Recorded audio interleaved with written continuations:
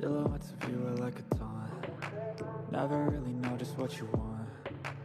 With you I don't ever feel calm. I can feel the sweat inside my palms. Play with me like cats and a string. You don't understand the pain it brings. You don't ever wanna give me wings. You don't ever wanna set me free. You know I'm addicted to you, and it's twisted you've been gifted with the evil voodoo. Got me coming back for more, even when I've been screwed. Dolls full of pins, pierce my heart straight through.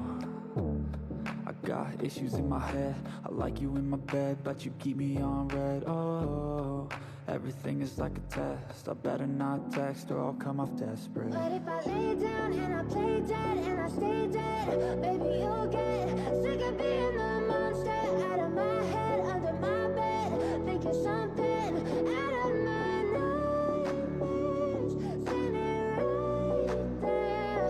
But if I lay down and I play dead and I stay dead, then will you get bored of killing me? So if I play dead, will you regret everything that you did, that you said? I don't think you understand what you're doing, and my heart's black and blue from the bruising. I feel like when I'm with you I'm losing. I feel like you think that this amusing, sitting there gaslighting and confusing. Was it me? Is it me? Am I deluded? I'm the one who's always sorry, the conclusion, even though I offer all of the solutions. I wish you loved me like I love you, it's stupid. When I'm alone with you I never feel lucid. I wish I wasn't struck by Cupid. I wish when I first saw you I knew this. When I'm with you I feel so useless, I feel diluted, my heart's been wounded. Silhouettes of you are like a taunt. Never really know just what you want. With you I don't ever feel calm. I can feel the sweat inside my palms. Play with me like cats and a string. You don't understand the pain it brings. You don't ever wanna give me wings. You don't ever wanna set me free. But if I lay down and I play dead and I stay dead, baby you'll get sick of being the monster out of my head, under my bed, thinking something out of my nightmares, standing right there. But if I lay down and I play dead and I stay dead, then will you get bored of killing me? Then will you get bored of killing me? And will you get bored of killing me? And will you get bored of killing me? And will you get bored of killing me?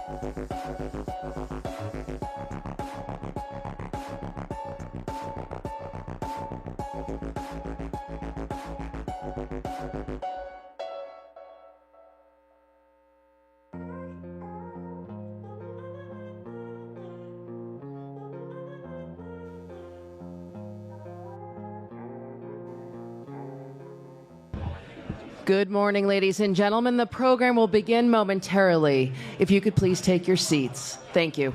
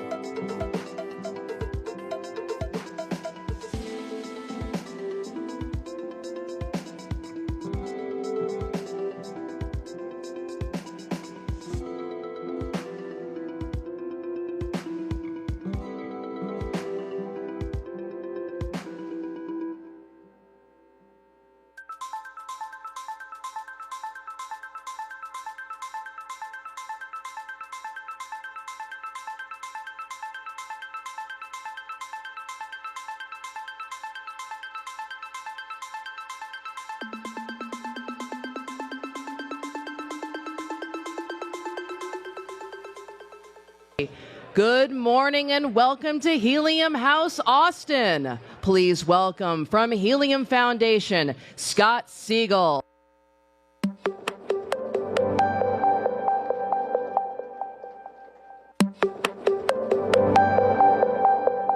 Welcome, welcome. It is wonderful to have everybody here this morning. And thank you to those who were able to make it out to the happy hour yesterday. It was so nice to finally put some three-dimensional faces to names or faces to Discord handles, actually. So we had a wonderful time yesterday, and it's going to be an amazing day today.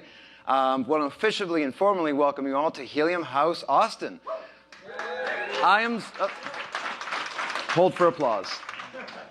I am Scott Siegel from the Helium Foundation. I'll be your MC for this morning's session, but we have a great day of programming throughout the day that's going to run until about 5 o'clock.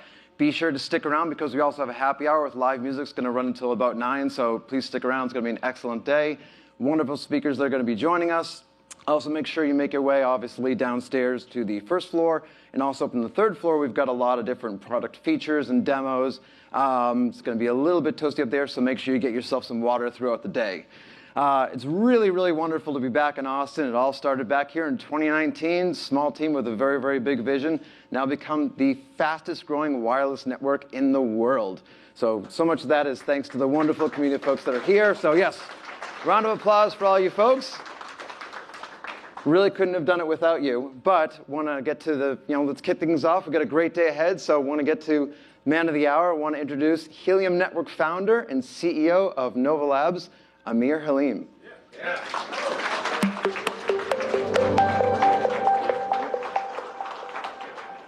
Good morning.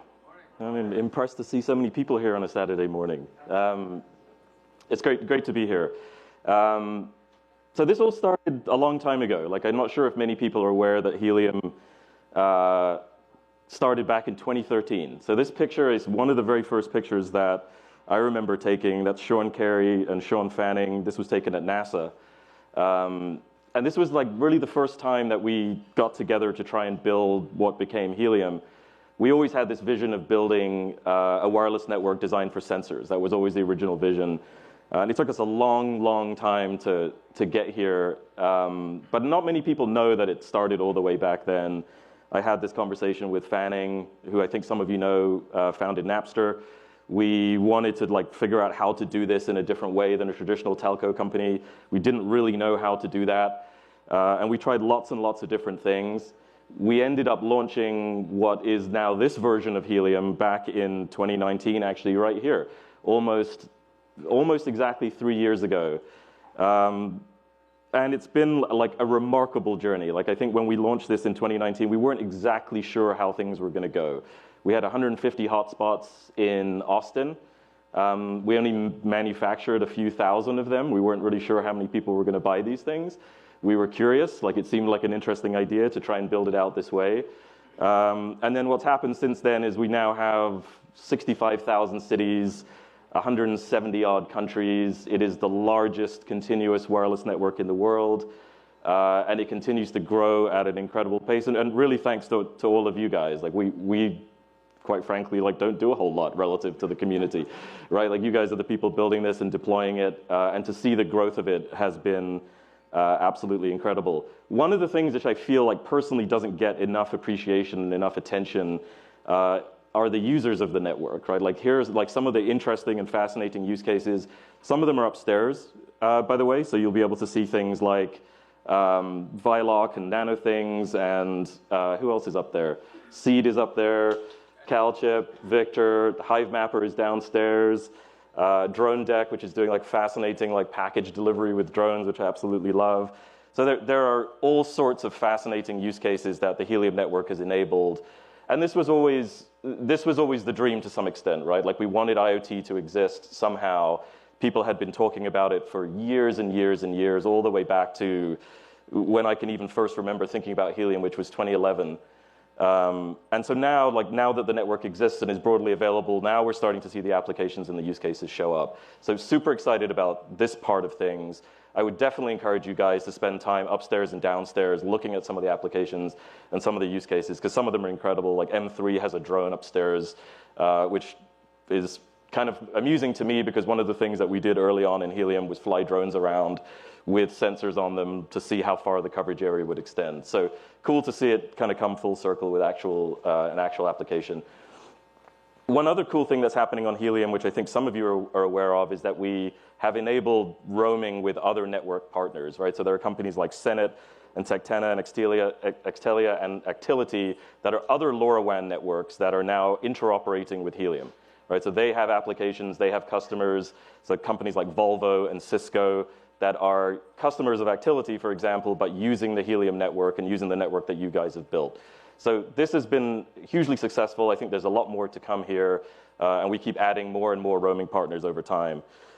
So I can't stop laughing. This one is just a reminder of like how vibrant and interesting and bizarre the community is, right?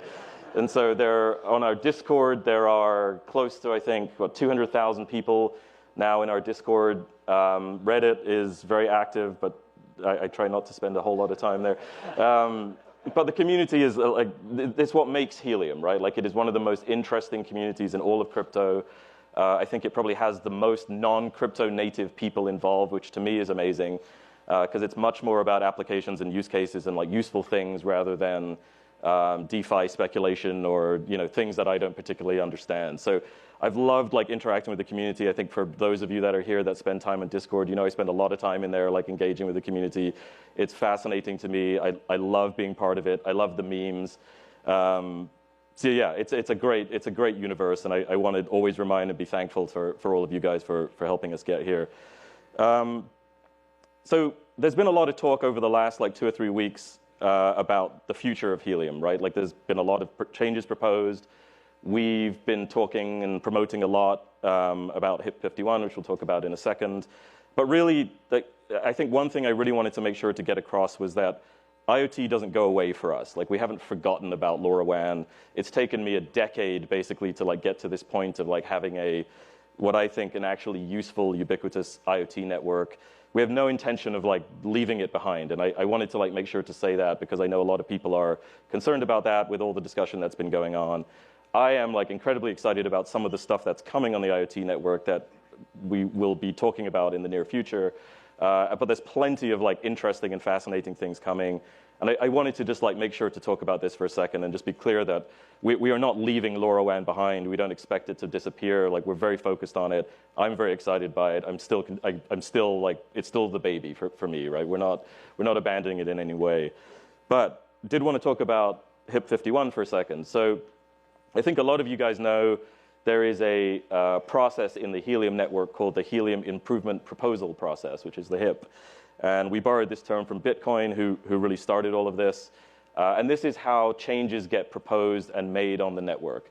HIP-51 is a proposal that suggested a way of adding more network protocols to Helium, right? So it wasn't just an IoT network. It was potentially an IoT network and a cellular network and a VPN network and a Wi-Fi network and any kind of network. And this was really born from a conversation that I had with Tushar from Multicoin. I don't know if Tushar is here. Maybe he's back there somewhere.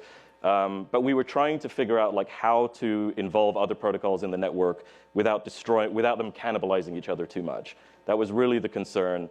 The Multicoin team, along with some members of the community, I think JMF and Abai from our team, went away and came up with HIP-51, which is this proposal to build what is effectively, or what we've decided to call, a network of networks, right? And the idea here is that we want to figure out how to grow the pie, basically, right?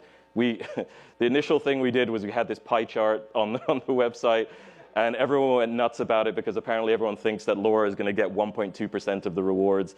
It's not. We changed it now. It's a picture of a small moon and a big moon. Like thought maybe that was a better way of like trying to get the point across. But the idea here isn't to try and create fixed slices for different protocols. That's not the idea. The idea is how do you allow multiple networks to like live in harmony with each other and add value to HNT? And I think HIP-51 does a very good job of this. The idea here is that different networks will have scores effectively based on how big the network is. So that's how many hotspots there are and how much data travels across the network. So at the start, obviously the LoRaWAN network is enormous. It's like 850,000 hotspots.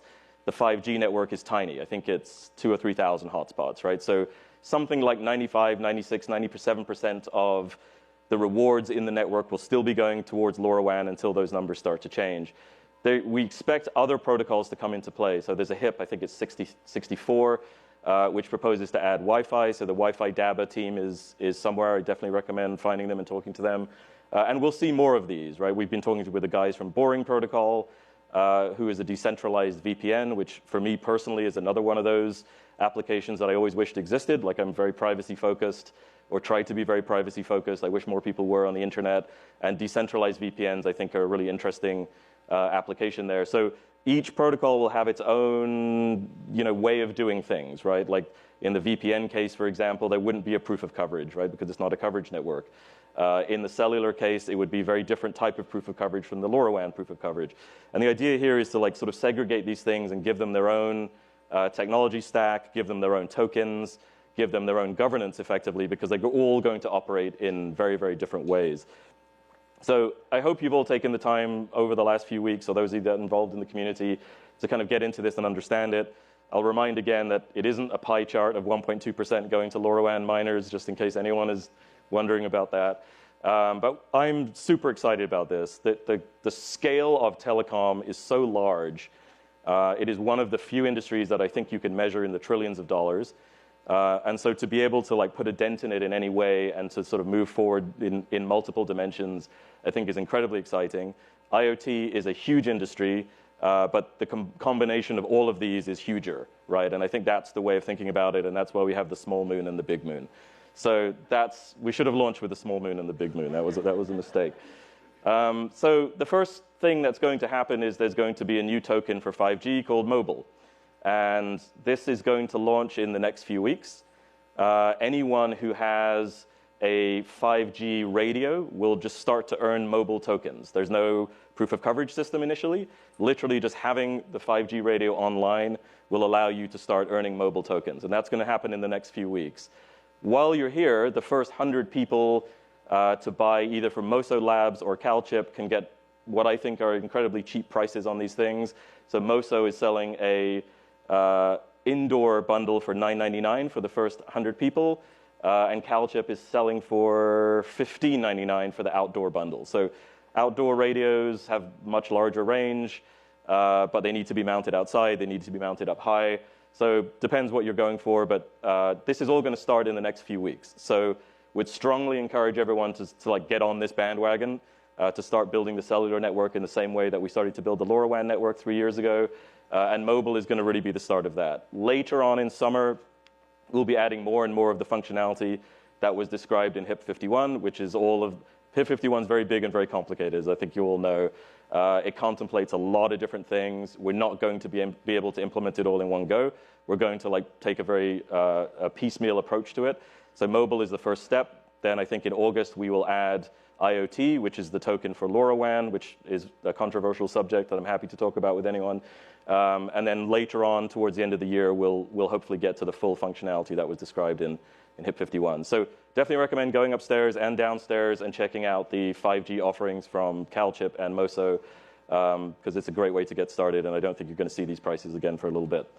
And that's it. So I wanted to, again, just to thank everyone for coming here and thank everyone that is part of the network for being along with us on this journey. It's been an incredible journey. I still can't believe the scale and the size of Helium and how we managed to get to this point. And it's really thanks to all of you people. So I wanted to say thank you all again for coming. Thank you for being part of the People's Network. And I hope to see you all growing the cellular and other networks over time. Thank you.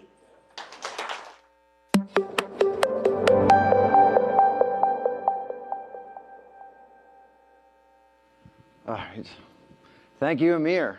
It's really amazing to look back on that. I always tell people you have to think about anything that's blockchain related in dog years, because you talk about the history over 3 years and what's happened that amount of time. It's just absolutely incredible.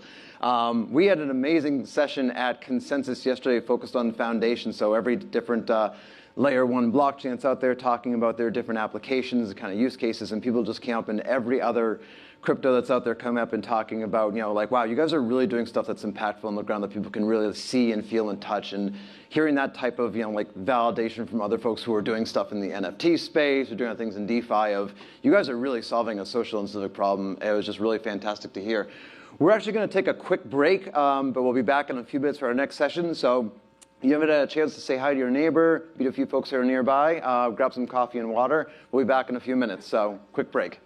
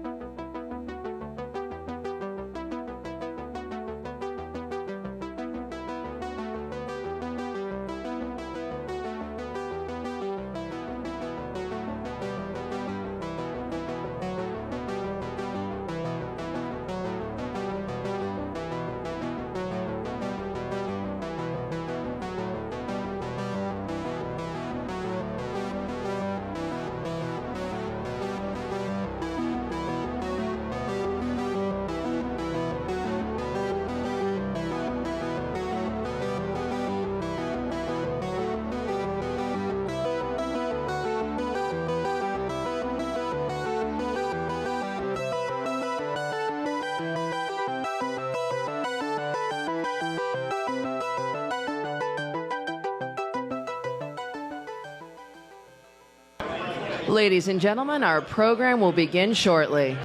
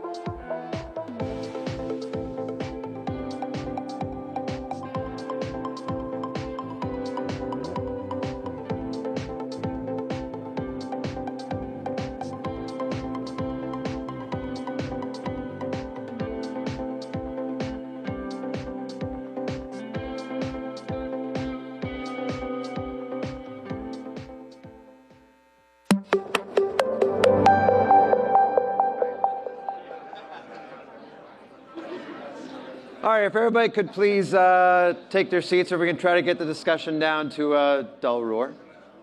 All right. Excellent. Hopefully everybody was able to freshen up, grab a quick water, coffee, meet a couple other folks who you haven't otherwise already met or been chatting on Discord now. Finally have a real-world connection. Our next session is Hot Seat, so I want to welcome up to the stage. We've got the host of the Unchained podcast, Lars Shin, and Amir Helium back to the stage.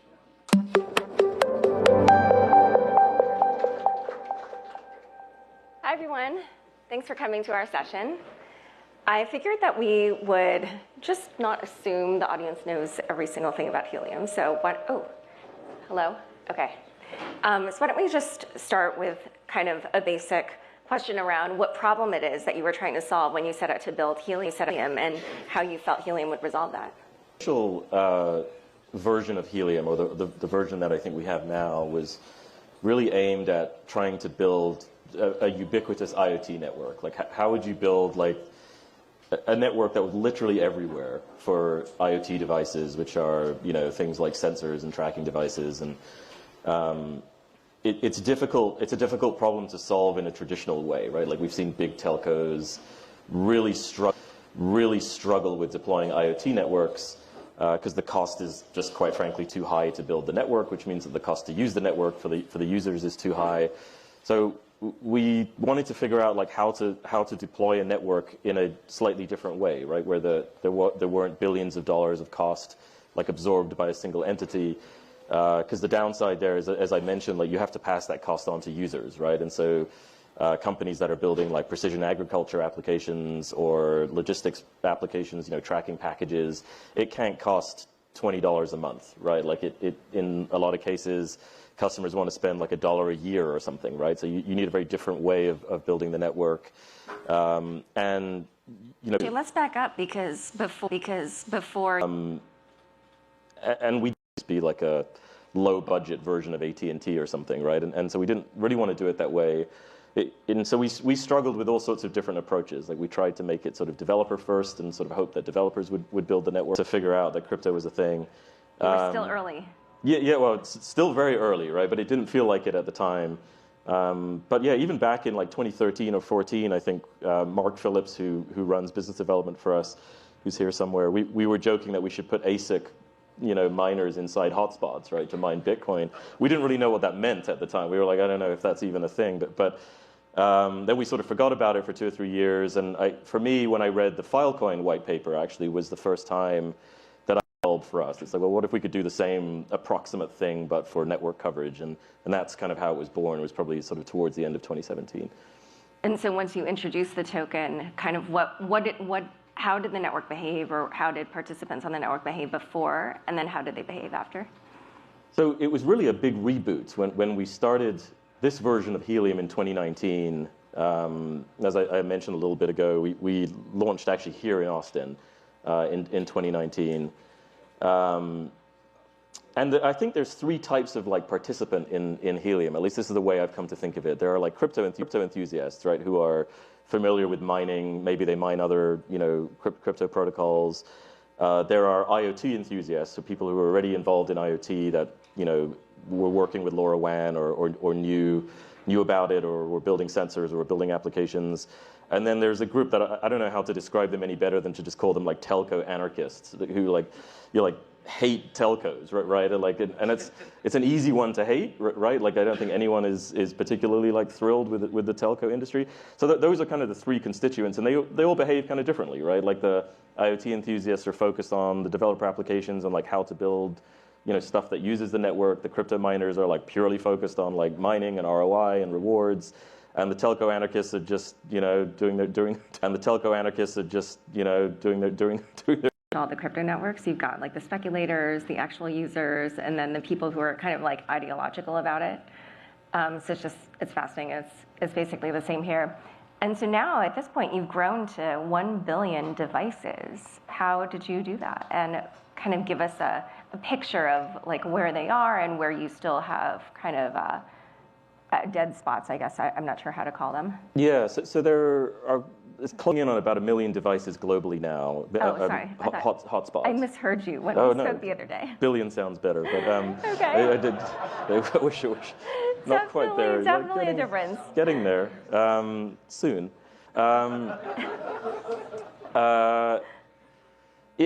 So someone, I still can't believe that this is accurate, but someone said that 10% of the Earth's population is close to helium coverage now, which I don't know if that's true or not. Don't hold me to it, but it sounds good. And 75% of U.S. zip codes are, have some amount of helium coverage. And so some of that is a function of the technology that we use. So the protocol that we use is called LoRaWAN. It is extremely long range, right? So a single hotspot can create, in some cases, miles and miles of network coverage. But really, it's just to do in terms of like closing that gap. It's still wildly complicated and confusing for the most part. So I think Helium did that well, and it's a big part of why the network has been able to like grow and expand and reach so many different people. And so it sounds like there's quite a concentration in the U.S. I actually don't know the numbers off the top of my head, but there are about 65,000 cities and 170 countries, I think is the approximate number. So I actually don't know the percentages, but it's definitely, we started in the US, like we were US centric for a while. But we now have like all sorts of different vendors that are manufacturing hotspots in different regions of the world. And so it's very global now, but I actually don't know the distribution percentages. And so you started with the Internet of Things. Can you talk a little bit about who it is that began using Helium for that purpose and kind of what that usage looks like? Yeah, so I think one of the challenging things with the IoT space is it's different from something like cellular, right? Like with cellular, like there is a use case, right, which is phones, like for the most part, right? And with IoT, it is not like that. Like the use cases are just literally everything, right? Like anything you could think of, right? And so the breadth of applications are both impressive but also a challenge, right? Because it's difficult to focus on any one particular thing and say like, okay, that's where we should be spending all of our business development energy or something, right? It doesn't really work that way. And so it's everything from precision agriculture, which is the whole industry of how do we make farming more efficient, basically, right? Using data and sensors, to logistics, like how do I track packages and know where everything is all the time, and to there's a drone delivery company that I just mentioned, which is one of my favorite, where they're actually delivering packages using drones. So it's very, very broad. I think Salesforce is using it to track employee badges. So it's all over the place. Like you couldn't even look at a single use case and say like that's the one, right? Like you can in cellular, for example, which is both a strength and a challenge at the same time.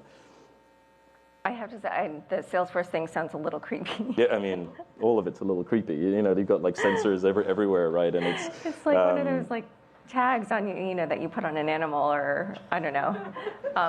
But anyway, hopefully they're I won't speak to Salesforce's HR policies. I don't know.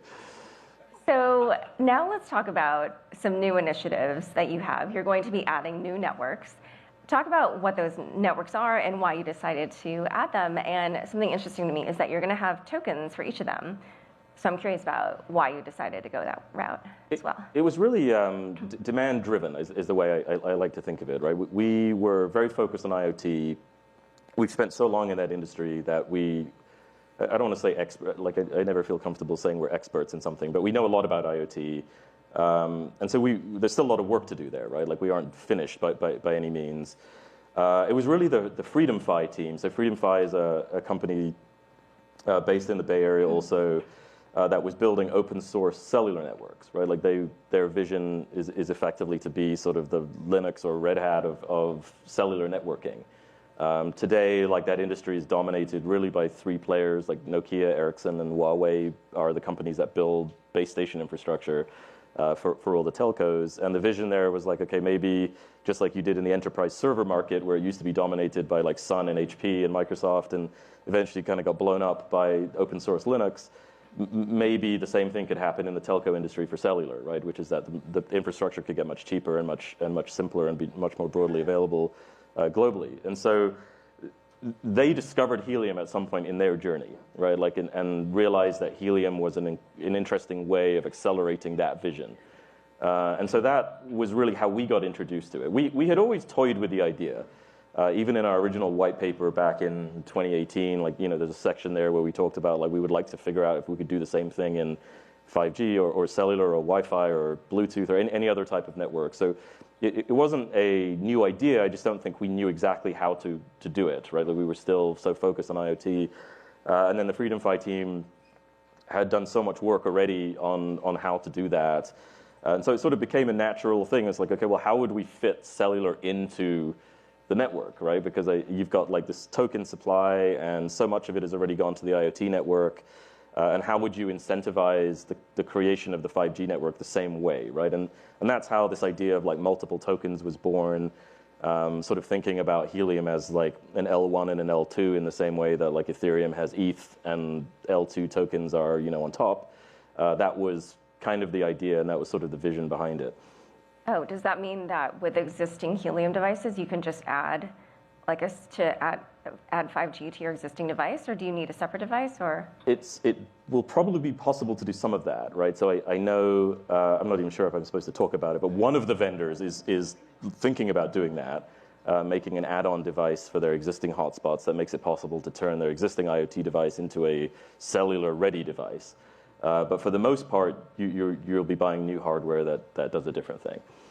And how do you encourage people kind of in those dead areas to I guess, spin up devices? Because I imagine like cities probably have much more coverage simply because there's more people there. Yeah, I don't think we've done this perfectly by any means, but we came up with this idea called proof of coverage, which tries to verify whether coverage exists in a place, right? It's like one of the most difficult blockchain problems is this sort of like Oracle problem, as they describe it, right? Like, how do you get data from the outside world into the blockchain and know that it's true, right? And the simplest example was always the weather, for example, right? Like, how would you know that it's like 72 degrees in San Francisco, like, and be able to verify that and prove that it's true, like, or 100 degrees in Austin, or 100 degrees in Austin with 80% humidity or whatever it is. So part of the proof of coverage idea, and this was a community proposal like several years ago, was to try and increase the rewards for areas that were less dense, basically, right? So basically trying to use economics to motivate people to do the right thing. It works reasonably well, but you still have this situation where there are like 4,000 hotspots in like Manhattan or something, right? And it's, so it isn't, people live where they live to some degree, right? And so some of the journey is just reaching more people, right? Like is reaching people that are in those rural areas. I think with 5G and with cellular, it's going to be quite different from IoT because the user can also consume their own network, right? In IoT, like a lot of the applications are still B2B type applications, right? They're industrial or they're commercial in some way. There are still very few consumer-focused IoT applications. So I think the people building the IoT network don't necessarily get to use it, right? Like it's for someone else. And with 5G, it's going to be very different to that, right? Like the people building the network may also use the network, right? And so people in rural areas, in dead spots who don't have good coverage from an existing telco might be, inspired to try this because it's a way to like build networks in their community or for themselves. And so I think the dynamics there with 5G versus IoT are going to be quite different. And so when you kind of project your vision out for when this network kind of has, a decent amount of coverage, and there really is a 5G network, I guess, or a cellular network that you can mostly rely on.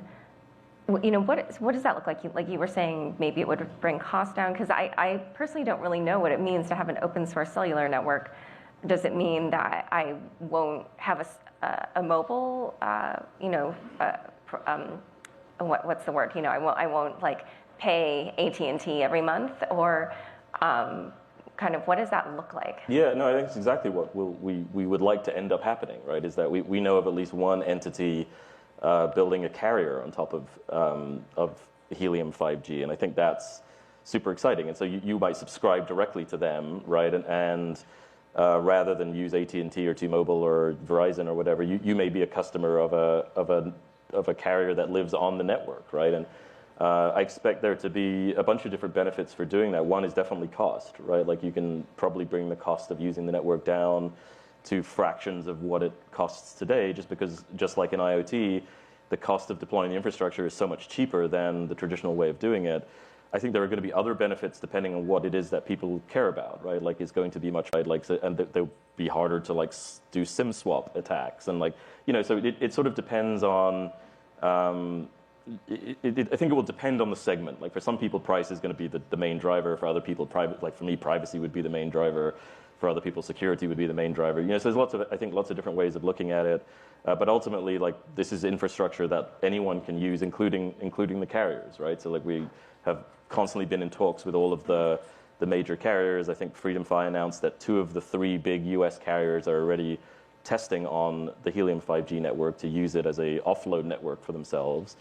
So there's going to be lots of different ways that the network gets consumed, whether you know it or not. And what does that mean, offload network? Is that like when there's peak demand or something, they have this kind of backup resource, or? Something like that. It sort of depends on the situation, and I always use the example of airports as being a good one, right? Like if you go into an airport, particularly in the United States, the cell carriers don't actually own those networks, right? So if I'm an AT&T customer and I go into SFO Airport, it's still going to say AT&T in the corner, and it's going to look like I have 5 bars, but I'm actually using someone else's network. Like it might be run by Boingo, it might be run by someone else, and Boingo has a relationship with AT&T that is sort of passing data back and forth. And increasingly, wireless networks are built this way, right? Like often they are owned by multiple parties, and AT&T is sort of the subscriber face, or T-Mobile is the subscriber face. But in the back end, it's actually a network of networks, for want of a better word. And so you could imagine Helium 5G being like that. It would be one of the players in that ecosystem, and AT&T or T-Mobile or Verizon may choose to use the Helium network for a bunch of different reasons. There may be coverage in areas where they don't have coverage. It may be cheaper than what they're paying someone like Boingo to use the network. So it may be congestion, right? Like their main macro network may be too busy or too crowded, and you can think of it, especially for events. Like if you go to the conference center to try and go to Consensus, like the cell phone service there is atrocious, right? Because you've got 5 bars, but nothing works because there's just so much traffic on the network. And so there are going to be lots and lots of different situations, I think, where it is interesting to the carriers to like use a network like Helium to like offload, basically. That's the sort of industry term for that. And we have that on the IoT network today. There's sort of like centralized entities that make it easier for companies to get to use the network, and some of the reason for that is, like some of these big corporations don't want to hold tokens. Like sometimes they can't hold tokens for like legal reasons. So sometimes it is necessary for there to be an interface somehow, right? And I think what's important is making it possible for like multiple entities to be the interface, right? Like we don't have to be the interface on the IoT network, for example. Like there are several providers that make it possible. If you didn't want to do it directly on chain, and you didn't want to hold tokens, and you would rather use a credit card, for example, like there are entities that will help you do that. And so to me, it's important that it isn't just us. Like sometimes customers are added to the network. We have no idea who they are. We don't even know they exist. And that's great, right? Like it's perfect to do it that way. So I think there will always be multiple paths that you can choose. And if you are a miner, for example, and you have a bunch of tokens, there's going to be a way for you to just use the tokens to consume the network directly. It's going to be more sort of, prosumer focused that way, right? Like only a certain group of people are going to do that. Others are going to be just like, I want to, just give you my credit card basically and like treat it as if it was AT&T or T-Mobile or Verizon. So as long as I think there's options, I think it's okay that there are centralized entities that sit there, arguably in the same way that you have you have fiat on and off ramps in crypto in general, right? Like you need a Coinbase or you need an FTX or you need someone to like be the interface to get in and out of the ecosystem. And so it's similar to that, but I think a little bit more open. And actually, we kind of touched on this question of why you would have a separate token for each of these new networks that you're building, but why is that? Why is that necessary?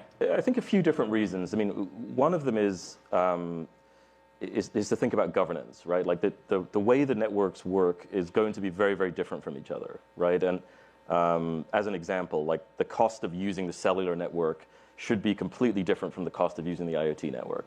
Right, and as an example, I think using the IoT network is about $400 a gigabyte, right? In cellular land, that's absurd, right? Like you just could never pay that, right? And so in the 5G network, it's 50 cents a gigabyte, right? And so there are going to be these very different considerations, and the way the proof of coverage protocol works is going to be completely different from network to network. So one of them is to try and encourage governance of each protocol to like be in the hands of the people actually like building those networks, right? So if you are building the IoT network and you are a holder of the IoT token, like you are the one with governance rights for that token, right? Not HNT holders, like IoT holders, right? And the same for 5G, and that will be called the mobile token. And so part of it is that.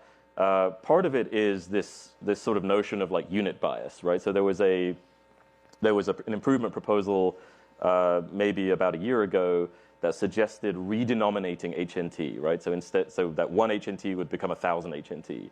And part of that is miners don't like earning 0.05 HNT a day or whatever the average is, right? They would rather have 50 or 500. And we aren't the only network to have like struggled with this. Like Polkadot did this, a while ago. They redenominated and they added, like 4 zeros to the end of their, to their token. And so some of it is that, right? Like having this sort of redenomination. And some of it is just to allow the economies to exist on their own. Like people might, speculators or investors in those networks, I think want to speculate in different ways depending on what the network is, or they might have different desires or different visions for how this is going to go. And so having separate tokens allows for all of that activity, but still accrues value back to HNT, and sort of like HNT is sort of the reserve currency, kind of like gold in the sort of US dollar analogy, but like back in the 70s. So in terms of the cellular network, I just imagine there's going to be a lot more challenges in growing that, simply because, as we've mentioned, there's so much more demand for cellular, packets. I'm not sure what the terminology is.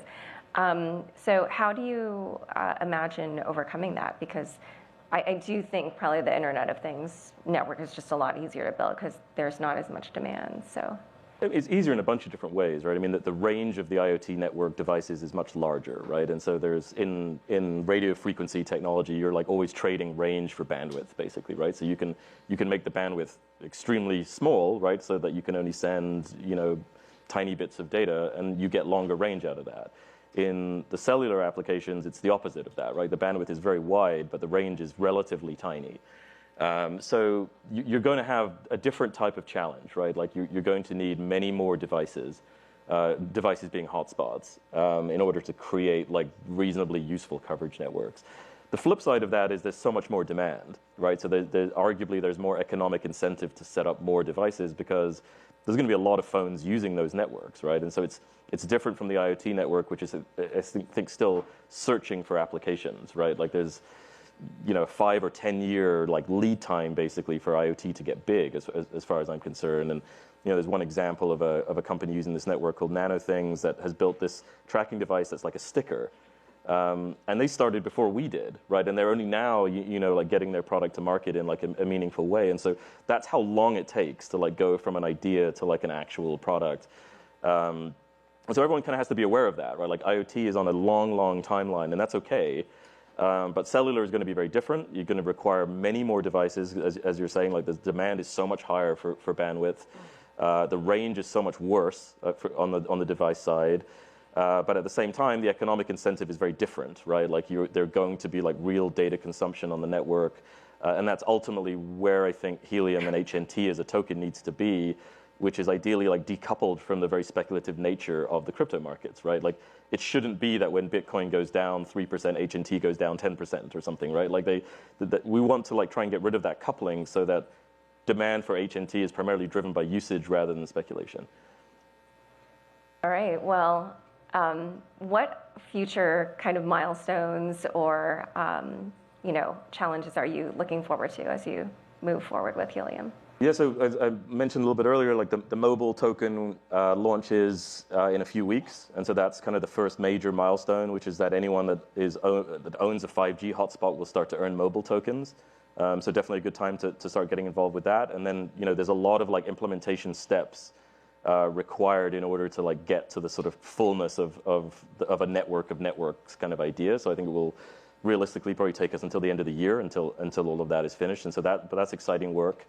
And then I'm excited to see what people do with the network, like as it grows, right? Like, and we already know about some of the things that are coming, and it will be exciting to announce some of those partnerships and some of those deals. This work that we're doing as Nova Labs as a company, which we'll also be announcing, which I think is also really exciting. So we have our hands full for the foreseeable future, but it's all to me like incredibly exciting and an amazing journey. And what have I not asked you that you would want this audience to know? I'm shilling again, but people should buy hotspots while they're here because they are heavily discounted while everyone's here. So go do that upstairs and downstairs. Yeah, and like I said, I couldn't be more excited about where Helium is and where Helium is going, and so and I'm continue to be thankful for the community that has joined us on this journey and is really responsible for all of the growth. Great. Yeah, I have to say, for those of you who read a lot of crypto coverage in the mainstream media, the New York Times generally, I mean, I wouldn't say that everything they write is negative, but like they're a newspaper, so they're going to cover problems. And one of the few positive articles I read on crypto in the New York Times was about Helium. So there you have it. I think that says something. But yeah, I really enjoyed this discussion. So thanks so much. Thanks, Laura.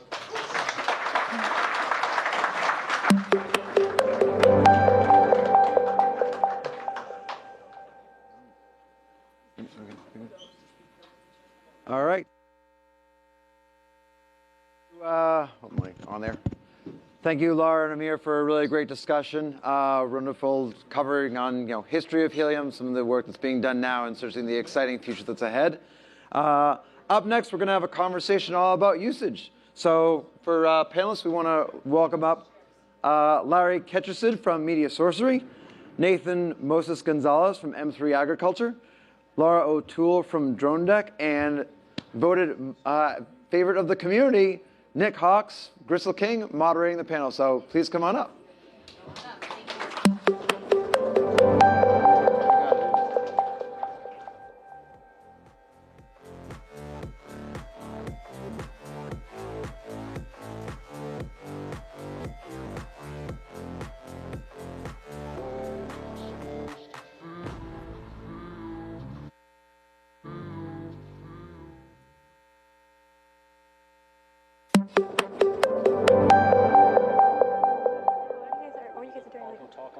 With a beer after this. Absolutely. About world domination.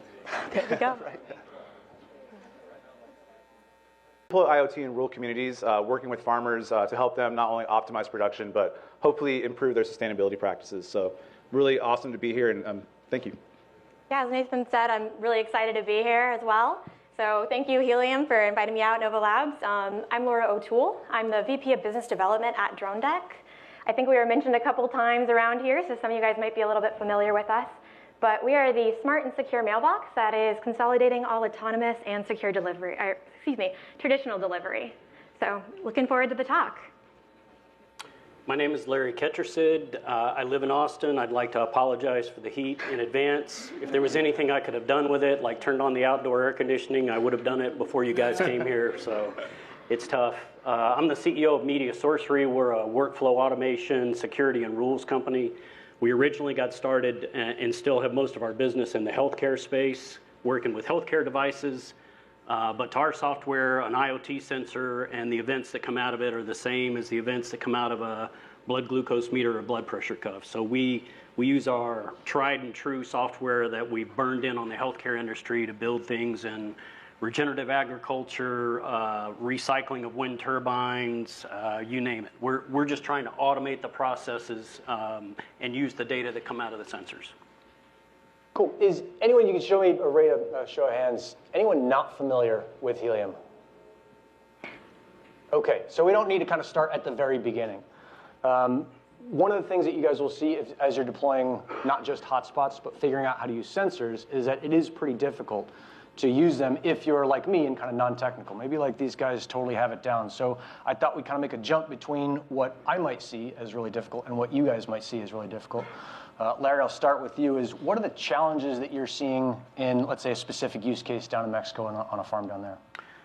That's a good one to bring up, since I called you like my phone a friend when I was down there and said, please, what am I doing wrong? I mean, it's very different setting up a sensor network in a rural community than it is setting it up in a city where there's tons and tons of hotspots. I mean, if you looked at the Explorer map for Austin, for example, there's hotspots everywhere.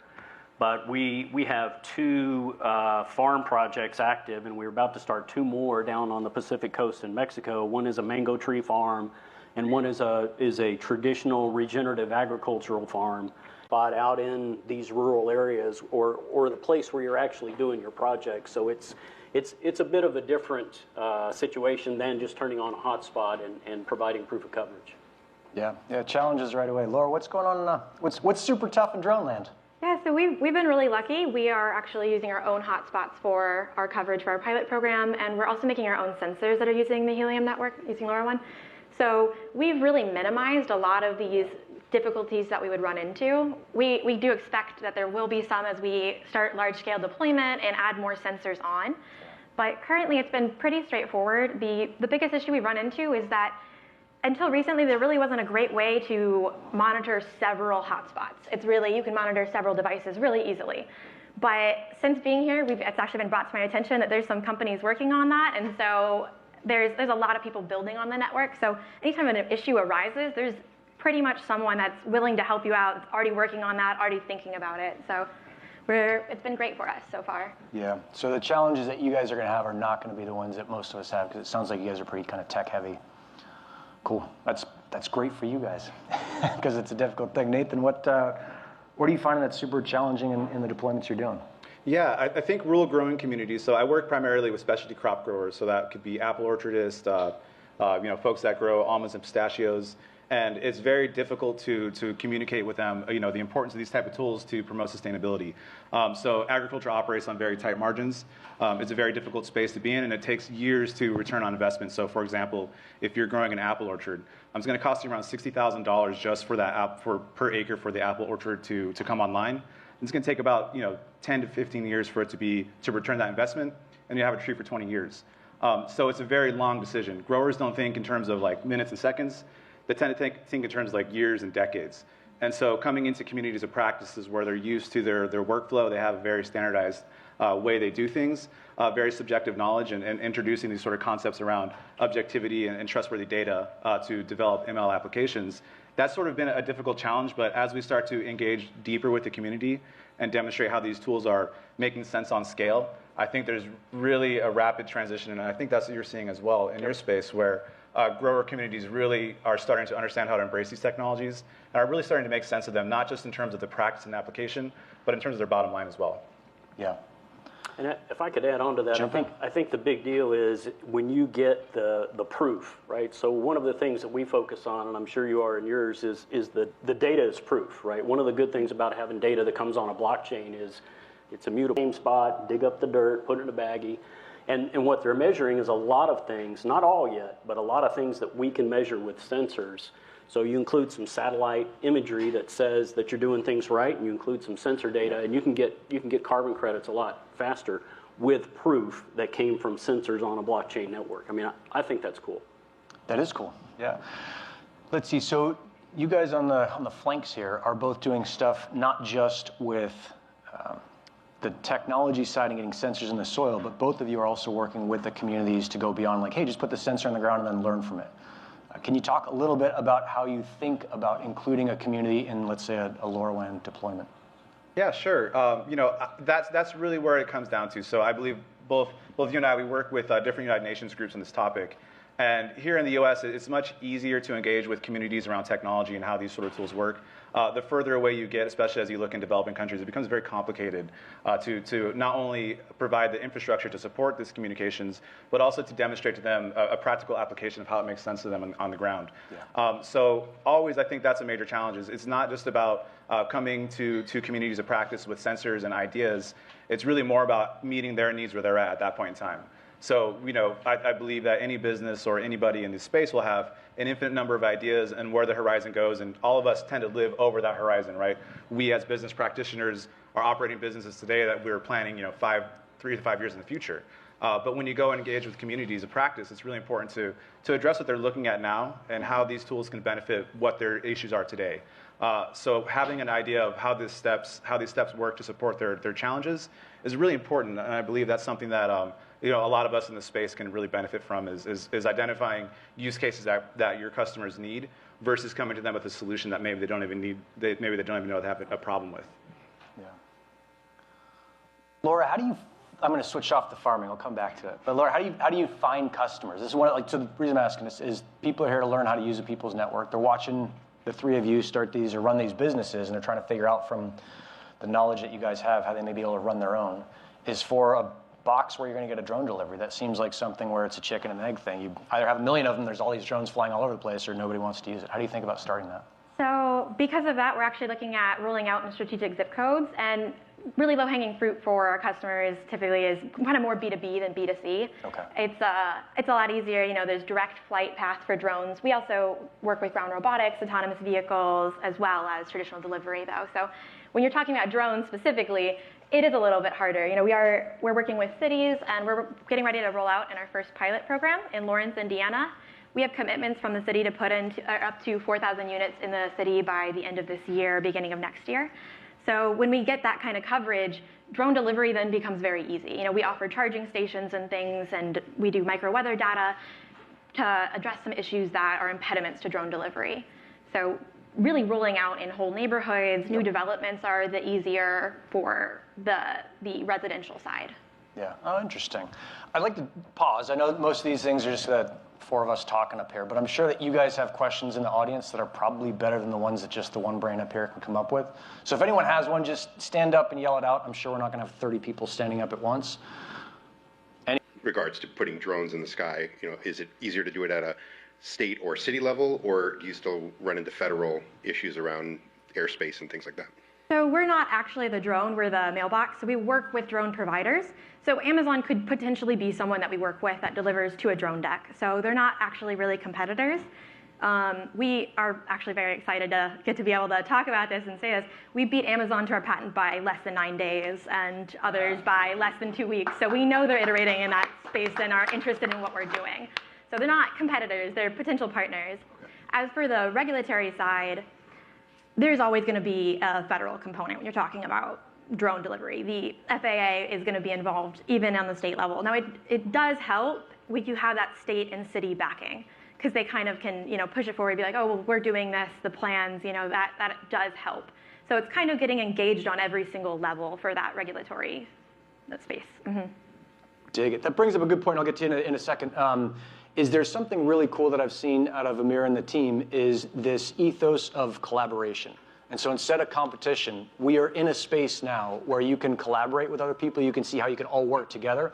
Right? We've got two kind of ag tech people up on the stage. I'm sure there is some place where instead of competing, it's like, oh, we could work together and do this. Here's how we did backhaul. Here's how we did that. And so whenever we start asking these questions or thinking about businesses in the world of helium, one of the first things that I'm always thinking of is, and it comes from the example set by the Nova, formerly Helium Inc. team, is how do we work together? What's your question? My question is, how much do you rely so far? You got a nice loud voice. How much? Yeah, I know, but they're recording this too, so other people can hear on the live stream. Anyway, how much do y'all utilize or have utilized the grant process? And what I'm thinking about specifically, yesterday was the deadline for the Climate Smart Agriculture grant that goes up to $2 billion over the next 2 years on USDA. Mm-hmm. how much have you all been involved in the grant process, and do you have any insights into that? Yeah, I guess, on my end, we've worked very closely with the United States Department project where there's no coverage. We've got a vegetation management project for, I didn't know there was such a thing as vegetation management, but under solar arrays, you have to go clean up all the grass so it doesn't get in the way. We've got a sea cucumber track and trace project. There is no coverage for almost all the networks in any of those places, and they're places where people need the coverage. So what we're trying to figure out is, we have one of our hotspots down in Mexico for both the sea cucumber project and the regenerative agriculture project on top of a shack.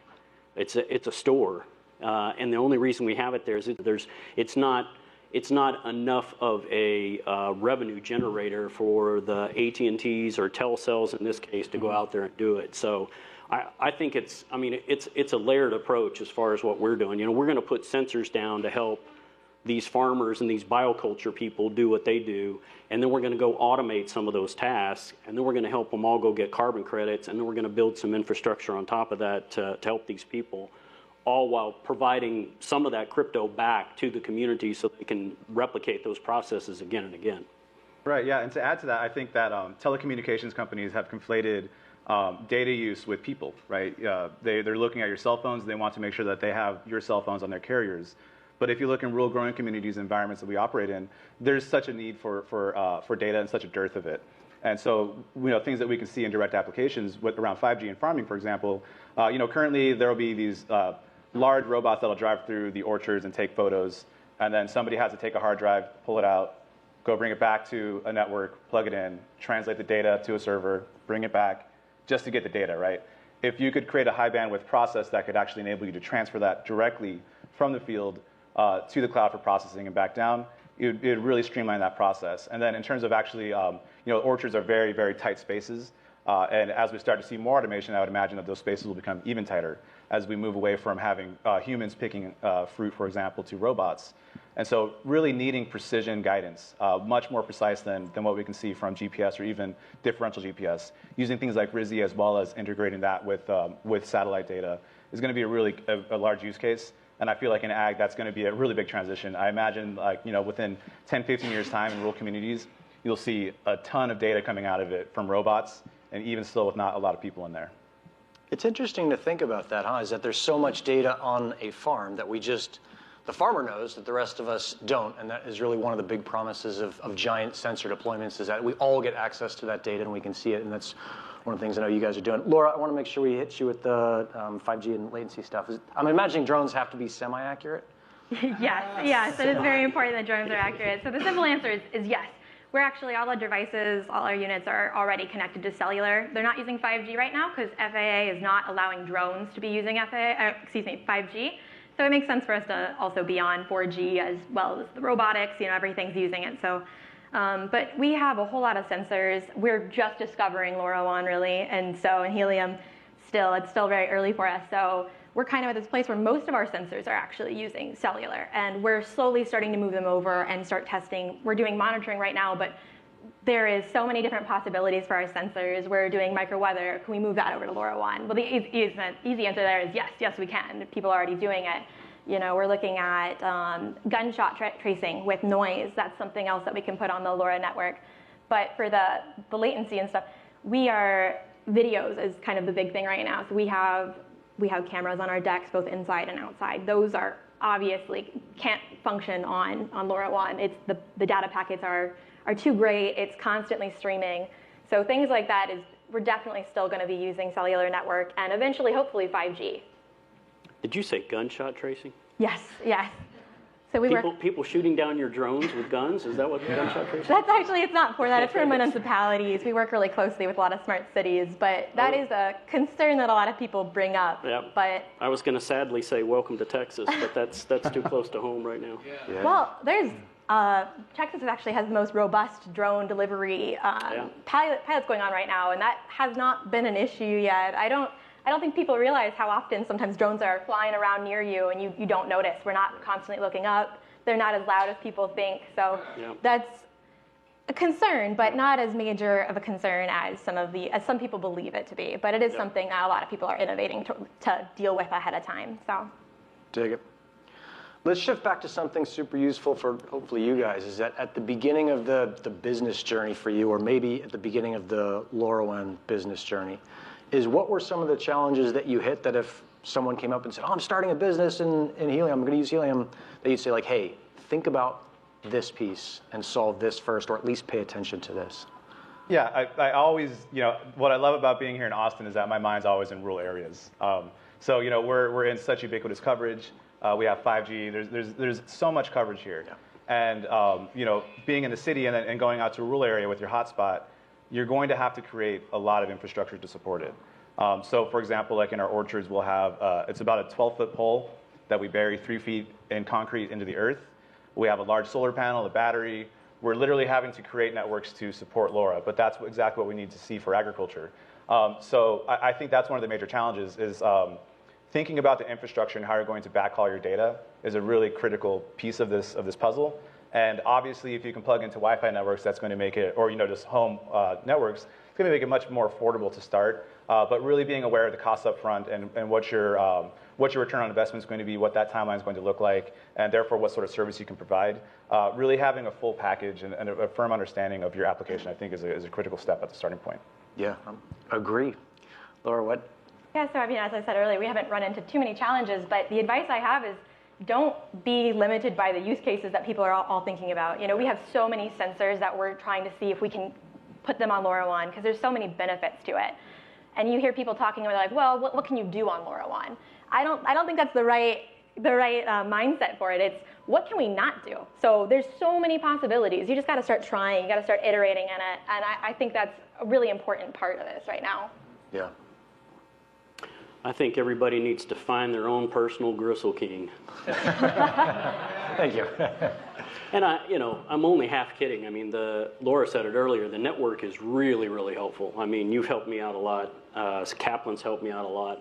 Laura and I just met about 2 or 3 days ago, and we're already talking about how we can exchange information. The Discord is really helpful. And some of this stuff, we're still building the network. We're still doing bleeding edge stuff. So I think coming from a traditional healthcare company, we didn't ask a lot of questions. Healthcare is very private. We're supposed to be protecting data, but just ask. If you're trying to build something, it's possible somebody hasn't thought of it before, but for the most part, you'll find somebody that's willing to help you out or try this. Have you tried that? It's a great community. It really is a good community. Yeah. What do you guys see as far as the future? And I'll queue up the first piece that I see is all of this data that we're seeing collected is useful not just for your customers or your business, but it's useful almost globally depending on what it is. Yeah. Are you thinking about incorporating that value of that utility in your business plan, or is that still something like, hey, I know that exists, but we've got our hands full with what we've got? Yeah, we're absolutely thinking about how to. I think I mentioned earlier that we have a product that's a proof of authenticity and quality, yep. Right? Same thing that we did for healthcare. We were moving COVID-19 test kits. We had to prove that they were stored at a particular temperature.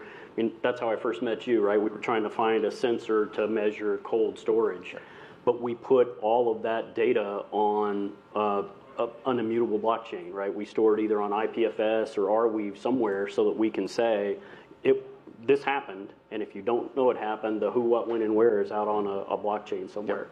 So we're storing as much of that data for posterity as we can. And I think when you get to a best practices, whether you're doing some wind turbine recycling or cucumbers or whatever, somebody else in the world is going to want that data. So making it available is a good thing, and it's a big thing. Totally. Yeah, and I would like to add on to that, to just thinking about all the other national data sets and international data sets that are already available. I think that's what's going to be really fascinating here is you have, you can look at macro, meso, and micro levels of data. And a lot of the things that we work with at M3 is mostly the micro level. We have a bunch of embedded sensors on the Earth, and we're really thinking about how to now scale that up to what we do with our drones in terms of sensing with mapping, as well as how we can then incorporate satellite data to make the most sense of that. So I feel like, for folks that work especially on algorithm side of things or ML, these are some really exciting opportunities to find ways to collaborate with folks. And I think that's what's going to be really exciting is moving forward as we start to normalize data and best practice around that, creating synergies between those levels of data and making meaning out of that is going to be a massive boon for any number of industries. Yeah. Yep. Yeah, so for us, we're kind of similar uses as Larry for the blockchain. We have a lot of data coming in. We have authentication pieces, micro weather, car counting, a lot of data that's really interesting to municipalities and cities. And so having the blockchain is great for that. It allows us to be able to make sure that data is, it's there, it's safe, we know exactly what's happened, it's not going to be changed, it's going to be available for people. So it's been great for us for that. And then I guess we'll finish off with what's next for you guys. And Laura, I'll start with you because you got some pretty exciting stuff coming on the pipe at Drone Deck. Tell me what's going on next. Yeah, so we're actually getting ready to launch our second crowdfunding round on Start Engine, and we're very, very excited about that. So anyone who's interested in investing and you're not an accredited investor, you don't have to worry about that. You can go ahead and invest, and we're really excited to get to announce that. We should start a table like the guys that are selling 5G, and you can sell it here. There we go. That's a good idea. And then we also, I mentioned it a little bit earlier, we are getting ready to start our pilot program, our first one in Lawrence, Indiana, and we're going to be testing a lot of different things there, and one of them is LoRaWAN actually in the field in our units and some of our sensors using that. So we're really excited about that, and we have more pilot programs to come. So. Ripping. Awesome. Larry, what's next for you, dog? We have projects coming out of our ears, man. There's so much demand for automation using the sensor data. I never knew that there was such a thing as sea cucumbers before. I've heard about them. Somebody came up and said we need to monitor sea cucumbers. We'd like to monitor the carbon in the water. There's floating sensors on LoRaWAN that can measure certain things in there. I mean, I'm excited. I'm excited to see what someone creates next on top of it, and we're really excited about the 5G opportunities to build on top of what we've already put out there. Yeah, Nathan. Yeah, I mean, I think what I'm just really excited about is to continue to work with growing communities and help them achieve their sustainability goals. I think that's a major hurdle for us. So, United Nations put forth that by 2050, we're going to need to see as much as 70% more food produced internationally. The former Secretary of Agriculture, Sonny Perdue, said here in the United States alone, we're going to need to produce 40% more food by 2050. And so the time of competition, I feel, is over, I hope. I feel like it's time for businesses to really to start to collaborate around these very urgent problems. And I think that's what really excites me about the Helium community, whether it's working with groups like DWeb or talking with folks on Discord about how we can coordinate our best practices and efforts. I really am looking forward to engaging further and deeper within Helium, as well as other communities that share this sort of ethos. So that's what I'm looking forward to. Dig it. If there's anything that anyone in the audience could help you with, we got 56 seconds left, so don't burn it. If you were asked and kind of wave a magic wand and solve some problem in your business, Laura, I'll start with you. What would that be? So, not more than just a specific problem. If you hear about our use case and you were like, well, we're iterating on this thing that we think might help you, we're building this, then reach out. There's so many builders on LoRaWAN and the Helium network and everything. And so it's hard to be aware of everyone that's out there. We're really aggressive on partnering, and we're trying to offer the best solutions we can to our customers. So if that's something that you think you guys, have a good tool for, reach out to us, please. Dig it. Nathan, anything you could use help on? Exactly what she said. Okay. Yeah, great answer. Reach out hard. Yeah. Larry, anything for you? I really need a soil organic carbon sensor for one thing, but I would agree. I mean, we're all on Discord. If you guys have any suggestions or you need any help, reach out and find us. I mean, I'm happy to share what we've learned. I'm happy to take credit for everything Nick taught me and pretend that that's mine. So right on. And that's time. Thank you, guys. Thanks for coming on. Thank you. Thank you. That's awesome. Good work. Thank you. That was great. Okay. All right. Thank you. That was a really fantastic panel. I really love the conversation. I think Laura kind of put it best when she framed it. It's really a matter of framing of what can't you do on LoRaWAN. So continue to think about things in that way. It's really amazing if you step outside of this building and you talk to any of these other blockchain projects, the degree of which these types of physical real-world use cases are happening it's all here. It's all on Helium. So really exciting to see a lot of the stuff. We're really just at the tip of the iceberg. Reminder, by the way, Larson is downstairs doing book signings, so please go down and see and visit her there. Otherwise, we're going to take a quick break for a few minutes before our next session, so we'll see you back here soon.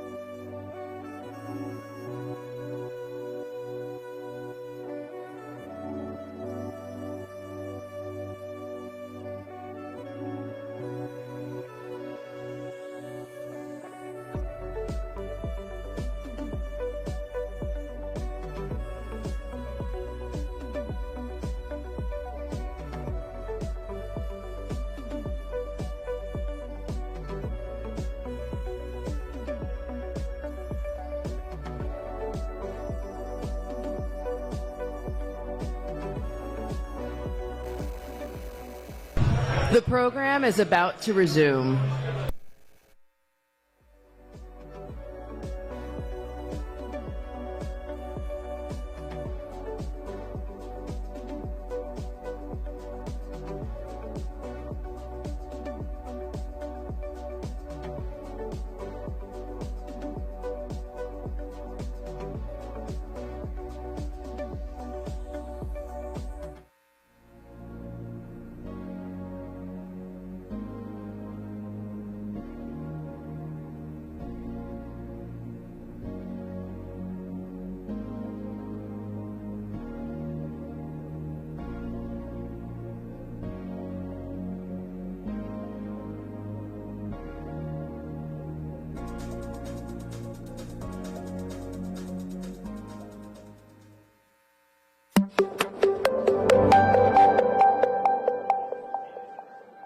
right, so if everybody could take their seats, or again, try to lower volume of conversations, or at least take them into a different room, would appreciate that.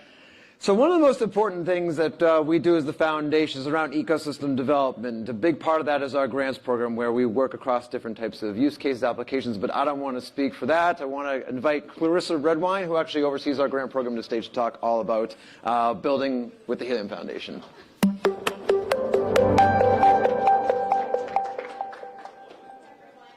As Scott mentioned, I'm Clarissa. I run our grants program, and so at the foundation, we are charged with stewarding the Helium network and making sure that we live up to the vision of building a network of networks. And the grant program is really a lever to help us, facilitate that larger vision.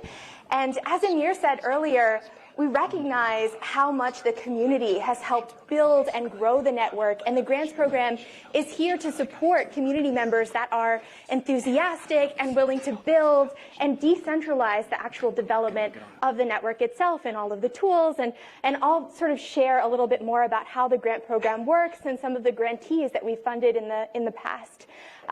So when we look at grants and build our strategy, we're really staying opportunistic, listening to people who come to us with ideas that maybe we haven't thought of before, and we also listen to the community. What does the community want right now? But we also stay future focused, where we're thinking, okay, what will we need a few years down the road? What infrastructure is needed? And we take all of that into consideration whenever we're thinking about funding a project. So we fund a lot of different types of projects, but they sort of fall into 4 major categories. One is infrastructure. So what is going to help the Helium network function better? What is going to help the community have a stronger, more secure network? And then we also fund tools. What makes the network more accessible, more usable? What makes a better user experience? That's something that we look for when we get applications around tools. And then another thing that I am super excited about, I have a background in IoT and I've worked with a lot of IoT creators in the past. We also fund projects that are building open IoT, things that people can continue to build on and actually put out into the world and showcase how you can use the LoRaWAN protocol in Helium. And then last but not least, we do offer grants for education and community building. So if you are thinking of, writing a blog post that people are wanting to learn more about a specific area, or if you're thinking about setting up an event that helps people learn more about Helium, those are things that we can fund as well. And I'm actually going to share a few example projects to give you an even better idea of the projects that we fund. So one of the earliest projects that we funded was for a secure concentrator card. So does anyone know what a concentrator is? I'm just curious. Raise your hand. A couple people in the back. Okay, so inside every single hotspot, that's our LoRaWAN hotspot, is a concentrator card that helps send and receive signal. What this grantee, Paul, is building is a secure version where he's putting an extra microcontroller that can verify that signal is coming from the location that it says it is. So sort of making witnessing more secure. And this project is in development right now, and he just got 5 boards back from manufacturer and is testing them right now. And we'll actually be posting a blog post all about his project next week if you want to learn more. But really excited to see this one come through. And another project that you might be familiar with, how many people know of mappers? Yeah, awesome. How many people have a mapper with them right now? Okay, amazing. Yeah, so this is a beloved project across the community. It's from someone on our team, Joey, who you'll hear from. Yeah, and so this project is really focused on, again, validating where coverage is on the network in real time. So people have these devices that they stick in their pockets or throw in the back of their cars or even attach to their bikes, and on their commute to work, they are in real time mapping the coverage of the network. So really amazing project, and I think one of my favorite parts of this project is how the community has grown around this project, and it's been sort of an introduction for a lot of people of how the network works, how devices actually use the network. So this is another project project that we would consider more of an infrastructure project that is helping us understand how to make the network a bit stronger. So another project that we wanted to share today, front row. So, when the Hotspotty team came to us and said that they had a project idea, it was kind of a no-brainer. This is a team that has already built a tool that is widely used in the community, has a really amazing user interface, builds a lot of value. So when they came to us about building another block explorer that's open source, we were like, yes, of course, this is exactly the kind of project that we want to fund and support for the community. So this is another project, and actually we stole this photo from Twitter because this team was building in the airport on their way to consensus. So really exciting to see this come forward. And the logo, I mean, it's amazing. It's the best one. Okay, so another type of project that we fund that I mentioned before are IoT use cases. And we're particularly interested in use cases that show the advantages of LoRaWAN for IoT. And one of my favorite projects, I believe that the creators are here. I don't know if they're in the room right now, but oh my gosh, awesome. So Nivea is building a smart ag tech solution for tea farms in India. So they are talking to farmers, understanding the process of growing tea, and then helping them understand all of the conditions that they need to track in order to be more efficient and grow better. So this is a use case that we're excited to see grow across the community in ag tech, so we wanted to help them along. Another use case that we funded not too long ago and is in development now is a creator building a corrosion monitor for oil and gas pipelines. So this is a new sensor that is going to come to the network. It's open source, and it's addressing a very serious issue of aging infrastructure that needs to be tracked and managed so that we could have a safer ecosystem. So we're really excited to see that come. And one of my favorite projects is a bit out there, kind of literally, but this is a team out in California that is building observatories that are decentralized across the globe. They're essentially connected telescopes that are imaging near-Earth objects. So they're tracking satellites and other objects that are surrounding Earth for the eventual need of managing all of that traffic. So we're funding projects that are building on industries that already exist, but also looking to the future and wanting to enable IoT in the next decade. So very exciting projects. And so as you've seen, we do fund a lot of different types of projects. So how do we evaluate all of these projects?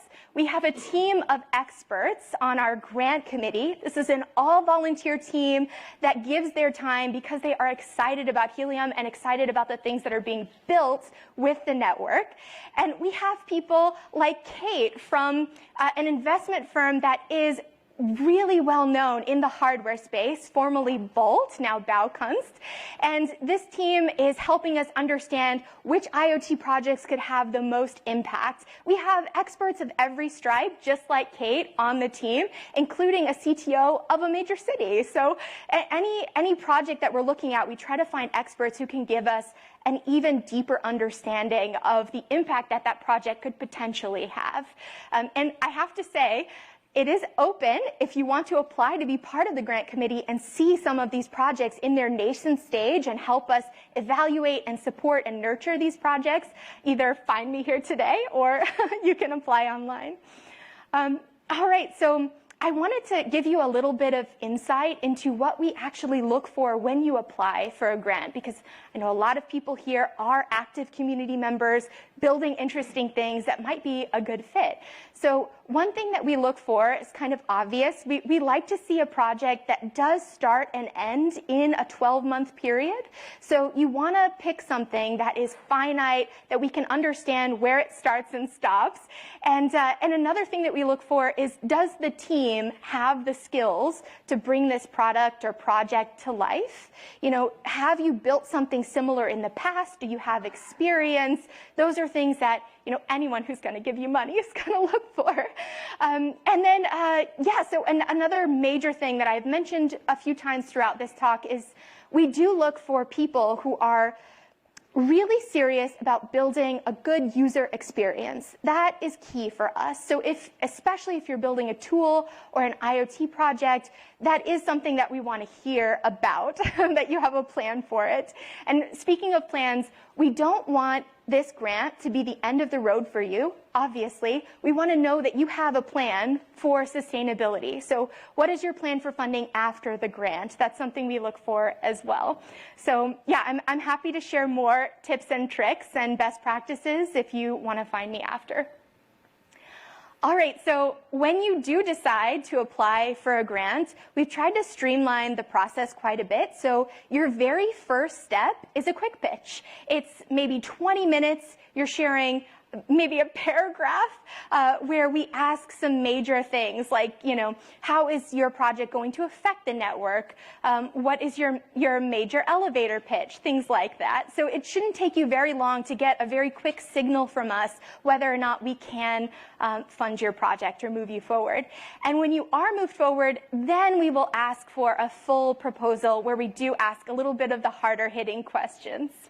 Yeah, so I encourage all of you to submit a quick pitch. It's a very easy process, and we love seeing all the different project ideas. All right, so I did want to encourage all of you to apply, and also there are, I think, a handful of grantees in the audience and floating around this event today, and they're all very open and willing to talk about their projects and their roadmaps. So. Yeah, that's all I wanted to say to you. Thank you so much. And thanks for the team running the events.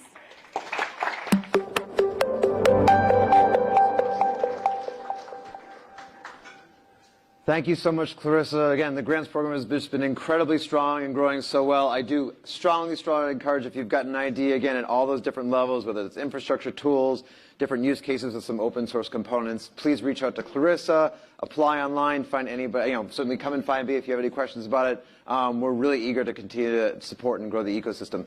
Next up, we're going to talk about Web3 and connected mobility, so I want to bring Abhijit from Goodyear up on stage.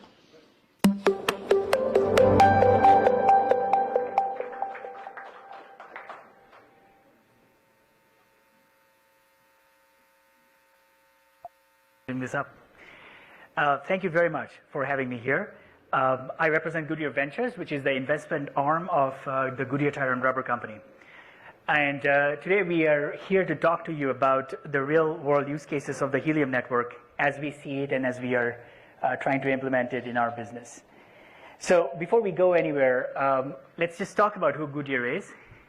In short, we are a 123-year-old company which enables mobility of goods and people. So anytime a plane lands, or a truck moves goods, or you drive in a car, chances are that the tire industry is there with you, and we are a major player in that industry. So we have been helping people and goods move for the last 123 years. So you might want to ask, what are we doing in the crypto space, right? In the next 20 minutes, I hope to shed some light on that question. What we are really looking at is what are the next 123 years of mobility going to look like. And if we look at that, there are 5 key trends in our industry that are very, very important. A lot of you may be riding platforms like Uber and Lyft. The large point for us there is how mobility is changing is that individual ownership of cars is moving to fleet ownership of cars. So that's kind of one big change we are seeing in the industry. Autonomous vehicles. You're seeing a lot of use cases where goods are getting delivered by autonomous robots. There's use cases where groceries are getting delivered. People are stocking shelves using in the middle mile with autonomous mobility. There's a lot of use cases around electric vehicles. You're starting to see that decarbonization of transport is very important, and EVs are playing a huge role there. And of course, sustainability is something that's underlying all these trends. The one in the middle is what brings me here today, what brings us with respect to the Helium relationship. And I do want to say that we are very proud investors in Helium. in their last fundraise. So very, very excited to be partnering with Amir and Frank and team. The connectivity aspect, which is in the center of these 5 key trends, is what is really bringing the Helium relationship to Goodyear and to other industries, I assume, in a very meaningful way. The reason is everything is connected today, and it should be. And there is value in that connectivity. Let me give you one example. If we are running an autonomous vehicle, if you're driving behind a truck that's moving goods for a retailer completely by itself, and it's happening today. It's not utopia. It is actually real today. If you're driving behind that truck and there is no driver in that truck, you would like the components of the truck, including the tires, to be connected in a way that safe and efficient mobility is possible. All these components, when they need help, they need to raise their hands up to a system and say, hey, I need help, right? So we believe that the world of connectivity is really upon us. And it's not really feasible for us to achieve all these new modern technologies without having that hyper-connectivity. And that includes our industry, the tire industry. And we are really excited about that because that brings us into the next 123 years of our existence. And we feel that we can make mobility safer and more efficient with all these trends. But the key thing to solve for here is making everything connected. And you can imagine that's what got us really excited about the Helium, Helium network and the team that's actually doing this work and the community that's actually helping build the Helium ecosystem. So we have made 12 investments out of that, and Helium is kind of in that middle where we think it's one of the greatest examples of how to make ubiquitous and efficient connectivity happen. I won't belabor on all the companies we have invested in. We are very proud of each one of them, Helium in particular, of course.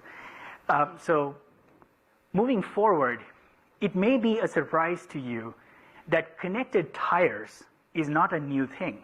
We actually know or have connected tires up before. On the extreme left-hand side of this image, you see a gentleman bending down and actually triggering a sensor that's inside the tire so that he can get the tire's unique ID. And when he's actually measuring the tire's parameters, he can record it against that ID. Why do you think that's important? You are a consumer, you drive your car, I'm not sure you ever end up measuring your tires till someone tells you it's time for you to change the tires. But for large commercial fleets that move goods all the time, safety is important and you have to keep up with preventive maintenance, and therefore this stuff is very important. Imagine FedEx, imagine UPS, imagine Amazon. So they are people who would value these kind of things. But on the left-hand side image, there is a big problem. The problem is this human hand that's holding that trigger that has to scan the tire, it becomes very difficult to reach products at scale. It is possible, it's feasible, the technology works. It's called RFID, but it is difficult to scale it because it's a lot of manual effort to make that reading happen. So you can imagine how the Helium network can help. And we have some very excited engineers in our team working with the Helium team in exploring how we can actually get that use case to become more scalable and less costly because of the manual effort needed in kind of scanning that use case. There are use cases where sensors are going inside the tire. And as I said, all of these are designed to fit a vehicle which is inherently getting more connected, right? So all of that, we believe, can come together and make for a very, very much safer and much more efficient mobility in terms of bringing these use cases to life. So in our attempts to connect the tires to the network, we have quite a bit of experience. I've actually personal experience working in IoT projects related to tires, and the goal was always to make mobility more safe and more efficient. In fact, you may imagine if there is any data scientists in the room, if I tell you how a tire is actually leaking, if there is a nail in the tire, it is actually possible to prevent a roadside incident from happening for a commercial truck customer before it actually happens, because we can understand those signals coming out of the tire, and we can actually predict that there is something wrong with it. So those kind of use cases make mobility safer and more efficient, and we have connected up tires in the past using for those use cases. And these are some of the challenges that I personally run into. We had a lot of complexity in managing SIM cards. and we are a global company. We operate all around the world. Managing networks globally also is a bit of a challenge. It takes unique geographic approaches. One of the things that I run into is data cost issues. I think Amir was on stage talking exactly about that problem. What I can afford to pay to watch Netflix is not the same cost structure that should apply to connecting things like tires, right? So it's not going to be $8 a month. That just doesn't work. So we've had faced problems around how expensive it has been to achieve these levels of connectivity. And of course, last but not the least, there's an active amount of debate on whose data, who gets what rights to use what data, et cetera. So these are all problems or opportunities that we have seen in achieving a connected world with respect to our product and our industry. Not all these problems can be solved with one silver bullet, but when we first met Helium, we looked at what you guys were doing and what the community is building, and we felt that this was incredible because it has potential implications for having a global network offer us that connectivity solution. It may not solve all the connectivity aspects that we're looking for from the tire standpoint, but it's really good enough to solve for a lot of the use cases that we have in mind. So we saw that promise in the network, and we were really all aboard in terms of coming online and working with the Helium team to figure out how we can leverage this incredible network and make our products more connected. And that effort is what is continuing today, and we hopefully will have more to talk about in the next couple of months with respect to what we are doing. So how can the Helium network help with respect to what we need? The first thing I love about the network is how global it is. It is very, very hard to find something that looks exactly like that. And we have to really thank the Helium community for building something that is as unique as that one and as ubiquitous as that one. So having this contiguous aspect of a network, not having to worry about what will happen if I move, if the truck moves or the car moves from here to there, having that contiguous aspect is one of the key advantages of the Helium network that we absolutely fell in love with when we saw the first time. And we love it every day because it seems to be growing exponentially as we speak. I don't know, in these 20 minutes that I'm talking, it probably, I don't know how many more modems we're going to add.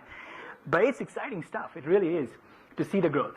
So we really love the fact that it's global, it's contiguous, and it's taking the worry out of my mind in terms of which network partners do I have to find in which parts of the world, because we make products that go everywhere. We will have a plant somewhere in the US supplying probably products globally, or somewhere outside of the US supplying products into the US. So this is really interesting for us to see this global aspect of the network. The second aspect of a network, I talked about cost. I spoke to Frank and I tried to understand, hey Frank, what would it cost if I actually connected a set of 4 tires that go in a car, assuming that we have the right sensors and all, and we don't yet, we're working on it, and I think we'll have high confidence we'll find something from the Helium ecosystem. But assume we did all that, what would it cost me? So I did this math, and it came to be about 35 cents per year for an entire car, for its tires to actually communicate, what is it, once every hour. So this is unheard of. I'm not aware of how else we can achieve this cost structure, connecting things. By the way, this is how it should be, because things should connect with a cost structure that is different from how people connect with the cost structure, right? I pay, I don't know how much I'm paying nowadays, 10, 15, pick a number for Netflix. That's not the type of cost structure we're looking for here. But if you look at what the Helium network's cost allows us to do, it allows us to connect a car's worth of tires, which is 4 tires, for 35 cents for the whole year. That makes it very interesting. And believe it or not, efficiency is very important in all industries, especially in the industrial setup that we are in. So cost per passenger mile in moving people and cost per goods mile in moving goods, these are important metrics, right? No matter how cool your innovation is, those are metrics you've got to hit. And connectivity is a key component of that cost. And as I explained, connectivity is a key component of the future of mobility. So this is important. And this is one of the things that got us really excited about working with the Helium network and really trying to leverage the fact that the community-built network can actually afford to have a much, much lower cost structure compared to some of its alternatives. And that got us really excited. So reducing network costs is one of the things that we found was very interesting. The third thing, and you know, I come from a world where some of the IoT use cases I've led in Goodyear has involved having a sensor in a tire communicate to a receiver which bolted underneath the car or the truck, receiving the data, and then transmitting it over a 3G network. Oh, by the way, I have many 3G sunsetting sob stories. Don't get me started on that. So there's a lot of complexity that we need to really go through. And you know, that for us in the industry, what we are looking for is the data, right? Because the data gives us the ability to analyze and create value for our customers, like the FedExes, the UPSs, the Amazons of the world, and give them better uptime, lower cost of operations, right? So for us to deal with all this complexity is a barrier to adoption. And if the Helium network can take those barriers away, that's great. Now, where this fits is when you simplify the IoT architecture needed to get the data into the network and into our hands, you kind of remove those barriers to adoption. If I don't have to put in a receiver underneath the car, in addition to putting the sensors in the tires, that's huge for us. Because that kind of takes away a scalability barrier to exactly achieving that end goal of getting the data. So we really like the fact that from your ecosystem in the Helium world, we are meeting a lot of new people who are rethinking sensor design. And because of all the modern stuff that's happened in the last 5-6 years, which has made sensors much more functional and much more efficient for us, we can imagine a world, as I said, you know, we have been around for 123 years. We can imagine the next 123 being very different and being enabled by these kind of technologies. So very excited for the fact that not only is Helium leading, in our opinion, on the side of network costs for IoT devices, but also the ecosystem that you guys have put together is actually encouraging new sensor manufacturers to come forward. We're working with a couple, we're assessing a couple with the help of the Helium team. But it's kind of enabling these manufacturers to come together, these tech companies to come together and provide us with these devices, these sensors, at a fraction of a cost of what we are used to seeing, even 5-6 years back when we were running these IoT use cases. So that's just a triple whammy of advantages, right? So number one is the ubiquitousness around the world. Number two is the cost of the network. And number three, from the Helium ecosystem, we are finding lower cost hardware solutions as well. So I cannot really tell you how excited I am, and indeed some of the Goodyear engineers working inside the company are, to actually partner with Helium and the ecosystem players and kind of create a robust solution that gets us to the levels of connectivity we think we can get to. Next steps. So yeah, we are working with, as I said, we are working with Helium very closely to really understand how we can get to the efficient Internet of Things use cases. We love the network because we think this is kind of custom built for things versus being a hybrid of things and people. And we really think that that's key. We want to partner with players in the Helium ecosystem. So if you're somebody who's thinking in the same lines in terms of what we just discussed, let's have a chat. Love to connect with you. And also at the same time, we want to explore the enterprise connectivity use cases. We have a lot of Goodyear facilities that might be looking to connect up differently in the future. And the 5G use cases that are coming forward could be potentially interesting for us. So those are also things that we are talking about. So I have a couple of minutes left on the clock. I can open up to questions if people have any questions. But really, before I did that, I wanted to thank Helium and thank the Helium community for what you built. It's truly valuable for companies like Goodyear, which has existed for about 123 years, in terms of truly valuable to us in the industry to take connectivity to the next level. And when we take connectivity to the next level, we take safety and efficiency to the next level also. So that's really important for us. So I thank you very much for your attention and opening it up for any questions.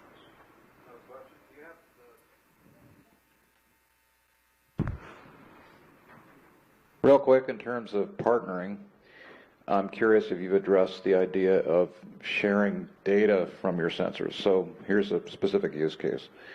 In my agricultural application, we're planning on having a sensor on the tractor to, GPS, right? Well, if you already have one there that's got it built into the tires, could we come to you and say, hey, give me your GPS, and we'll pay you for that data, and that could be a partial sharing situation. Have you thought about that sort of thing? Yes, absolutely. I think those are very, very important considerations, because if you don't have to retool something for your use case, in addition to me retooling it for my use case, I think that's more efficient and a smarter way of approaching it. So yeah, let's talk is all I'm saying.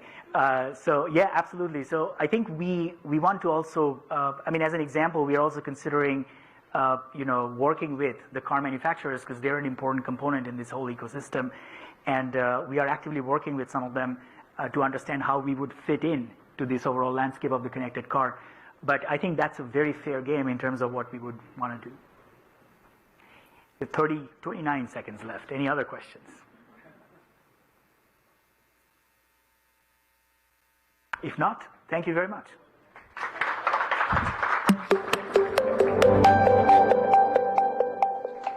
All right, thank you so much, Abhijit. It's truly inspiring to see a 120-year-old company taking the leadership position on the future of mobility.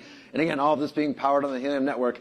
I do not want to be the one that gets between everybody and lunch, so please go enjoy. Make sure you check out the product features upstairs, and we'll see you all back here at 1 o'clock. Thank you.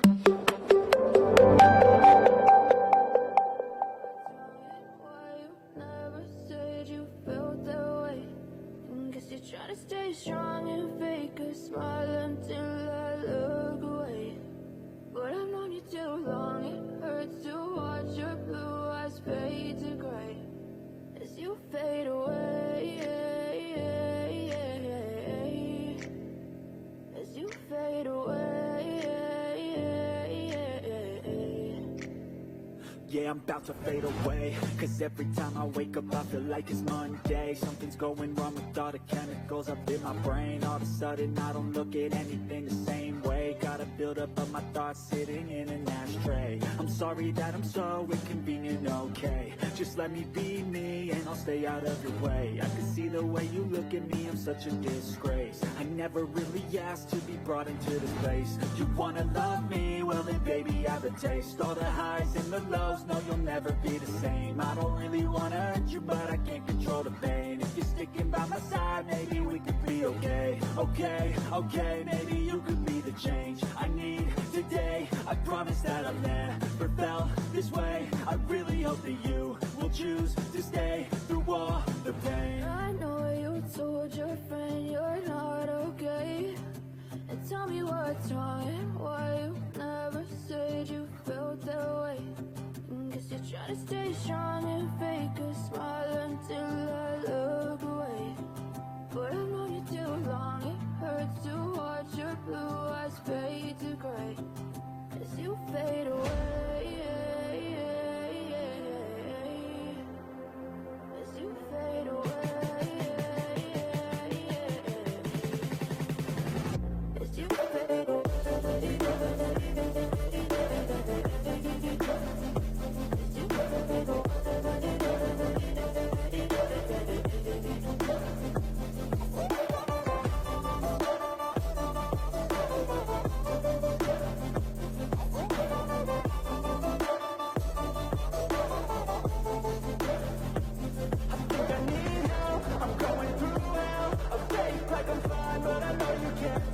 Like nothing I found, my mind overwhelmed. I think that I'm broken, but I hope you can't help. I know I'm not perfect, but some days I feel bored or worthless.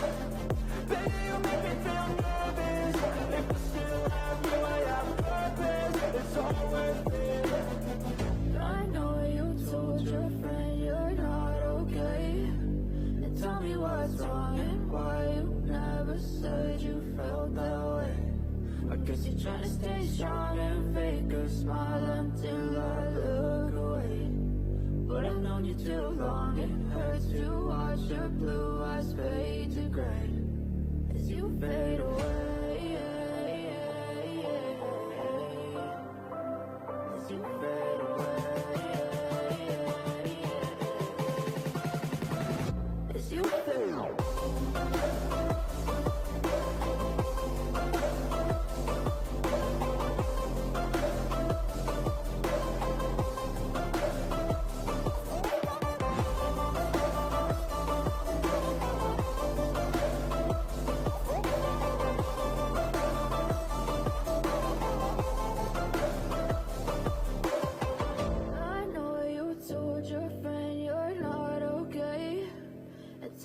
What's wrong and why you never said you felt that way. Guess you're trying to stay strong and fake a smile until I look away. But I've known you too long, it hurts to watch your blue eyes fade to gray.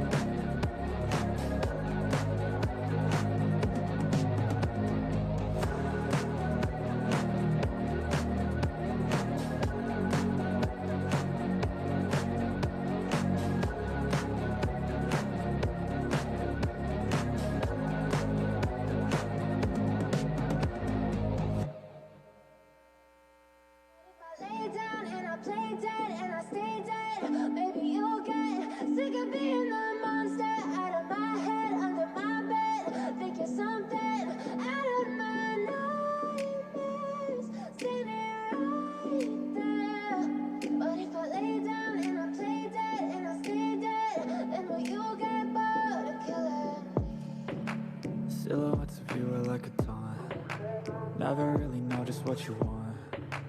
With you I don't ever feel calm. I can feel the sweat inside my palms. Play with me like cats and a string. You don't understand the pain it brings. You don't ever wanna give me wings. You don't ever wanna set me free. You know I'm addicted to you, and it's twisted you've been gifted with the evil voodoo. Got me coming back for more, even when I've been screwed. Dolls full of pins, pierce my heart straight through. I got issues in my head, I like you in my bed, but you keep me on red. Oh, everything is like a test, I better not text or I'll come off desperate. But if I lay down and I play dead and I stay dead, baby you'll get sick of being the monster out of my head, under my bed, thinking something out of my nightmares, standing right there. But if I lay down and I play dead and I stay dead, then will you get bored of killing? So if I play dead, will you regret everything that you did, that you said?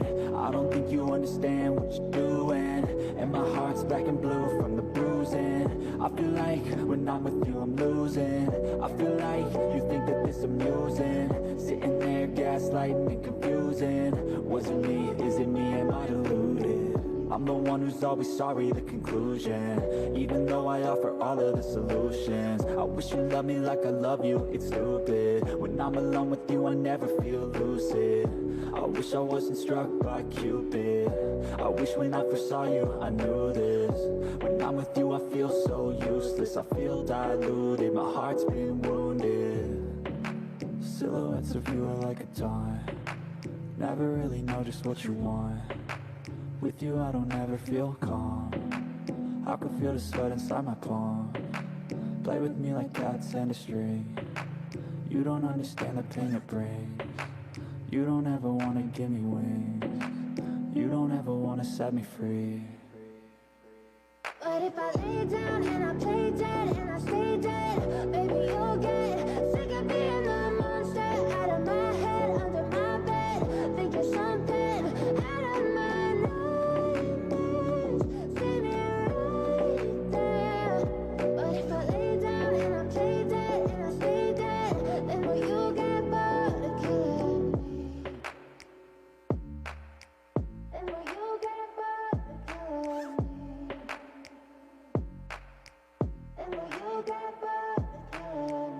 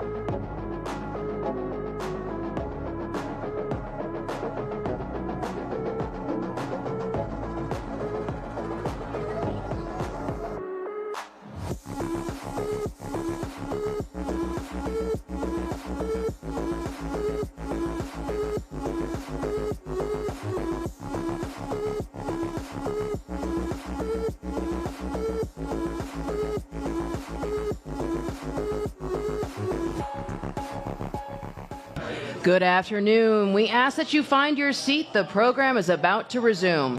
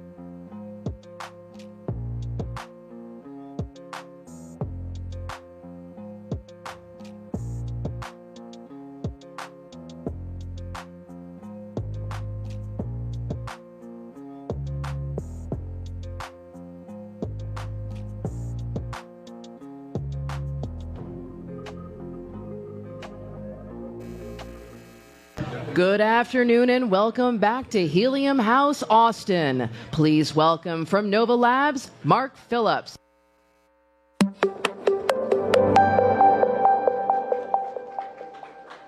Hello. How is everybody? More excitement. Yeah. All right, how was lunch? Did everybody get lunch? There's lunch everywhere. You should definitely be eating lunch. If people are in the back and want to sit down, there's a bunch of seats sort of scattered up front. Don't be shy. We all know each other, or should know each other here. So I am Mark Phillips. I run business development for Nova Labs. I've had the sort of pleasure and privilege of being with Nova for almost 9 years at this point. We have a fantastic panel here on the new internet and how it went from showbiz to reality. Before we get there and I introduce our panelists, I just want to say this is remarkably overwhelming and humbling for every single person at Helium Inc. and Nova and who's been in the community for 9 years. The blockchain history is only about 3.5, 4 years long. But it's almost emotional, quite frankly, because it's just staggering to see the support and the excitement and the number of people that have come out on a Saturday after being up late, probably having too many drinks. So I just want to say thank you on behalf of every single person here, and let's sort of keep this going. So I will quit rambling. So who here has watched Silicon Valley? Hopefully, most people. I have cackled for hours at things like the conjoined triangle of success. Did you write that, Jonathan? I hope you did. Manufacturing and growth and product and engineering, and then some sort of compromise that Richard has to sort of do. I'm going to introduce our panel here. So it's going to be moderated by Katie Canales from Business Insider. We've got Jonathan Dotan, who's a writer for Silicon Valley. We've got Frank Mong, from Nova Labs, and Eddie Lazarin from A16Z. So let's give them a round of applause.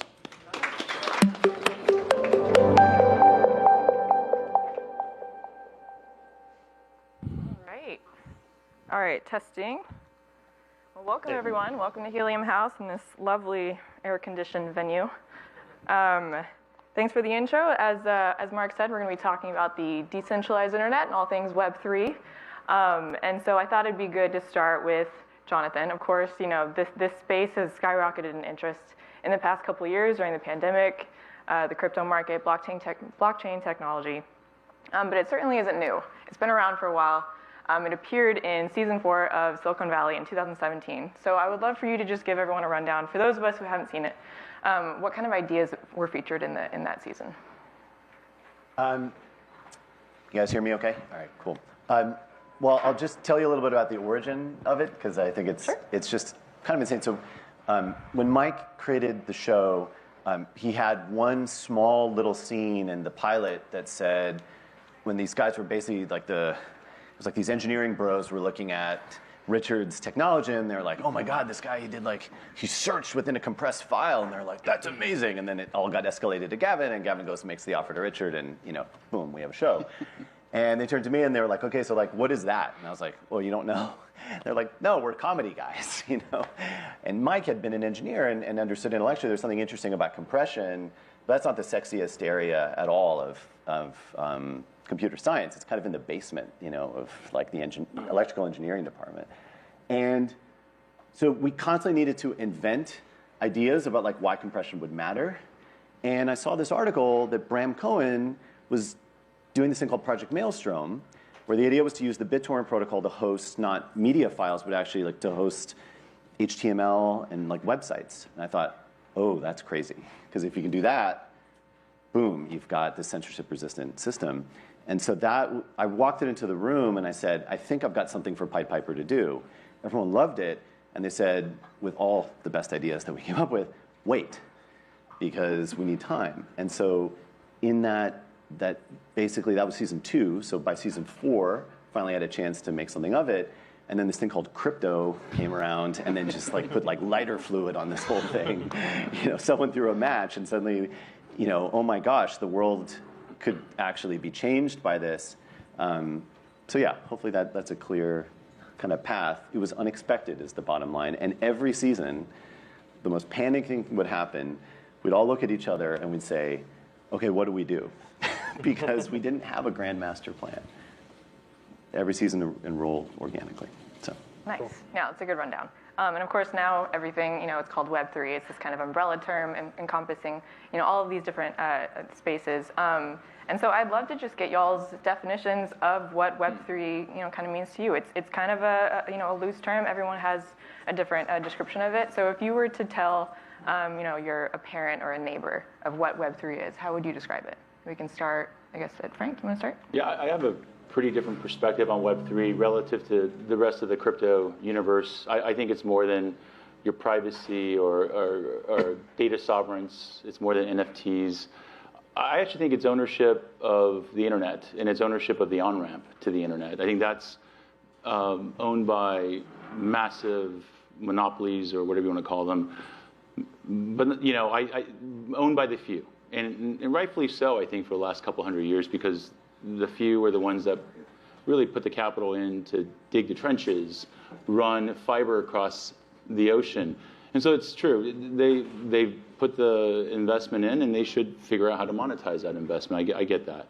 But I think as we move forward into a more decentralized world, or a world where connectivity has to happen for people to interact, I think, freely, then I think the ownership needs to shift. I think people should also own a part of that internet, and certainly own a part of the access to that. However that manifests, I think it's yet to be seen.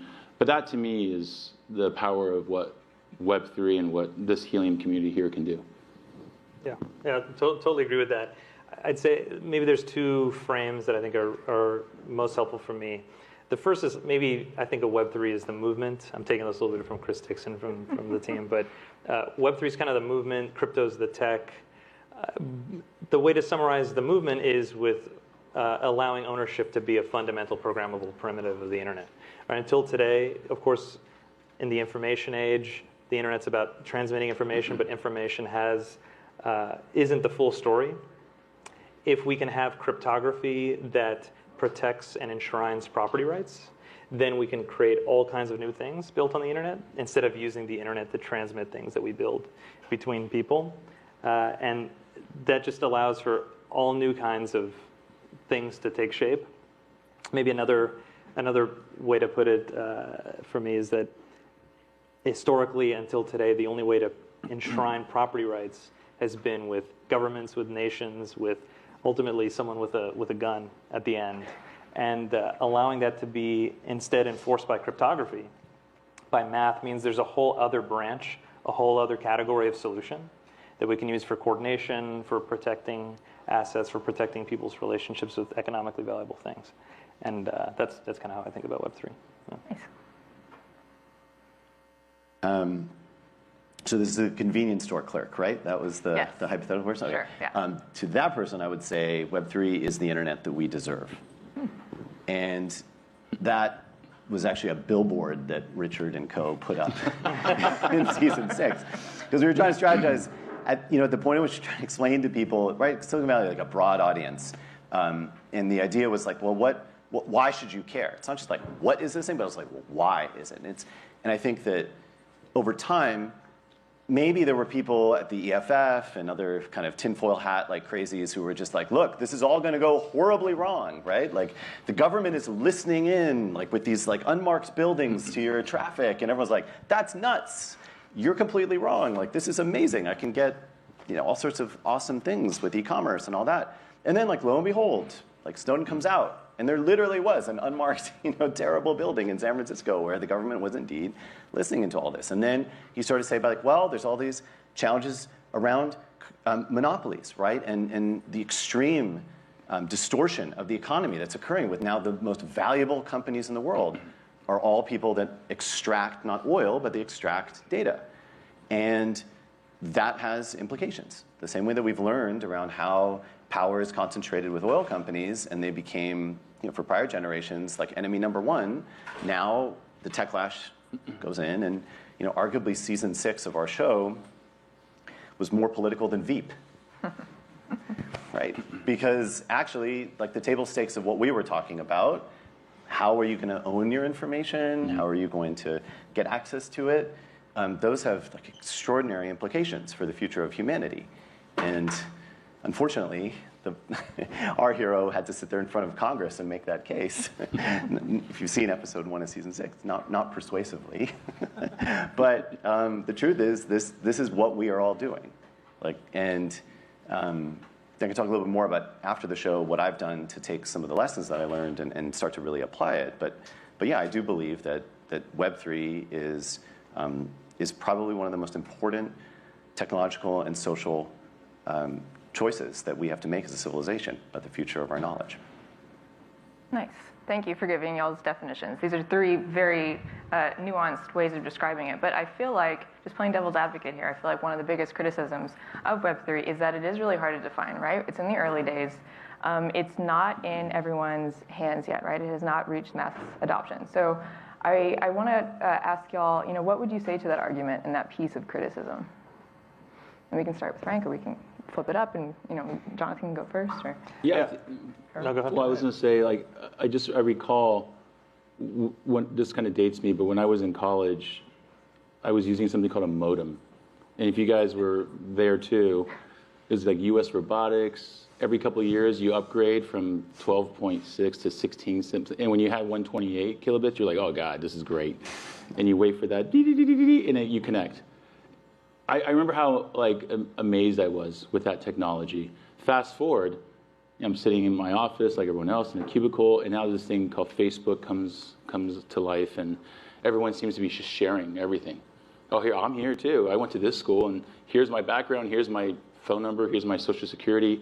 Please take my information and do something bad with it. And that just exploded. Everyone loved that, right? We're all addicted to that.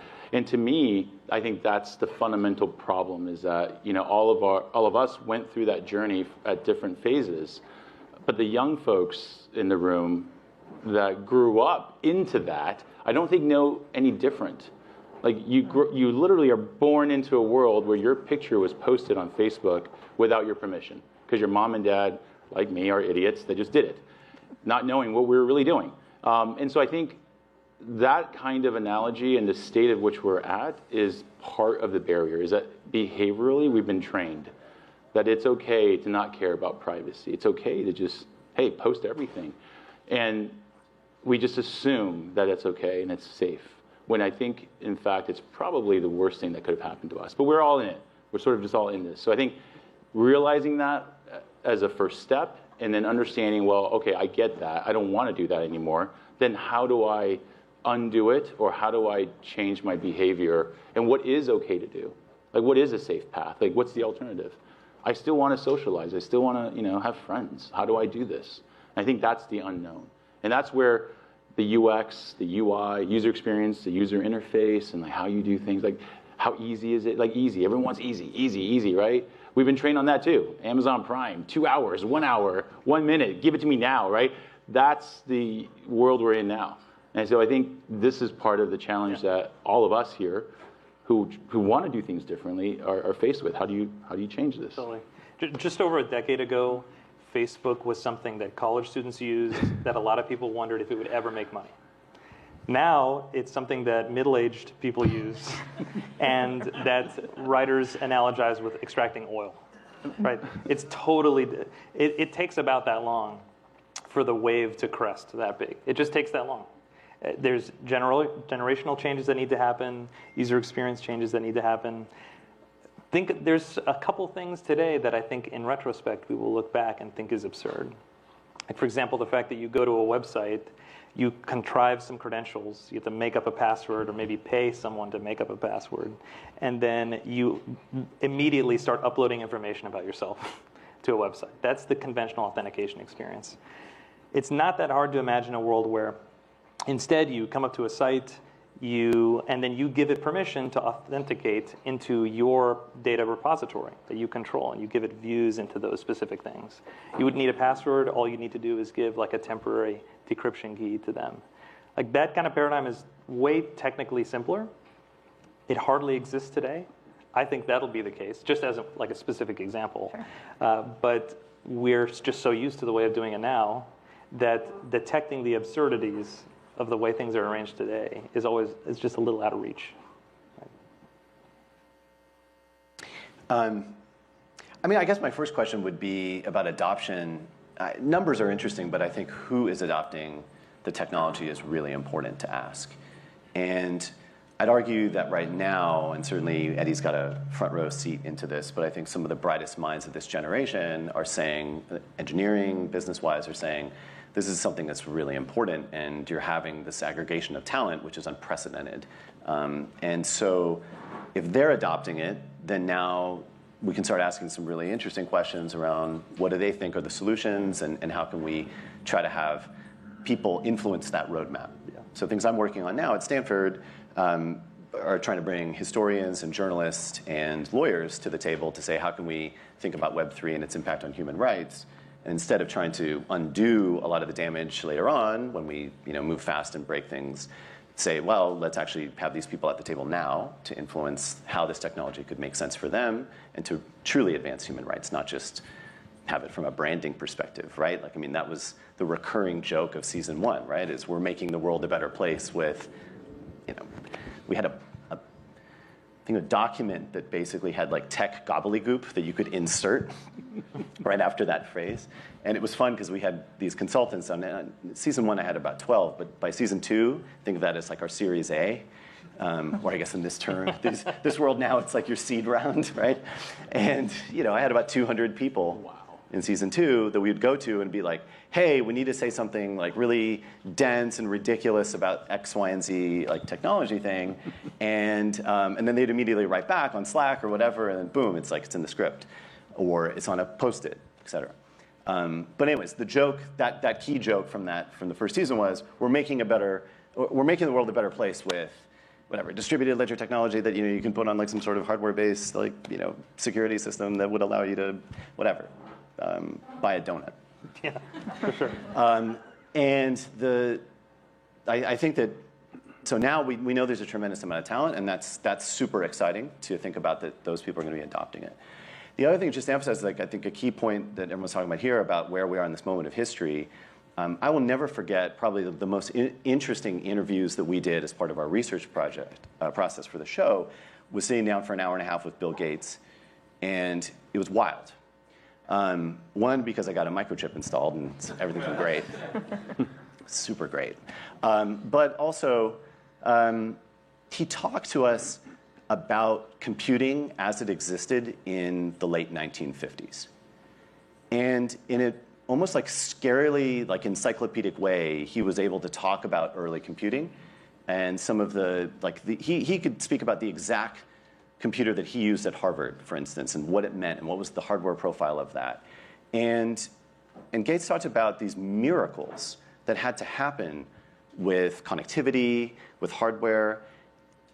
And if you go back to the late 50s, they had to dream of a world in which you had a computer that could be useful for personal use, right? It wasn't this industrial machine, but it was actually something that could sit in your home. And then they thought, well, we could connect all of these things together. And that concept of computing as personal and connected was actually articulated in one document in 1958 as a vision for what would eventually become the internet.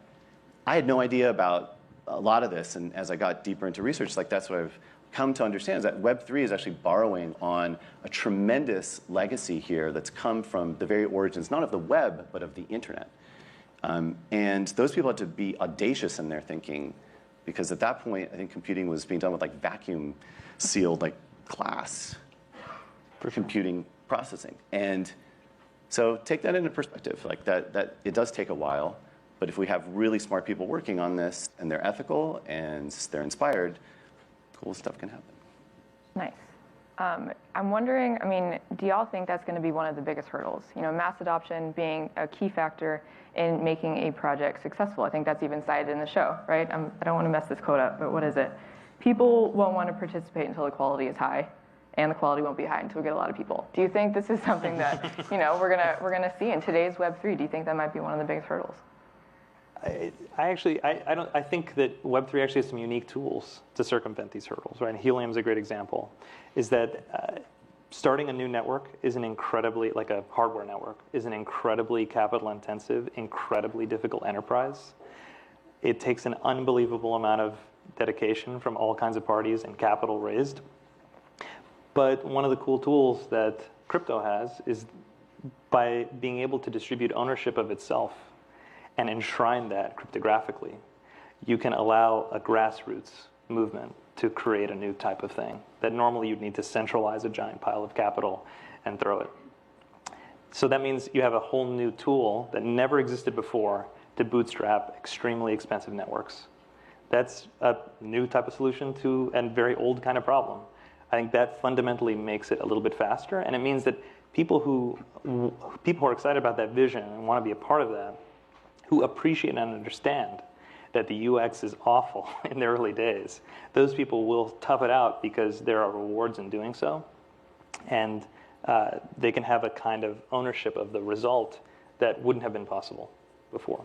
So granted, huge obstacle, but there's interesting new types of tools to resolve it. I think there's a couple of different barriers to get through. I think the technology, thankfully, has all kind of collided together at the same time.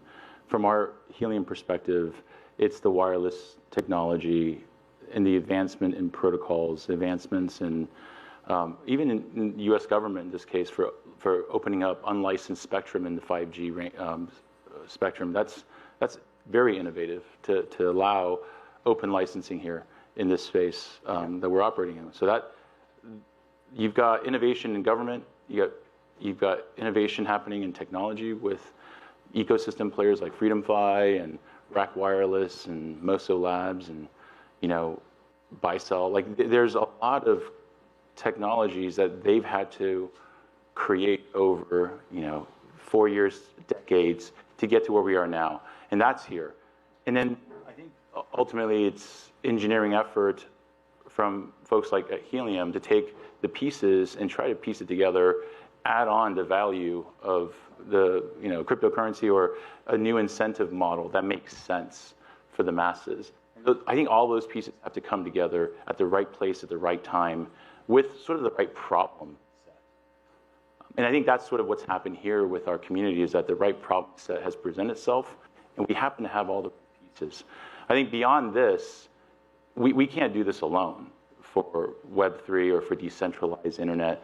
This is going to take more than us. But I think the challenge will be for everyone here to sift through all the folks trying. There's tons of players now, which is great to see for our industry. But you have to sift through, hey, who's really going to be able to execute? Who's really going to be able to take all the pieces and put it together and solve the correct problems? I think that's yet to be seen. And I think along with that is UI, UX, et cetera. So I think that's probably some of the barriers I'd see. There was one of the more entertaining conversations that we would have with consultants. Every year, I'd love to sit down and put a quarter in and then listen to Roger McNamee talk to me for probably like 3 hours without taking a breath. And I'll never forget, I was sitting at Bucks, which for Web 1.0 people, they might know because there's a bunch of big deals cut there. It's on the other side of the 280, just at the top, think of it as the top end of Sand Hill Road. And Roger sat there and he said to me, listen, I wrote Mark and Sheryl Sandberg this letter about, I think something's up, and I think this election ended up, some weird things happened with this election. And this was like March or February of that year. And he had just written the letter, and he was totally spooked out. And it was just strange. And I was looking around going, like, this sounds like a massive conspiracy. Like, what really happened? And of course, he came out later, like with a book, and Cambridge Analytica scandal hit, and Roger and among many others were right to be concerned. And I want to add something here, which is that I think UX is certainly a part of the problem, and incentives are part of the problem. But I also think that people also start to care when there are these moments of history when people realize that actually this stuff really matters. Web 2, you could argue, had that moment with the Arab Spring. Right? You had this massive change in which people understood that, wow, this technology actually has this power to, the thought at the beginning of it at least was to bring down dictators, right? In Tahrir Square, it was very clear the role that Facebook played in bringing together a bunch of people to topple, Mubarak. Lesson 1. Lesson 2 of that story, if you fast forward to Syria, is that you have Web 2 failing because ISIS had gamed the YouTube algorithm and started to optimize beheadings for YouTube. And their campaign of terror was waged incredibly effectively with technology. And specifically, they gamed Web 2 and just did not, it caught us all by surprise. Russian misinformation campaigns, those tools were sharpened in Syria. Unquestionably, they were perfected there. And then they brought them over to the United States, and they started to wreak political havoc there. Okay, so what's this moment for Web 3? Well, I've been working more recently on issues around using Web 3 to advance human rights. And one of the tracks within our lab at Stanford has been working on war crimes documentation. And so we've been working on projects in Ukraine nonstop. We've been, and yesterday we just announced that we submitted a cryptographic dossier to the ICC that registers instance of war crimes in Kharkiv, Ukraine, at the early part of March, and that's registered on multiple protocols. We're literally giving a custody NFT to the ICC to establish a clear cryptographic chain of custody. Now, what keeps me up at night is that the political moment here is actually quite fraught, because as we are speaking, Russia is being forced off of the internet, as the traditional internet, for good reason. However, that act is also a signal to any other autocrat to say, hey, let's go do this too.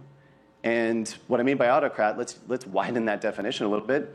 Someone like Modi over in India has already given us every signal that we would need to know that he believes in data nationalism and sovereignty of the internet, like by country, or by, let's say, political persuasion even, in his case. That is terrifying. And it's undoing the fabric of what we all want, terms of our values. And so something like Helium, I think has a tremendous opportunity to be thinking about this new geopolitical climate. And so I think that actually is going to be one of the main drivers of how people change their perceptions around Web3, because I think we've taken a lot for granted with the world as we have it. Because like, well, the internet's going to be around, and it will, we'll have connectivity. Go and try to tell that to someone in, Kharkiv. It's just not the same story for them. So. Nice. No, that makes a lot of sense. I think we have time for one more question. Something I've been curious about that I'd love to get y'all's opinion on. But throwing it back a little bit to the early days of the internet, the concept of decentralization, it was kind of on the table, but gradually power kind of fell into the hands of a number of very, very powerful centralized entities. There's of course this acronym CDFI, centralized decentralized finance, that I've seen tossed around recently. So do you think today's Web3 is maybe in danger of that? And what are the implications if it heads that way? It's a great question. I think Web3 actually has a lot more in common, spiritually speaking, with Web1. And that's not a coincidence, right? Yeah. And that's because a lot of the original vision for the internet had to do with, was like an analog with like a city, like an analogy with a city, right? It's this rich space. There's all kinds of public spaces and private spaces and all kinds of interesting parties participating in a rich and interconnected way. And the reality is we've seen a lot of deep centralization. And I think that that's because the architecture of Web 2 lacks the ability to enshrine decentralized ownership of things, right? The network effect has to accumulate to a single party. It's whoever controls the underlying platform. It's whoever controls the underlying specific hardware, whoever controls the data center, where all the algorithms run, where all the data is stored, right? Unless you can find a way to give supremacy to the software over the underlying hardware, you cannot break this paradigm. And I think crypto uniquely enables this. It's the first time that you've been able to create a situation where the software continues to run as designed without depending on a specific instance of the hardware underneath. Right? The hardware is commodified in its relationship with the protocol. That's a new thing. That means you can finally create network effects that accumulate instead to decentralized networks as opposed to unilateral parties like tech companies. Mm-hmm. So there will be, of course, there will be like the CDFI, that's like a hilarious meme. It pops up like once in a while. I die at it, honestly. There's some people who tweet very funny things about that. But of course, there will be all kinds of centralized actors in Web3. Like, of course there will be, and I don't even mean that in a bad way. There's going to be companies, there's going to be protocols, there's going to be relationships between companies and protocols. Clients of decentralized systems will be controlled by single people and all kinds of things. But it's just a matter of where the key network effects accumulate. That is the key question. That's the key difference. Yeah, I think it's kind of interesting. I think it's yet to be seen. Just thinking about Helium and where we started, and you heard Amir earlier talk about this. I mean, we were just a wireless startup trying to figure out how to build a network. Decentralized or centralized wasn't even on the table. We're just trying to solve a problem. It turns out doing it in a decentralized way is a far better way, much lower cost. But we wouldn't have known that unless we tried it as a central entity first. And so I think part of the couple of things I think about with this is, what is the problem, and is the problem real? Is it really a problem, and can we only solve it using some kind of crypto-based incentive that involves the community? And is that solution far better than a central approach? So those are some of the things I think everyone has to weigh for themselves. And the last part of this is the people behind it. And we're Helium. We were a company of, when we did this, when we launched, I think we were 20 people when we first launched in 2019. We're only 60 people now. So we're not that much bigger. But we are a centralized group. And the reason we've open sourced everything and we've really phased it very thoughtfully is because fundamentally, the small group that we do have believe that this belongs to everyone. And that's the only way it will succeed. And so there's still some selfishness there. We want to succeed as individuals, but we can't do it alone. And the only way to make this grow faster and add fuel to the fire is to give it away. without barriers, right? Without taxes, without fees. And that's the only way this will grow. But each of the companies and projects you guys research and look at, you have to go figure it out. If that group that's working on it, that's developing it, has the ultimate ability to actually get it. I think that's a big part of this. Yeah, I couldn't agree more. And just to emphasize, I think maybe it's trite to say that people matter, but let me say it. And let me explain why I think it's so important.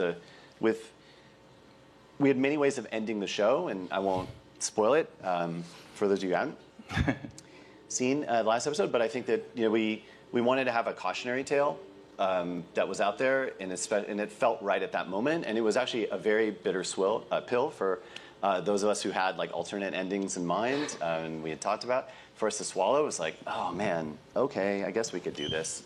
And then over time, we realized like what actually a wise decision that was, and it's credit to Alec and Mike for just like really, really seeing that this was actually the right way to doing it.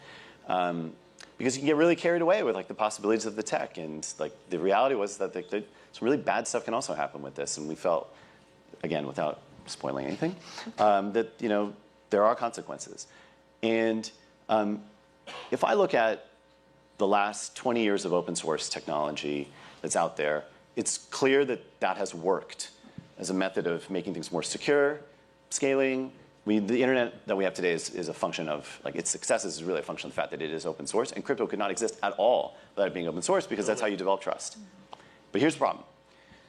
Open access and just giving away stuff out there and being transparent, it does not bring inclusion. Time after time, when you look at the statistics around who is developing open source technology, it ends up being white, male, young. That's a problem. Why? Pardon? Why is that a problem? I'm happy to talk to you offline about that. I think that my point is that if we're trying to say that we have a value about being inclusive, my point is that it doesn't just happen organically on its own. And if we're saying that that's the value, and we're saying that open source technology is the only way to get that done, what it means is we need to be proactive in thinking about how we make those values work. If you disagree with the values, I think it's just a different conversation.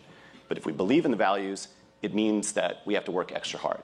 So what things like Helium and others projects we're trying to work on is it is about those people making brave decisions to think about governance, brave decisions about thinking about how those values can be encoded directly into the software itself. And it sounds like you guys are doing really cool stuff, and that's really inspiring. Thank you. Yeah. Awesome. Okay, well, I think we're out of time. Thank you so much for being here and for answering all my questions. And yeah, thanks everyone for tuning in.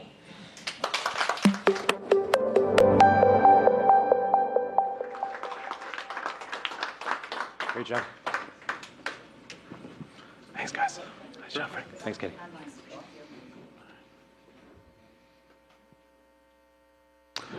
All right. That was a fantastic panel. I want to say thank you again to Katie, Frank, Ed, and Jonathan. Okay, so we talked, or Amir talked this morning about Chapter 2, right? Building on the foundation of the Helium network, which is IoT and LoRaWAN, and expanding the impact of this economic incentive model to other areas of the world, and building new protocols into what H&T and the community can do with the protocol. So we're going to dig into that topic with four great people here. So we've got, I think the slide here, oh, it's cut off.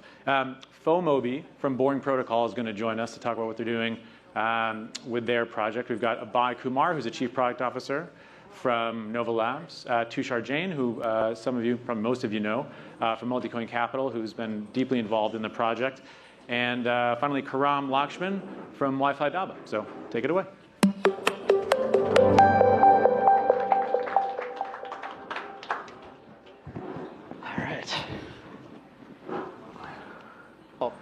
Thank you, everyone, for spending the time with us today. I'm Abhay Kumar. I run the product team at Nova Labs, and I'm on the Helium core team. If you see me on Discord, I'm Hashcode. I wanted to introduce this group of folks. I think I really wanted to kind of connect this to the last conversation that you just heard. Something Jonathan said around, what's happening in a lot of countries around the world. I think, especially in India, I think, Karam, you can talk a lot about, providing access to people. Moby, like, you guys are building a VPN. This is very relevant to us. And Tushar, you've sort of seen this space grow, and we came to you and the rest of the Multicoin team a couple of months ago to really think about, like, how do we enable multiple networks. On Helium, like, we already had an idea, or we sort of built this IoT network so far through the community. We had some ideas of what 5G could look like, but how do we enable Wi-Fi protocols, VPNs, CDNs, really just any kind of data network to sort of live in this enormous ecosystem that we think should exist, this network of networks. So maybe I wanted to get started with just like really quick intros for the folks that don't know this group. We'll start with Tushar, and then Karam, and then Moby. Sounds good. Hi everyone, my name's Tushar. Really excited to be here. I am co-founder and managing partner at a firm called Multicoin Capital, which has been involved in the Helium network since right before it launched, and also co-author of some of these HIPs that we recently passed. Hi, I'm Karam. I'm one of the founders of Wi-Fi Dabba. Our goal is to bring 1 billion Indians online with super cheap, super fast internet. We hope to use the lessons that we learn in India to expand Wi-Fi globally and bring more data access to the Helium network. I'm Moby Dick. I'm the founder of Boring Protocol. We're a decentralized VPN on Solana. Currently exploring a DVPN sub-DAO under the HIP51 umbrella with Helium. So, awesome. So I wanted to start maybe with you, Moby. Like, when you're thinking about VPNs, you probably have some opinions, and your community probably has some opinions of why they're important. So I want to start with maybe just like why they're important. Yeah. So traditionally, when you use a VPN, you're putting in credit card information, personal information. That's all stored on a centralized server. So moving to crypto payments with a VPN, you're reducing all that to your wallet address. There's no personal identifying information. And then as far as the routing of the information, the traffic, it's not through a centralized service. It's these individual nodes that we're distributing to our network. So everybody that's participating in this can buy one of these nodes, plug it into their Wi-Fi router at home, and they're now an exit node in the VPN, and they are incentivized to do that through the tokenization. So that's probably some of the biggest things. The fact that we are kind of committed to the open source and moving in the community governance model the same way that Helium has. I think that's really important too. And then just not having logs. Traditional VPNs have always boasted no logs, but we've found out the hard way, kind of retroactively, that that's not the case. So I think that those are all probably the most important aspect that puts a DVPN as important. Yeah, and typically VPNs are deployed in large public clouds, right? And so how does Boring Protocol sort of differ there? As far as where are the exit nodes? The exit nodes are. Yeah, so we've right now our product is live in a private beta. We last September we opened up a small offering of these nodes, and we have, I think, in 23 countries we have nodes operating right now. A little over 600 nodes that we distributed, and we're just recently opened up a second sale so that we can grow that node count and provide even greater access. The kind of chief driver of people wanting to use it right now is, believe it or not, it's not privacy, it's actually geo-hopping. People are trying to get beyond geopolitical restrictions that they face in certain regions. So it's pretty neat to, we built it for privacy, but to see how the user wants to use it is more important. I think it's really. I mean, it really comes down to access, right? When at the beginning of the current war in Ukraine, there were people in Russia that weren't able to get information, right? And they couldn't access the BBC. There's a big news article about that, and people are finding ways around to get the access. And we know that this happens in lots of countries, right? And I think the fact that you have 23 countries means you can choose where you want to be, like, and sort of access data in potentially a different way than what your sort of local governance might care about. So I think it's really important.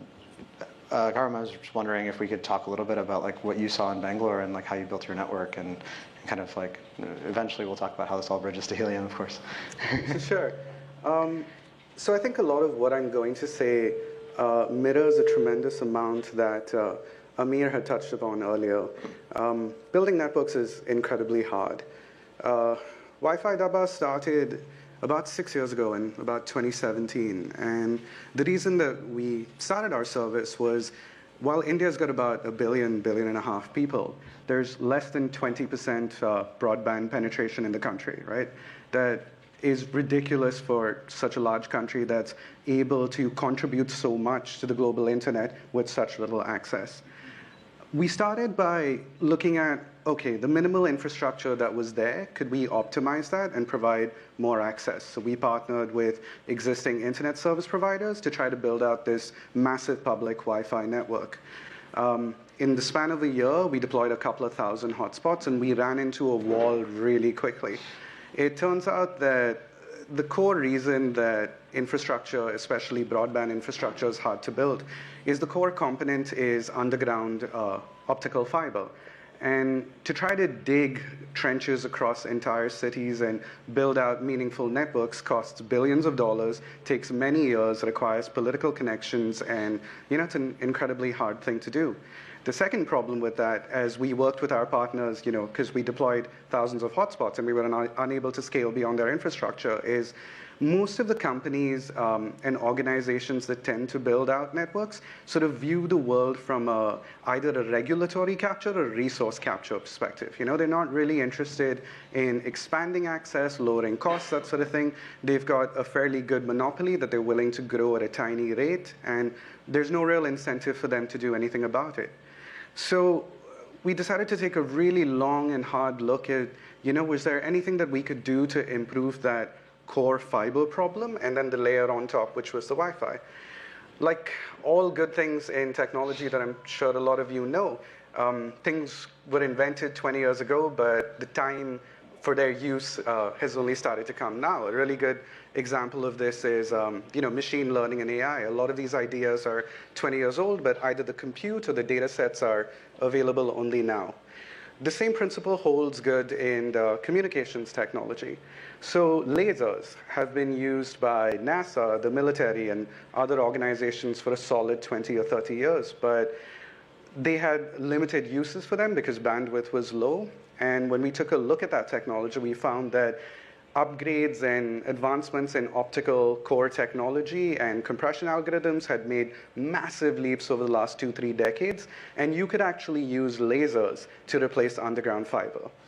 So we spent a solid year building an engineering group, building out these lasers, and for a period of 2 years, across the city of Bangalore, we installed a bunch of lasers on rooftops and telecom towers, right? Think of this as a poor man's version of Starlink. Even Starlink actually uses lasers to communicate between its satellites. They're fundamentally the same technology. So we ran this laser grid for a solid 2 years, right? And in Indian conditions, so you've got crazy summer heat. Austin is nothing compared to what we experience. We've got a ridiculous amount of monsoons. We've dealt with things like monkeys even that climb on poles and bring things down. But over a period of 2 years, we're really happy to say that we sort of managed to refine this technology and bring it to a place where it was incredibly useful. One of the things that was really interesting over that sort of 3 to 4 year period that I've compressed down so small is the demand for data in India exploded dramatically. We had a revolution in the 4G space, and data consumption started doubling year on year, and people were starting to hit their mobile data caps, and they wanted something more. And we always had this great deal of love that came from the community. People would talk about, can I install your devices? Can I help you? Can I be a franchisee?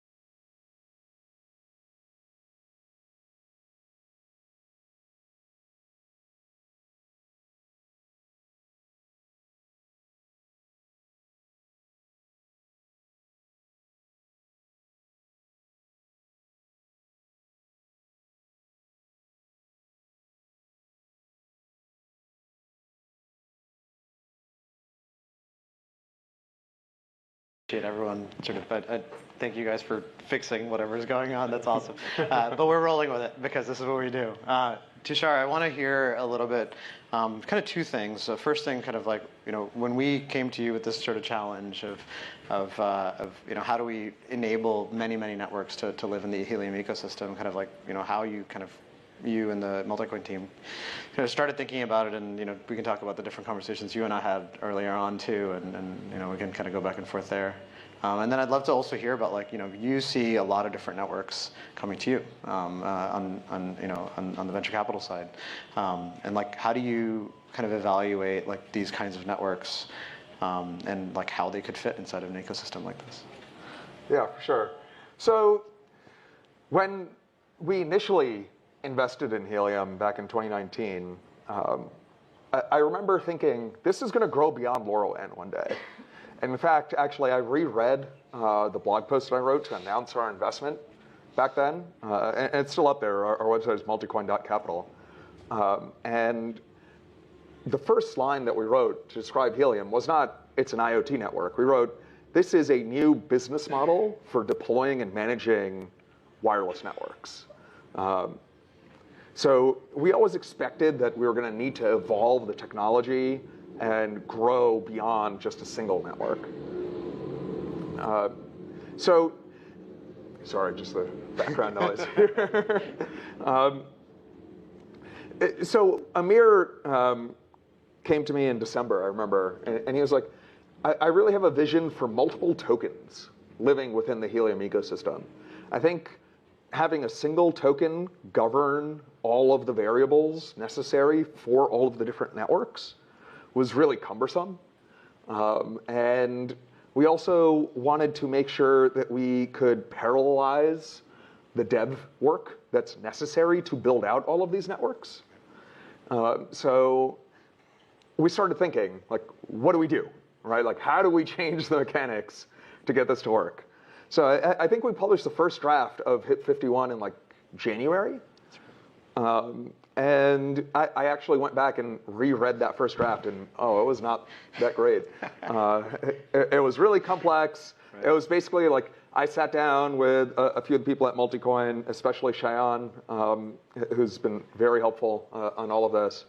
And we just threw all of the crypto economic primitives that we've seen over the past 5 years of investing at Multicoin at the wall and thought, like, what could work, right? Like, let's try everything here, and then we'll work with the community collaboratively. We'll simplify it. We'll figure out what does an actual proposal look like. You mean bonding curves aren't like obvious to everybody? Yes. Some of the complexity, made sense in my head. Sure. But once we tried to explain it to people, we were able to refine it with a lot of the feedback the community came back with of like, what if we designed a system that you didn't need a PhD in Helium to be able to like understand? So we tried to simplify it dramatically as much as we could. And we also wanted to go out of our way to seek what would those initial use cases be for the network of networks, right? We had been talking with Boris from Freedom 5 for quite a while around 5G. So I think that was announced last year at some point. Yep. But even though we'd been having those conversations, it wasn't yet clear how exactly the 5G network would work. And there were some technical specs that still need to happen. So Boris was very helpful in helping think through that. So was Karam, as well as we were thinking about Wi-Fi, and Moby as we were thinking about VPN. And I think that there's just a lot of value that's created by having a network of networks, because you need a Schelling point for these different networks. There are very strong network effects within the sub-DAOs as they're proposed, but then there's also a network effect at that higher level, because actually the network is all of you guys. It's everyone in the community. It's the people who are actually deploying the hardware. It's the people who are actually evangelizing the network and helping grow it. And so while there's a technical network effect at the sub-DAO level, right, where I can walk around and in Austin, I can hit how many LoRa hotspots? I think there's probably like 10,000 LoRa hotspots in Austin, something like that. It's probably more like 400, but yeah. Oh, okay, yeah, I haven't looked. Hopefully not 10,000. There's a lot. Yeah. But I think that there's another network effect at the Helium level of the community that helps make it all possible. For sure. Yeah, and I think, you know, when we started, we sort of had this like perfect idea of what a network, like what this, like how to define this thing. But as you said, like the PhD in Helium is there's not a lot of people who have it. That's for sure. And certainly when you have a community of hundreds of thousands on every sort of medium out there, Discord, Twitter, Reddit, wherever, like you need to make it simpler. And I think the one thing that we tried the whole way is to try to reduce the complexity of 5051. I think like going to the Chapter 2 website now, like compare that against the original copy of the HIP, like it's just literally a different language, right? And I think a language that many people can understand. I want to kick it back to you, Moby, like to think about like, you know, what does it take for, you know, when you have you're already building a network, you already have a network, you already have a token, you already have users. You know, what do you imagine the path forward is for a new network like that? You know, there are others out there who are probably thinking, oh, maybe like the Helium ecosystem is something I should look at. Like, what do you think about? That's kind of the reason that we were led to Helium's. We were trying to find other, I guess, infrastructure projects within the space that had, you know, gone through this journey. Obviously, a little bit further down the road with the Helium network because we're just a year old. But that led us to check out Helium and kind of understand how it is that you guys have progressed. And it's been great that we've, you know, gotten a relationship with this project because as fate would have it, you guys are developing the other networks, and we happen to be one of those. So I don't really know how to answer that question other than to just go out and do it. So right, that's the best answer, right? Like ultimately, like that's what we want. We want you guys to just go out and do it, and come to this community and say, hey, here's how you participate. Yep, right? lot of trial and error, and a lot of focus on the community and what they have to bring to the table as far as perspective goes. So, if you were like, you know, 2 years from now, let's say, you know, what would you like the Helium community to help you with? Like, if you see that your goals for 2 years from now. That's something I'd have to think about. Yeah. No worries. just it's been great. Just the short relationship that we've had, having you guys' experience, and I mean, I personally would love to just run an end node on my hotspot. Like that's a really simple one, right? And you know, I have decent internet at home. I'm lucky in that sense. Not everyone does. We would like to see Helium hotspots that are technically capable with their hardware run simultaneous boring or VPN node. Offer them, you know, this other outlet of profitability through that network structure, and I think that's kind of a more sustainable approach as opposed to us just going and building all of our own nodes. You guys already have all this hardware in the field. There's a lot of Raspberry Pis out there. There's a lot of Raspberry Pis out there, and the demand is certainly not slowing down as we found with trying to source them. So, and like I said, I just think that's a more sustainable approach. If we use what's already in the field, then we're not continuing to add to that demand. That's really not necessary. So yeah. Hiram, how about you? Like, if you see like where you want to be in 2 years, how can the Helium community help? So 2 years is one bit, but over 5 to 10 years, we really want the idea of everybody owning the core infrastructure of the internet for themselves. This is an incredibly important thing, right? I think one of the speakers earlier sort of brought up this broad idea that you do see more and more fracturing of the internet happening on nation levels, on regional levels, different levels of censorship, different levels of access. You know, depending on where you're born, your experience of the internet is actually really different from somebody born somewhere else. And it really feels like both the incentives, thanks to crypto, and technology have now hit this point where we've got this sweet spot where this infrastructure and the ability to coordinate the deployment of this infrastructure is in this sweet spot where over the period of the next couple of years, this is something can be done. To take something actually from Boris is, look, we might not have this utopian ideal network that, you know, is owned entirely by the people and everything works, but certainly a strong percentage of it can be done.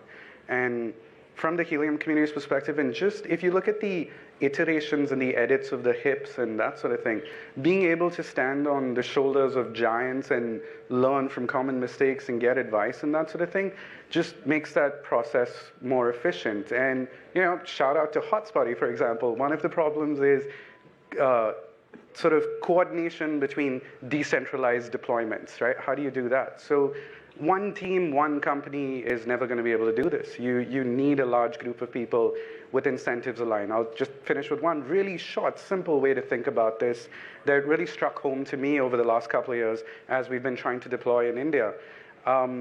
It's taken India 25 years, almost $1 trillion, and about 30 companies, including government deployments, to get 20 million broadband connections and 400 million 4G subscribers in a nation of 1.5 billion people, right? If they're even going to go from like 10% to 20%, what? Do 1 billion people have to wait another 25 years, right? There's got to be a better way to do this. And this is a fantastic sort of step forward in that direction. And yeah, we're really excited to be part of this. Tushar, how could we engage with the community to, there's these, so we passed at 51, and it, it was overwhelming. There's a lot of overwhelming support out there. But we have more work to do, right? We have to define what the LoRaWAN sub-DAO looks like. We have to define what the IoT sub-DAO, sorry, looks like, what the mobile sub-DAO looks like, and what the Wi-Fi sub-DAO looks like, what the boring product, like the VPN sub-DAO looks like. Like, how do we, we took, the sort of very open approach with these HIPs, where we said, here's the first version. It may not be perfect, but we're going to put it out there. How do we get the rest of the HIPs to a point to voting and potentially passing? It's a good question. I want to comment on the process. I think building in public is really important for crypto.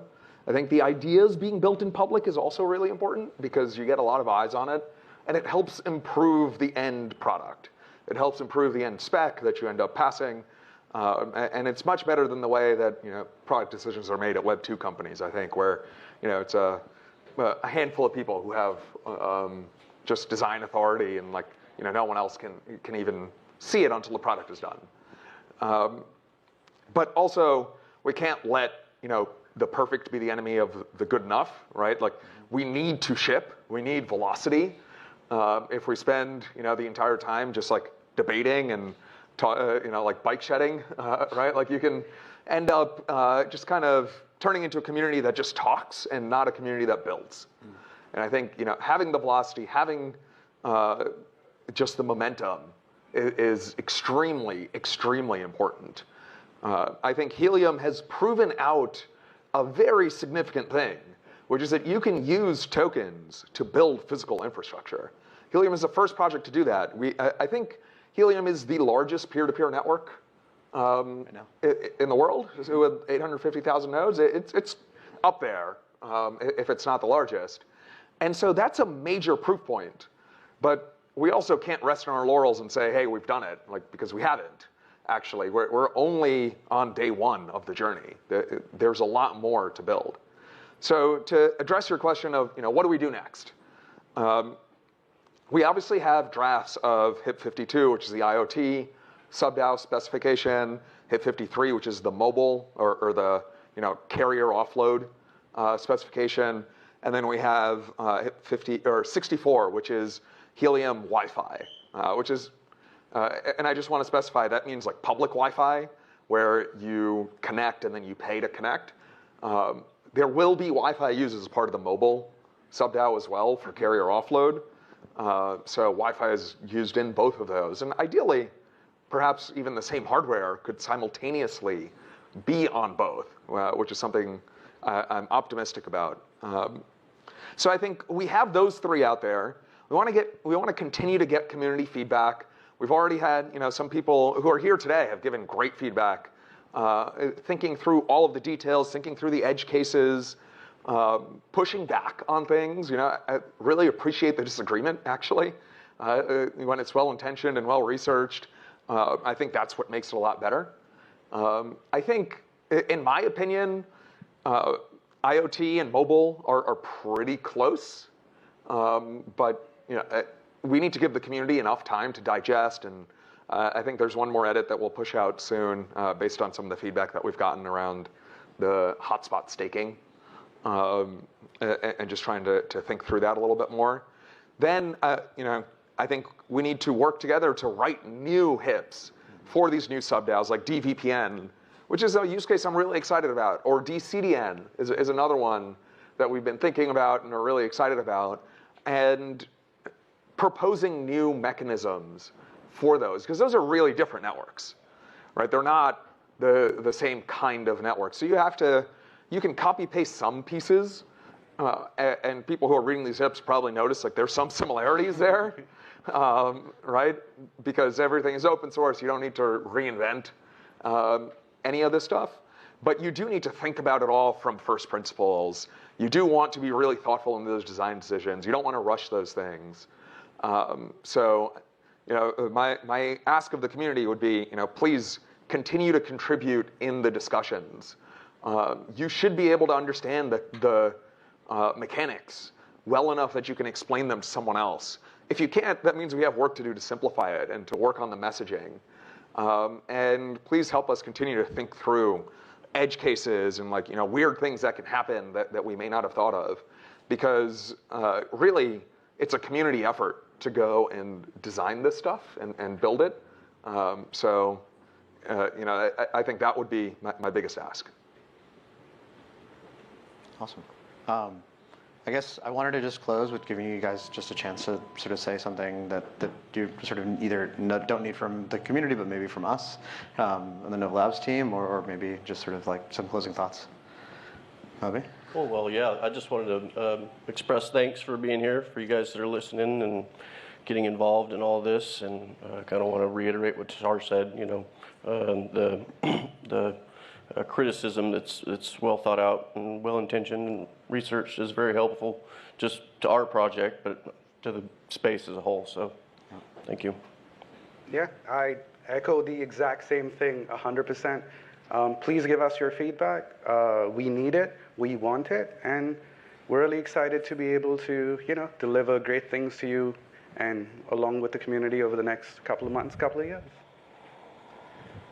I would say, in parting thoughts, I want to emphasize the importance of momentum and continuing to ship. I think that is the most important defining feature. I think the Helium community has done a fantastic job of that so far. And I'm really optimistic that this new structure with the network of networks will help accelerate that. But at the same time, I want to also recommend patience for a lot of people, because this is a big mission. This is going to take us years to really do this. The people up here, they've been working on this for years. And we're not going to go and change the backbone of the internet, tomorrow. It's going to take us some time. There's a long time of compounding and building up the network, and that we're going to make mistakes and we will recover and we'll keep going. But we need to also remember that what we're doing is really ambitious. And so it's going to take us a little bit of time to get there. Yeah, I think I wanted to echo that from my perspective. Like ultimately, velocity is not the same as speed, right? Velocity has a direction, and it requires everyone to sort of have a focus of where we want to go. And it really is like we want a better internet. Like as trite as that may have sounded with the last session, we actually fundamentally believe it. Like we want better access. We want to actually see that happen. And so really, it's about our intention and our direction that we're going. So really wanted to thank all three of you for being here. I really appreciate it. And yeah. And thank you all for hanging out with us. Thank you, everyone. Thanks, guys. Great job. Thanks, Tushar. Nice job. Okay.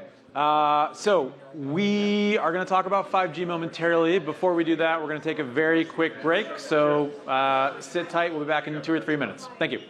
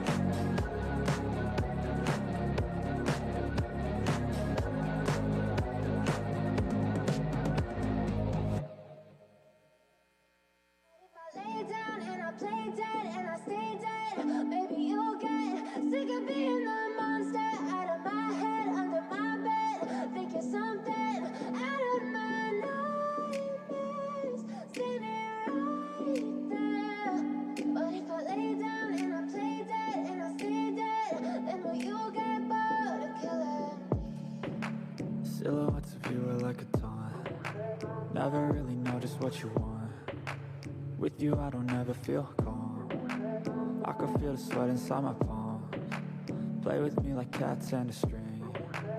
You don't understand the pain it brings. You don't ever wanna give me wings. You don't ever wanna set me free.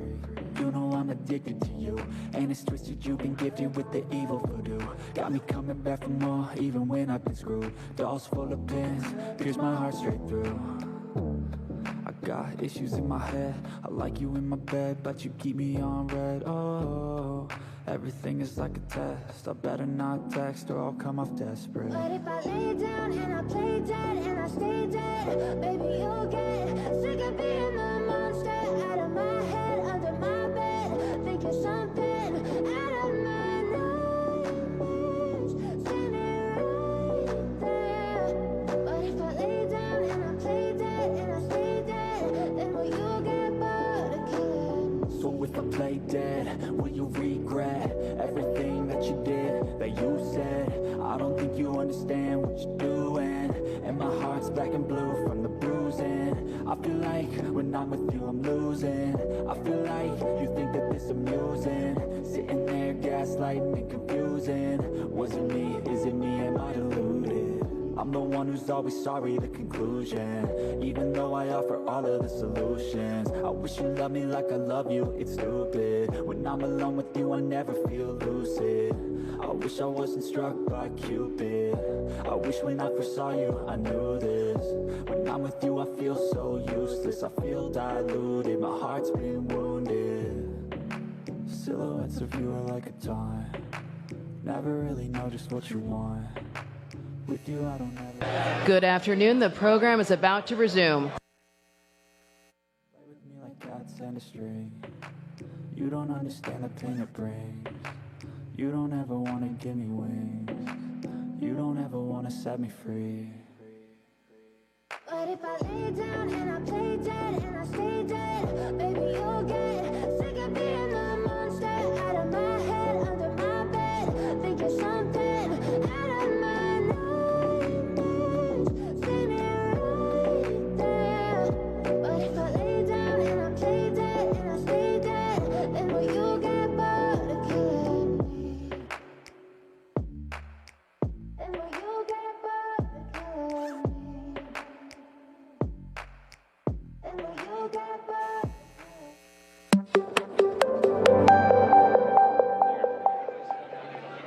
Okay. Everyone take some seats. If anyone wants to sit down, I'll give you a couple more seconds to do so. There's a bunch of seats over here. You don't have to stand for the whole thing. Before we get to the next panel, I personally want to apologize to anyone who might have had issues registering their badges recently. Apparently, when I went to get my badge this morning and change my name from Mark Phillips, which is very boring, to a bunch of balloon emojis and Fark Millips, the balloon emojis broke the registration system. So it took it out for like 4 hours. So if anybody from the company Bizabo is here, I solemnly apologize. Okay, so moving on. So we just talked about new things coming to the network, Helium Chapter 2. Who here, by the way, would want to run a VPN node on your hotspot if it's out there doing nothing, right? It's a brilliant thing. We have this infrastructure. We should use it. So moving on, we're going to talk about 5G. So if you've read the white paper, which I assume everyone here is committed to memory, we do talk about all these different wireless protocols. And so we started with HIP 37, which was Omni Protocol, and then moving to HIP 51, 52, 53, 64. We're getting there very, very quickly. So we're going to talk a lot about 5G here. So we're going to bring up Frank Wong, who is the COO of Nova, to moderate this panel. We've got Stephen Leotis from Moso Labs. I'll do a shameless plug. They're selling packages downstairs. You should certainly go buy one if they're not already sold out. Jesse Rash from BuyCells, another shameless plug. There's packages downstairs. Go buy those. Boris Rensky from Freedom Fi, who had a huge hand in starting this whole momentum here around HIP 37 and 52. And then Izzo Wayne from GigSky. So let's give him a hand.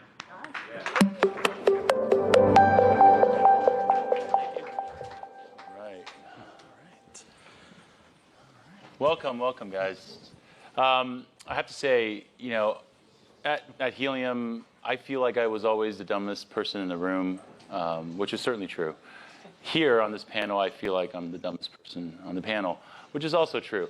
So you guys are very lucky that I'll be asking questions, which I hope it relates to everyone here, common questions that I've heard, both in our community Discord around 5G, and other things around, what does 5G really mean, and how hard is it? How practical could this be for us to really bring 5G cell towers, which today, very complicated stack, not just hardware, but the software itself, and how folks on stage with me here really have innovated to bring that accessibility to everyday folks, not just technical people, but everyday folks. And I think that's a journey that we're going to take to get there eventually. So before we start, why don't we just do a quick round of introduction, maybe your name and what company you're with, and your favorite flavor of ice cream, because it's so hot. Start at the end. I'm Izzo Wayne. Been working in the telecom space for the past 18 years. I work for GigSky. I head of products, but GigSky is a global travel SIM company that has a bilateral agreement with hundreds of operators around the world, and we're the first to launch, actually, essentially the first mobile plan on Helium today. Yeah. Your ice cream? Ice cream, vanilla. There you go. Yeah, Jesse Rash, CTO for the North America of BuyCells. Yeah, we initially launched actually back 2015, 2016, and with selling mostly small cells designed for small operators. So we kind of led in kind of the space where this is going with the distributed model. But yeah, making the pricing available to everyone and minimizing the solution and the technology necessary to build your own network. We feel we kind of pioneered and took over that space from back then in preparation for CBRS to launch. And then, it turned out that Helium was kind of the perfect model for making this really to the average consumer, making it deployable. And then have been working with the Freedom Fi team to help make that happen when it comes to like the neutral host capabilities and connecting to the MNO networks. But yeah, ice cream, I guess, chocolate chip cookie dough. All right, hey everyone, I'm Stephen Leotis. I am from Mosa Labs. I'm one of the co-founders. We actually just publicly launched on Thursday. That doesn't mean we're brand new to the space. We're actually backed by a company called Sercom, who's been building small cells for 15 plus years. So the co-founders, we are part of this company that is trying to bring these products that have been more traditionally B2B and bringing them directly to the consumer. So what we're going to do is, we're going to build the Helium 5G infrastructure, the small cell products, the gateway products. We're also going to build solutions so you can actually use the network. And I think that's one of the things we'll talk about today. How can you use the network beyond the traditional, put your SIM card in your cell phone? What other innovative use cases can we create? And so we'll talk about that more today. My favorite ice cream is pistachio. So Boris Rensky, Freedom Fi. I'm curious how many of you know what Freedom Fi is. Can you raise your hand? Oh. Yeah, well, actually, very few. I'm surprised. So we actually were, I would like to say, very early on, working very close with the Helium team, kind of figuring out what the Helium 5G journey would look like. My personal background is open source cloud infrastructure. And at the moment when we actually came across Helium, we were focusing on basically kind of consumerizing and simplifying deployments of small-scale networks, cellular networks in the CBRS band. So today, what we do is we build this box called the Freedom Fi Gateway, which there is an example of there. But this is not really kind of bread and butter for the company. The bread and butter is just the software that goes in the box and working with various partners across the Helium ecosystem, like most of the folks that are sitting here, enabling them to actually, deploy Helium 5G. So high level, this is the intro. And the ice cream, I don't really like ice cream. I used to, but I'm getting fat, so I'm trying to not to I've taught Fair. myself not to like ice cream at this point. Wow, that's very impressive. Very impressive. I love chocolate ice cream, so if anyone wants to get me one, please, I can use that right now. Well, thank you guys. I really appreciate you being here with us in the community. I think just to level set, because I think folks here from different walks of life, different levels of technical understanding, and certainly online, you get diversity of folks who are really interested in how this all works. Maybe we could start with just some basics. Like today, how does a telecommunication company establish connectivity? Like how hard is that? I don't want to get too deep into the rabbit hole here, but perhaps contrast that with sort of your perspective of how it should go for them in the home. Like why is this going to work, and why is this going to be so different than the difficulty it is today for the way in which telecommunications roll out cellular networks? 5G is a great example. Like I feel like 5G as a word has become more of a marketing word versus technical. And I feel like 5G has been something that the entire telecommunications community has been talking about for maybe almost 10 years now. And why is it still not here? So maybe talk about the difficulties. You want to start? Sure. I can actually share some insight there in terms of having worked at AT&T, which is a large telecom operator with its own infrastructure, but also working at GigSky, which is a virtual network operator that doesn't have any infrastructure. For GigSky today, GigSky has to have bilateral agreements with operators around the world to leverage their infrastructure. So at the end of the day, what's the most important element in a network, mobile network, is the SIM card that allows the device to connect to the network. GigSky has its own SIM card, but when the device arrives at a certain location, the device needs to connect to a tower that might be owned by another network operator. So therefore, GigSky has to have agreement in place with that. Now, the most important thing, and we're in our business, it's a commodity business, it's about price. Today in the US, we buy 1 gigabyte for $4. When we heard about Helium and 50 cents a gig, we're like, oh my God, this is great, we need to do this, we need to be the first to do it. Now, when you think about, from an AT&T standpoint, a large operator has infrastructure, it costs a lot of money, they need to get licenses that cost billions of dollars. Now with CBRS, with Helium, what they're saying is an opportunity to really reduce CapEx. We really call this zero CapEx model. It completely is going to change the telecom space. A lot of big operators right now are looking at it from afar. This is very intriguing. They have a lot of requirements they want to put in place. But from, I guess, in summary to your question, it really depends on the profile of the network operator. But it's very hard whether you're a virtual network operator or a large telco, established telco, to deploy network in general. And I think with Helium, it's really reshaping the whole industry and making it more easier for operators to deploy. Yeah, I think, yes, I could add. So it really wasn't long ago, a traditional cellular carrier network, you would need hundreds of thousands just to get started. You have the core, the EPC portion of it. And there's very few vendors out there that were providing.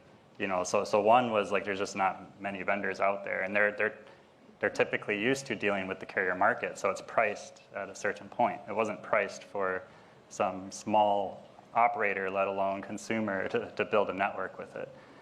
So that was a big key. So when we launched, we tried to solve that by doing a cloud-based EPC, and so basically, we made it so that you wouldn't need to buy a core at all. There was no core you had to invest in, and you just had to buy the radio, plug it in, and then there's some automation there to get it connected back to the core.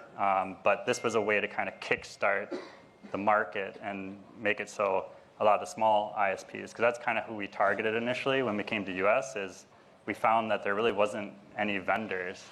I think there was maybe Telrad at the time that was really the only one pushing like a solution that you could maybe buy under 20K. So if you could buy a small cell for a few thousand or whatever, and that's really all you need to do, you just plug it in and get it going, then great.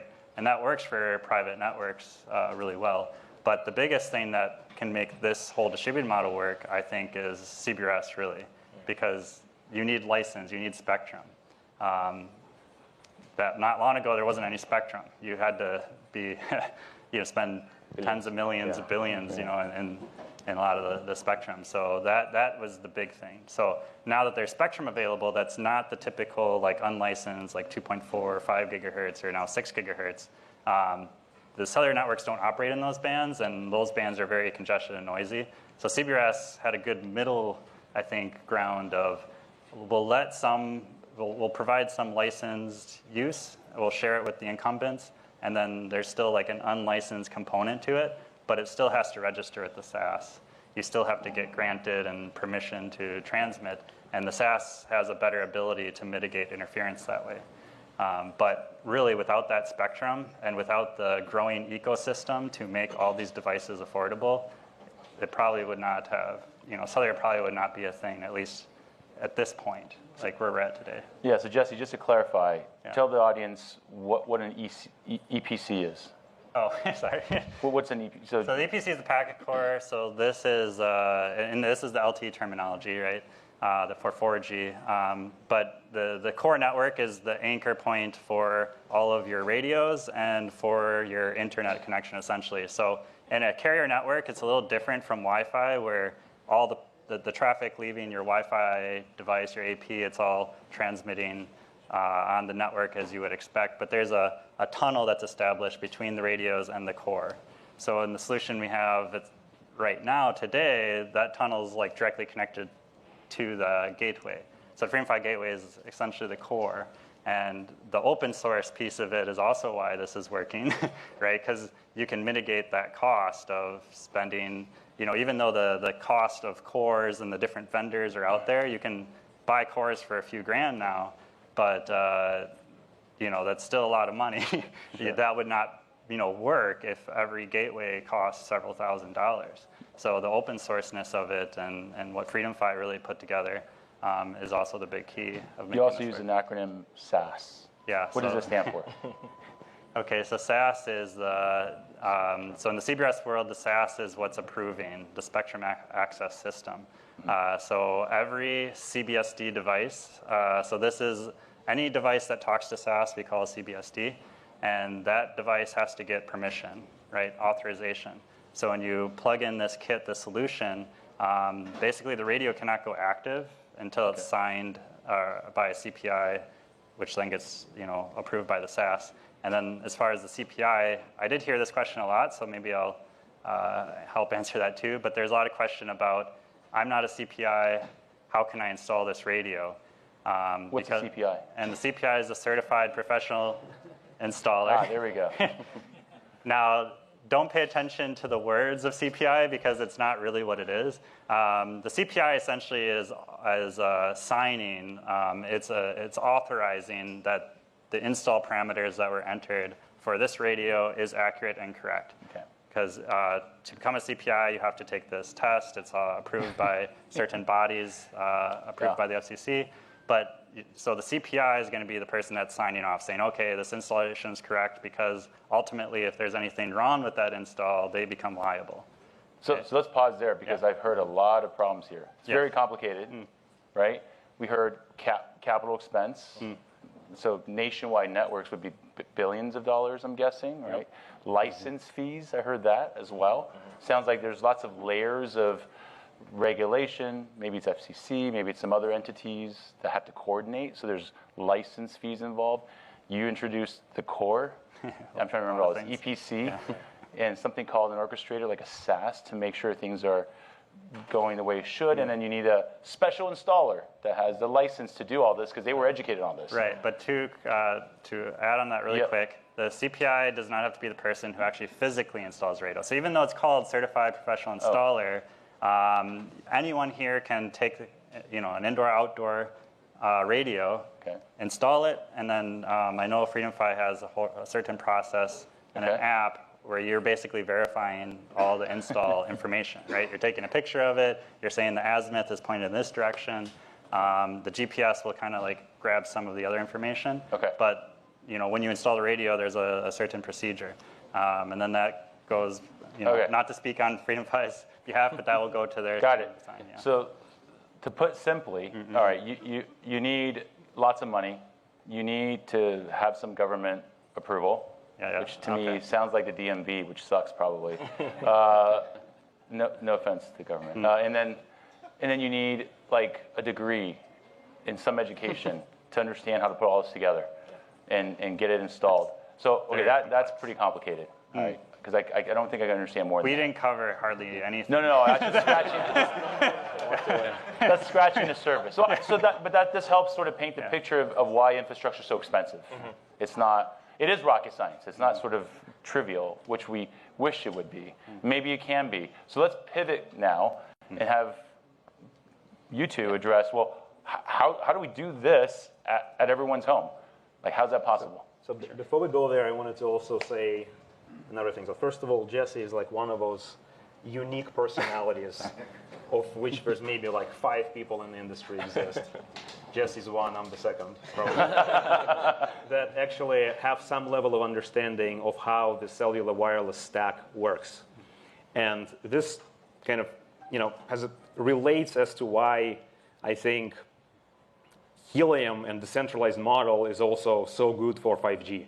So the thing with cellular is that, and folks here have mentioned before, is that it all kind of historically been built in a very bottoms-up fashion because you have to buy, spend billions of dollars of spectrum. So typically, there is like a handful of MNOs in any country that were able to buy the spectrum.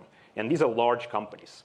So because this is how it is, typically everything is kind of built in these like layers that are isolated from each other. So there's people that know everything about a radio, or even not a radio itself, but like a small component of a radio. There is a person that knows everything about like one specific component of a core. There's a person that knows how to, do like RF planning. And if you go to like, if you look at the whole thing altogether, there isn't anybody who understands how the whole thing works end to end. These people generally are very, very few. And it's not just about the complexity, it's about lack of the sort of understanding in the system of how to get rid of that complexity. And this is to a large extent, I think, why there's been so much talk about like 5G and small cell deployments and all of the stuff. But very little has happened because in the telco world so far, telcos operate like in this complexity building macro towers where you spend $20, $30, $50,000 deploying one tower, and you have 7 types of engineers that know one specific thing just deploying that one tower. When you try to deploy a small cell, it doesn't make sense to have 7 people actually do the same thing because the small cell is not nearly by definition as powerful. And typically when we're talking about 5G, most people think of 5G as a millimeter wave, which doesn't go far. So you need to have like a lot of very cheap small cells installed in a very kind of like plug and play fashion. And not just because of how complex it is, but because of how the industry historically evolved, this was like an impossible task. So I think that Jesse's team has done an enormous amount of work to simplify this. But at FreedomFi, when we were working to do like the first deployment using the BioCell's radios, like the first CBRS network, it took us 3-4 days of people that relatively knew what they were doing to bring up one site, right? And then you can kind of maybe do a site every 2 hours. But the complexity was always there. And I remember distinctly, like Jesse and I were actually visiting a WISP and deploying CBRS. What's a WISP? Wireless ISP. So it's like basically a wireless internet service provider, company that gives you access to the internet, not through the wire, but through a wireless connection of sorts. It can be point-to-point Wi-Fi, or it can be 5G or LTE, or there is proprietary solutions for this. The general term in the industry for that is WISP. So I remember we were basically with Jesse doing this install at the WISP. Probably took like a couple of days to bring up 5 towers or something like that. And like Jesse was there and he knew what he was doing. And the other guy also was super brilliant. And then we went for dinner together, and I already at that point had like a Helium miner, and I'm like telling Jesse, what do you think? Like, do you think that we can actually like at some point get it to the point where like we could deploy a tower like that only with the degree of simplicity that the Helium OG miner comes online. And he's like, oh, yeah, that's pretty fucking crazy. Like, I don't know. Yeah, that's, we can try to simplify it, but it sounds pretty crazy. And like to think about like actually how far we have come from that point to today, I think is pretty amazing. We still have a long way to go, but I think that we're making pretty good progress. Awesome. Yeah. Steven. Yeah, so amazing points up here, and I think we've kind of all discussed this. This complexity of getting it to, for anyone to be able to deploy is something we have to overcome as an ecosystem. Like if you've checked out some of the live demos here, the indoor devices, the outdoor ones had these complexities with governance and having the CPI requirement, the SaaS requirement. All of that should be transparent. And I think that we're doing a good job building these products for indoor that are plug and play. I mean, the seamlessness, it's basically like Wi-Fi is today. When people buy routers from Best Buy, for example, anyone can do it. Your mom, your grandmother, your grandfather, whoever, they can go do it. You plug in the cable and it just works. And we want to continue to make that the case. So it's not just, we have to step out of the technicalities and really make it user-friendly. So app-driven, something that's simple. You click the button, you have the instructions, and I think we're starting to make those strides. One of the challenges will be with this outdoor device. We all want coverage, and that's one of the things that I wanted to highlight from the typical MNOs, the big network operators, Verizon, AT&T, T-Mobile, right? They have these huge sites that have really complex, big towers, and have this complexity of installation.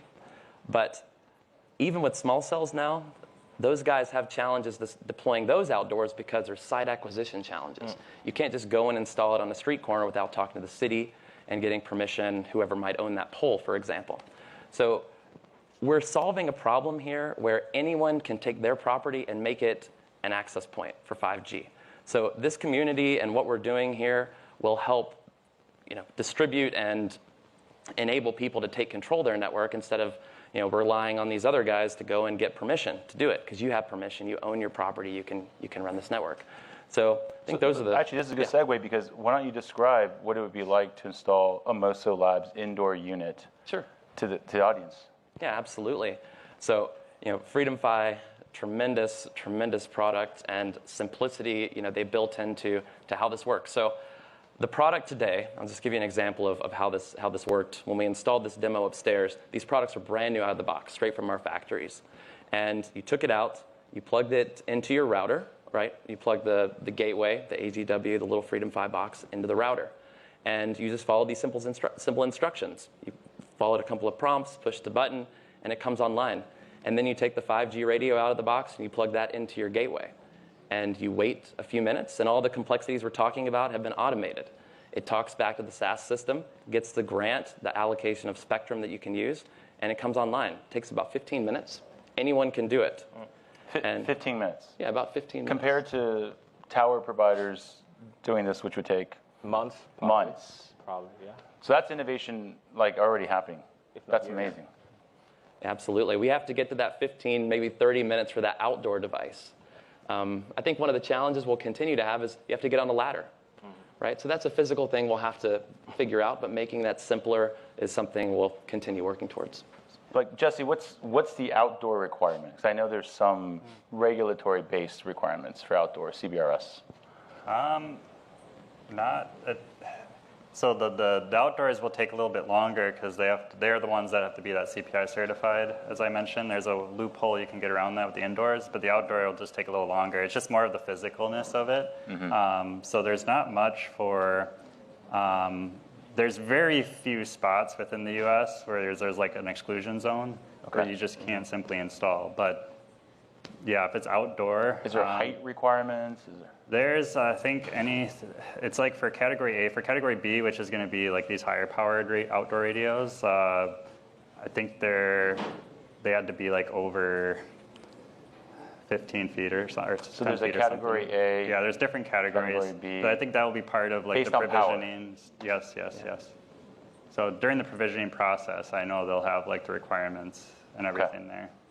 But yeah, outdoor obviously is just going to take longer to install and properly mount, and ground it and all that. So there's a kind of, for anyone that hasn't done outdoor installs, there's probably a learning curve there, but yeah. Okay. If I may add, I think something that, having worked in telecom space for so long, something that, to me, that got me very excited about Helium and what Freedom 5 folks were doing. Because just to simplify, it's at the end of the day, mobile networks, a lot of data centers, towers that we talked about, and I think I'm really quoting here what Boris said, I think, at some point, at least in the past, is think of the whole network. Those are a bunch of software components, very complicated. They have like very weird words like MME, ATW, STW, all those weird stuff. They've standardized here for standardization. Putting all that in one box, and that's what's being delivered right now with those gateways. You have the whole network that they're being built inside a single box. That's just transformative in terms of how they essentially deploy network at the edge. Now you add Helium on top of it, and an incentive mechanism where now operators are not owning the network. Now it's owned by you and you're part of this people network. It's just going to reshape the whole telecom industry. And just I think originally also from Africa, this is very personal to me because at the end of the day, about 40% of the world today are not connected to the internet. So when we talk about inclusive today, it's very hard. It's the same data cost is not the same in India as in the US. This is going to change the industry in ways that we never thought about. And it starts today in the US, but it's just going to move into other countries in the future. Yeah, that's important, actually, because I think everything we've talked about now is US-based, United States of America-based laws and regulations. We haven't even touched on Canada, Mexico, and our friends online from Europe and Asia, and Africa, and South America. How do we do this? Because I know it took a long time to get to the United States having unlicensed open spectrum. How do we pursue this in other countries? Do you guys have any thoughts on that? I can start and probably gentlemen. I think to me, it really starts with CBRS, right? I don't want to get political, but something that I'm very thankful of the Trump administration is really this whole CBRS thing. Share spectrum, right? You don't have to pay billions of dollars to get licensed. That completely changed the whole industry in ways we not thought about. And today, other countries like in Germany, they're thinking about, there's a model happening there. In Africa, if you go to Nigeria for it today, there are companies that paid hundreds of millions just to get a license for 5G. Governments, this is a way to generate income today by licensing.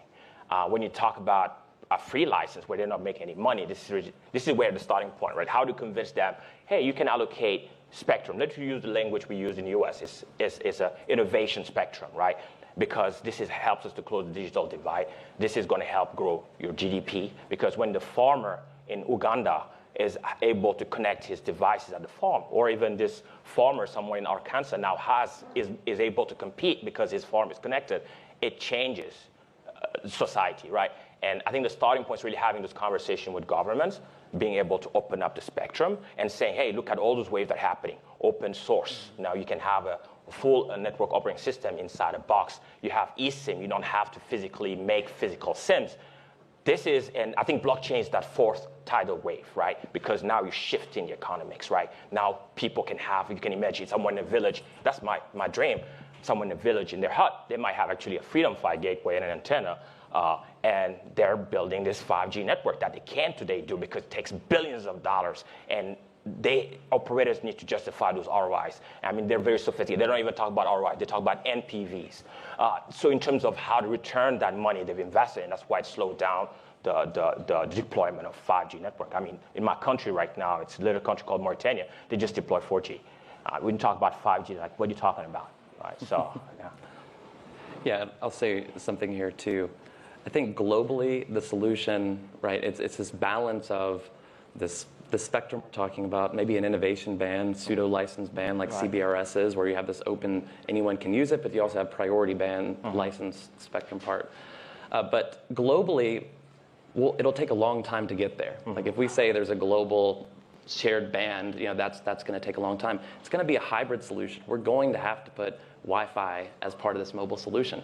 You've seen this hybrid network be successful in Japan, for example. There's a recent success story there with Rakuten, who's deploying this hybrid network, which is this open source software-driven RAN solution, so that's a radio access network solution, has all this complexity, but it's software and it's distributed and it's hybrid. So I think we can kind of look at that and say, globally, I know I can deploy Wi-Fi. How do I get it to all the countries, whether it's Africa or Asia or Europe, South America, wherever? That's, I think, how we accelerate without having to go through all these governmental hurdles. Yeah. Any thoughts? Well, I mean, yeah, I think that basically, somewhat maybe echoing what everybody else said, but generally we are like moving from this world where all of the wireless communication was in the like licensed spectrum bands. And before Wi-Fi, we didn't have Wi-Fi. Like basically, over time, like Wi-Fi first introduced, 2.4 gigahertz unlicensed band, and there's a lot of innovation. And this kind of like continued to progress more and more and more. And if you look at just the aggregate space in terms of like spectrum, if you can think of spectrum as like this highway that enables you to transmit information, the space started with like most of the spectrum being licensed, and over time it's moving more and more and more in bigger and bigger like bands, basically being opened up for either completely unlicensed use or like shared licensed use like we see with CBRS. So with Wi-Fi, we at Freedom Fight particularly very excited about, for example, Wi-Fi 6E, which really is going to come online, I think, like in mass next year. But Wi-Fi 6E is going to give you like 1.2 gigahertz of extra capacity. So like 150 megahertz is what you get with CBRS. So with Wi-Fi 6E, you get 10x the capacity. It won't, go as far, but it's brand new band. It's also going to be coordinated for minimizing interference, kind of in a central way, similar to CBRS. And it's a huge amount of capacity. And all of this is happening. I think like it creates the market, creates the space for plays like Helium 5G to create these like community bottoms-up created networks. It's great. I know we're out of time, but do we have time for questions, if there's questions? Because it's fascinating. So I'll just kind of call out, are there questions in the audience? There's a couple, so let's get you guys your questions in. Thanks for answering a lot of these questions. What are people doing with local municipalities? Because I see that looking around, trying to find locations, that some of the local governments by me are charging $250 to $1,500 for an antenna license. And so is there a waiver on the CBRS for that? Or, because it doesn't make any difference as far as tower height or power, it's just antenna. So I think that if I understand the question correctly, like if you are a telco and you want to deploy in some city, you have to go to the city and you have to like agree with the city on like where you're allowed to put up, your infrastructure, your antennas and all the stuff. And it's always a negotiation process, and the city will get something out of it. The Helium model is the one where like you don't have that problem at all. Because instead of going and dealing with a city, you have somebody who already has a certain vertical asset or a street sign or a vending machine who can, because now it's simplified to this point, just take Freedom Fight Gateway, take a BioCells or MosaLab small cell, plug it in, and become part of this bigger network. So this whole question of dealing with municipalities kind of like goes away altogether. It doesn't, because it's not about getting approved by the city. It's just literally getting a little permit or a license. So for CBRS, for like Cat B devices, which is the outdoor devices, the license is this CPI certification, effectively, that Jesse was telling about. So there's certain regulations that the antenna has to be 20 feet above ground, that like it has to be the radio that is FCC certified CBRS radio. So for instance, like if I want to put a vending machine in, even though vending machines are legal, I still have to pay a $35 fee to the city. So it sounds like this is a local, right? But it's many local areas. Yeah, and it's an interesting thing. Like when you're talking about this, are you saying you're going to install it in a public place or a property that you own? outright. I mean, typically they would consider any commercial application. Okay. So, which you would fall under. Yeah, it's a good. I'm just wondering if anybody else is, and if is it giving and will these cells be available on a ledger again somewhere where they can see where they're at? So all of the cells, there's a central database of all of the cells, and they all get centrally granted the right to broadcast. Okay. As far as the specific permits, I'm not sure if I have a good answer for the specific case in this particular city, but generally speaking, if you own the piece of real estate, or maybe you have a contract with the city, the dynamic is very different when you're solving this problem in the bottoms-up fashion versus the tops-down fashion, like a telco coming into the city and negotiating for the right to put their infrastructure, or in that city, I can have a house in the downtown, for instance. Downtown Palo Alto, there's a bunch of still private buildings, and it's a private building. And if it's my building, I can put the CBRS Cat B device on top of my roof, and there's nothing that the city can do. Okay, thank you. Oh, there's a question right here. Yep, no, it's the guy right there. Yeah, standing up. Yeah, mine's way more basic. Sorry, their mic's coming. Yeah, mine's way more basic. So 5G. So this Helium network and these small antennas on all the domestic houses, etc. That's going to be the way that 5G networks sort of get transmitted, is it? Because, rather than having the big towers, is that kind of the crux of it? I'm not a technical guy, so forgive me if it's a dumb question. I'll take the mantle of being the dumbest guy in the room from you, Frank. Take that, Jesse. Frank, that's a question for you. I can take it, Jesse. So this is a CBRS radios we're selling, right? So it's what's classified or categorized as a small cell. So it's like a lower powered device. That's not to say you couldn't install it in a macro fashion, put them up on a really tall tower. But the bulk of the radios, most likely is going to be in a smaller footprint type setting. And a big part of that too is just the characteristics of the band. So it's, again, much more lower power. So there's actually a power limit and cap on CBRS. So you can't do 20, 40 watts like a lot of the macro cells are going to be. These are 1 watt radios. So yeah, you can do that, but you're not going to get the 10 miles coverage. Yep. So yeah, the bulk of this network is definitely going to be built in a more small cell, in smaller footprint coverages. So thank you so much for being here on this panel. Really interesting topic. If you have more questions, we'll be in the back. Feel free to ask us. Or join our Discord group if you haven't, especially online. If you didn't know, you're watching from YouTube, please do join our community, discord.gg/helium. There are channels that just go into great depths about how to deploy 5G in your city. Thank you. Thanks so much. Thank you.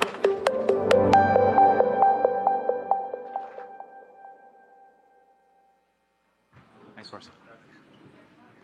Nice job, buddy. Okay. So thank you to Frank, thank you to Boris, Izzo, Jesse, and Steven. Another reminder to go check out all the gear downstairs and also upstairs. What I think is so fascinating about a discussion like that is if we succeed in this mission to build this new type of cellular network, you're going to be able to look back on what was just discussed here and know that this is the group and this is the group that foundationally built this ridiculous new model that pioneered it. So endlessly exciting for me. Hopefully it is exciting for you. Okay, so we've done enough song and dance to get the chairs in place here. So we're going to move on to a panel about incentivizing the creation of public goods together. We've got an amazing group assembled to have that discussion. We've got Andy Chatham from Demo. Who here has seen the Demo device? There's a few floating. People have bought one. I see Daniel from Hotspot. Hey, Daniel. How you doing?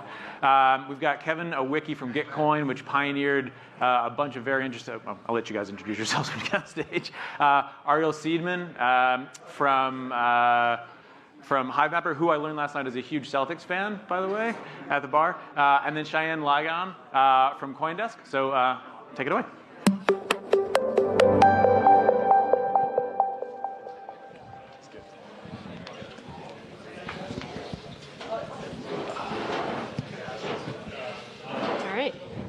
working? Yeah. Hello, hello. Hello, hello. Hello. We get the nice handheld mics. I know. Feels a little more special. All right. Yeah, thanks for being here. I'm Cheyenne. I'm a reporter at CoinDesk. I don't normally write about Helium and HiveMapper, but I have before, so hopefully I know a little bit. Yeah, do you guys want to go ahead and introduce yourselves? Sure. I'm Ariel from HiveMapper. So I started in the mapping industry many, many years ago. I was director of products for Yahoo Maps. That's really where I discovered how damn expensive it is to build maps. We got our ass kicked by, I'll talk more about this when we get to details, then left that, started another company before HiveMapper called Gigwalk, which is also kind of in this global data collection network, and then started HiveMapper about 5 or 6 years ago. It's been a wild, crazy, fun journey. Hey, I'm Kevin Owaki from Gitcoin, which is a place that you can get coins if you're working on the commons in the Ethereum ecosystem. Every quarter we give away $3 million worth of matching funds contemporaneously with the crowdfunding campaign. And the way quadratic funding works is that it matches based off of the number of contributors to the grant, not the amount that they receive, which creates more democracy in how your ecosystem is funded. And glad to be here. Have heard really great things about Helium. Thanks for having me. I'm Andy Chatham. I'm one of the founders of Demo. We're building an open connected vehicle platform. And we have a couple thousand cars that are streaming data to Demo today. It's built by a pretty incredible team of close to 20 folks with deep expertise in the automotive Web3 space, heavily inspired by Helium. Started out mining Helium very early on, and yeah, excited to be here. Awesome. Okay. So, today we're talking about public goods and why it's imperative that we build them together. So I want to start with a broad question, and I'm just curious what your take is on, why do we need to collectively create public goods? What does, say, HiveMapper have that Google Maps doesn't? I feel like I know the answer, but... Sure. So I think when we talk about... let me back up in terms of maps, right? So everyone understands, obviously everybody uses Google Maps to some degree, right? And so that's probably like 75% of market share globally.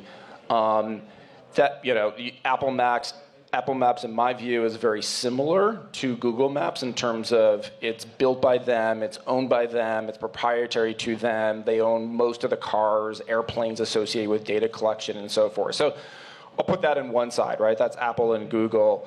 On the other side, you have something called OpenStreetMap. So OpenStreetMap is effectively like the Wikipedia of maps. And so it's these people, hundreds of thousands of them all over the world, sitting there manually curating a map, right? And it's very, very tedious work. They've been at it since like 2005. And that data is free, right? So now what's happened over the last 4 or 5 years as that data quality's improved is now you have big companies, Amazon, Microsoft, Uber, using OpenStreetMap. And all of those contributors got zero, right? So Amazon is free to monetize that data and charge their customers for it. Likewise, Microsoft and Uber can as well. And so, look, I think that although OpenStreetMap has definitely created something of value, all of those people who spent, years of their lives manually editing this map got zero upside associated with it. And I think, quite frankly, they feel burned. So I do think there's this opportunity to create a public good, but a public good that actually has ownership and monetization built around it. And so that's fundamentally what we're trying to do. We're saying is, look, if you're going to help build this map with us, you're going to own part of that map. And as the map grows and there's an ecosystem and an economy that grows around the map, then potentially you participate in the upside associated with that. Andy? So DEMO stands for Digital Infrastructure for Moving Objects. A lot of people don't realize that. And it is built by a team of people that have spent, on average, between 8 to 10 years in the mobility space. And the mobility world is really one that, 99% of the value is enabled by public goods. You experience that every time you drive on a road that is nicely paved, or not. And so we really appreciate the value of that. It's something that when it's functioning well, you totally miss it. And a lot of us were working in the space and realized that as cars become more digitally enabled, features like electrification and autonomous driving are really going to require a new generation of public goods in order to be able to scale up and actually deploy in the way that's going to make people's lives better. And so I spent a lot of time in the autonomous vehicle space and realized that all of these companies, building products sort of like they're building Google Maps, and obviously the Google autonomous driving effort and Google Maps are very closely related. We don't really want to wind up in a world where one company vertically controls all the autonomous driving software on open public roads. Connected vehicle software today is looking very siloed, and a lot of applications that could be built with those endpoints opened up, whether it's new insurance products or better ways to charge electric vehicles and manage the grid. None of that's really possible because there's not an open developer platform for cars. So that's kind of the first step that we're taking, is really just making it possible for people to create these next generation public goods. And in the mobility space, so much of it is already decentralized and so much of it is already heavily reliant on public goods. We just need to be able to sort of upgrade that for the digital world that we live in. So public goods are good. That's the meme. And the reason for that is, the reason that I think that we have a huge opportunity in the blockchain space is to help fund public goods, is now that we have digital money that we can program our values into, and if we value public goods, then we can create business models for those public goods, which are good. And where Gitcoin got its start was with open source software. There was a study in 2013 that said that about $400 billion per year in economic value is created by open source software. This is before Bitcoin and Ethereum had grown much, so it's just Web 2 open source software. And part of the problem is that because open source is available for free, the code is available for free, there's no real way to monetize it. And you see a lot of open source software developers have to work at big banks or big companies during the day, and then like nighttime away from their family, code open source and build our digital infrastructure. So there's a fundamental asymmetry between value created by open source software developers and the value that they can capture because their code is available for free online. And we, by the way, out of sight, out of mind. So, our physical infrastructure is funded and built by the governments, but they haven't caught up and aren't really funding our digital infrastructure yet. So that the opportunity that I see in the blockchain space is that we can build these monetary systems that have the value of public goods built in at the base layer.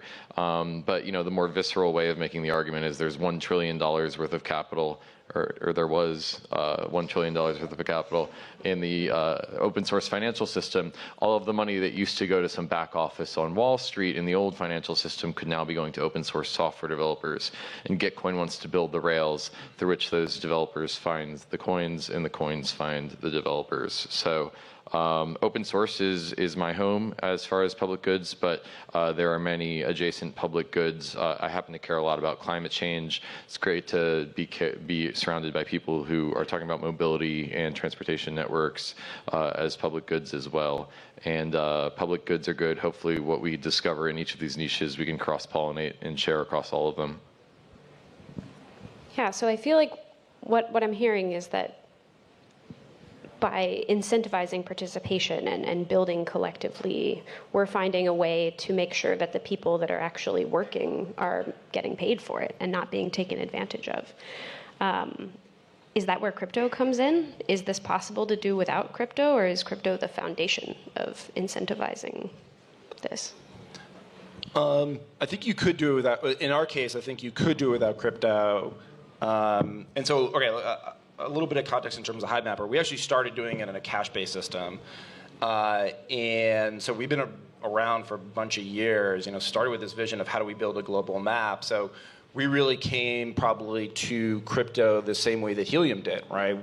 Frank was mentioning this earlier, was like, we were trying to build a map, right? That was our objective, that is still our objective. And crypto is really a means to an end. And so in a cache-based system, a couple things. One is we, HiveMapper, would never be able to pay the early contributors, the first 10,000, 20,000, 30,000 contributors, enough cash relative to the value that they are actually creating long term, right? Because if the thing works and it's massive, it's a huge map worth $100 billion, $200 billion, whatever number you want to put on it, you can only probably pay those people in the early days $5,000, $10,000, $15,000 a year. But relative to the value they're creating in terms of creating a global map, that's nothing, quite frankly. The other thing is that you're effectively playing on, in our case, Google's turf or Apple's turf, people who frankly have much bigger balance sheets. And so they could come, see that the model works, and say, okay, rather than paying each contributor who's mapping a tile 5 cents, screw that. We're going to pay them 20 cents, right? We pay them 50 cents, right?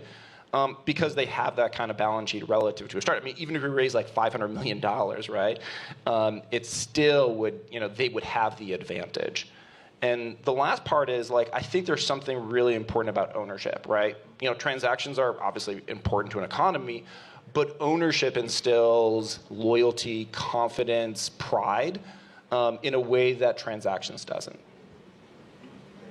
Yeah, we had a very similar experience at the beginning of Demo. We had a client approach us through a consulting business, a venture studio that I was running with a couple of the founders of Demo, and they said we want verified data streams from electric vehicle batteries, and that set us down the path of developing the hardware device. And we thought through the process of, okay, we could pay people $50 to put it in their car if they have a new model electric vehicle, and realized ultimately that the technology we were developing to do that and make sure that people were actually plugging it into their vehicle really was much more general purpose, and ultimately could enable a much more healthy ecosystem around vehicle data and really ultimately any IoT device data, because these are expensive machines that people buy and have a very deep emotional connection with, and ultimately a relationship where the OEM of that machine controls every aspect of it, and many of those features are digitally enabled, is pretty unhealthy. We saw what was happening with the data from a lot of connected cars that are rolling off of the assembly line, and ultimately realized there's this amazing alignment between what users want, what's good for society as a whole. It would be great if we knew who was making the best batteries and how to get them more capital to do that faster. And also ultimately what the companies want, because it makes their product better if all of the software developers in the world can use their creativity to build apps on top of their product, versus what a lot of people experience today as a pretty terrible connected vehicle experience when you open up the app. Pretty much everybody I talk to, except for Tesla drivers, really doesn't like the app that comes with their car. And so, yeah, we kind of looked for that central point, and then realized that, while we were mining Helium, obviously that it was time to drag and drop that model, obviously heavily inspired by the method of incentivizing the creation of this network. And I think it's something that's going to be applied to lots of other domains. We'd love to see it move over into the public transit space. That's something that is near and dear to my heart. I spent 6 years helping public transit agencies deliver better service and incorporate new technologies. And I think a lot of that is going to kind of come full circle and compound and build on what we're working on, what Helium's working on. Yeah, so I mean, I think you can do this without crypto, but crypto kind of superpowers it. We now have a global coordination substrate to solve global coordination failures, like the funding of digital open source software. But what I would love to tell people about is how what we've pioneered in the crypto ecosystem is now being backported into meat space. So we're one of the largest deployers of quadratic funding in the world, which is, again, just like matching contributions based off of the number of contributors instead of the amount funded, which is a more democratic way of funding an ecosystem. And when COVID hit, we actually took quadratic funding and we went to the Boulder Chamber of Commerce. I'm from Boulder, Colorado. And we said, hey, all these retail businesses are really suffering from a 90% drop in foot traffic because of COVID. This is in March of 2020. And we said, we have this thing, quadratic funding, that we would like to run in downtown Boulder. And we recruited a coffee shop, a comic book shop, a bookstore, and a yoga studio to do a quadratic funding pilot. And turns out it works really well. Just in meat space, we did $50,000 and about 2,000 contributions from the crowd. So this is an example of something that was pioneered in the crypto space that's been backported into the real world to support real world public goods. So I think there's a lot of opportunity for cross-pollination there. Yeah, I think that's a super important point to reiterate, because a lot of the public goods that already exist just need to be upgraded. It's not just about creating new public goods. It's about connecting digital technologies, the new tools that we have that have largely been developed by massive corporations that we all kind of feel like we're in this, sort of evil dance with.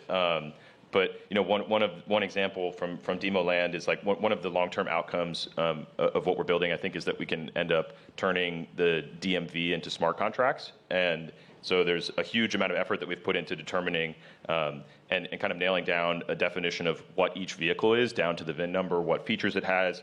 That's going to extend into title and registration and allow people to kind of rethink our relationship with a lot of these government entities that a lot of people don't necessarily really like, but feel like they have to kind of deal with as a part of just being a human and owning a car.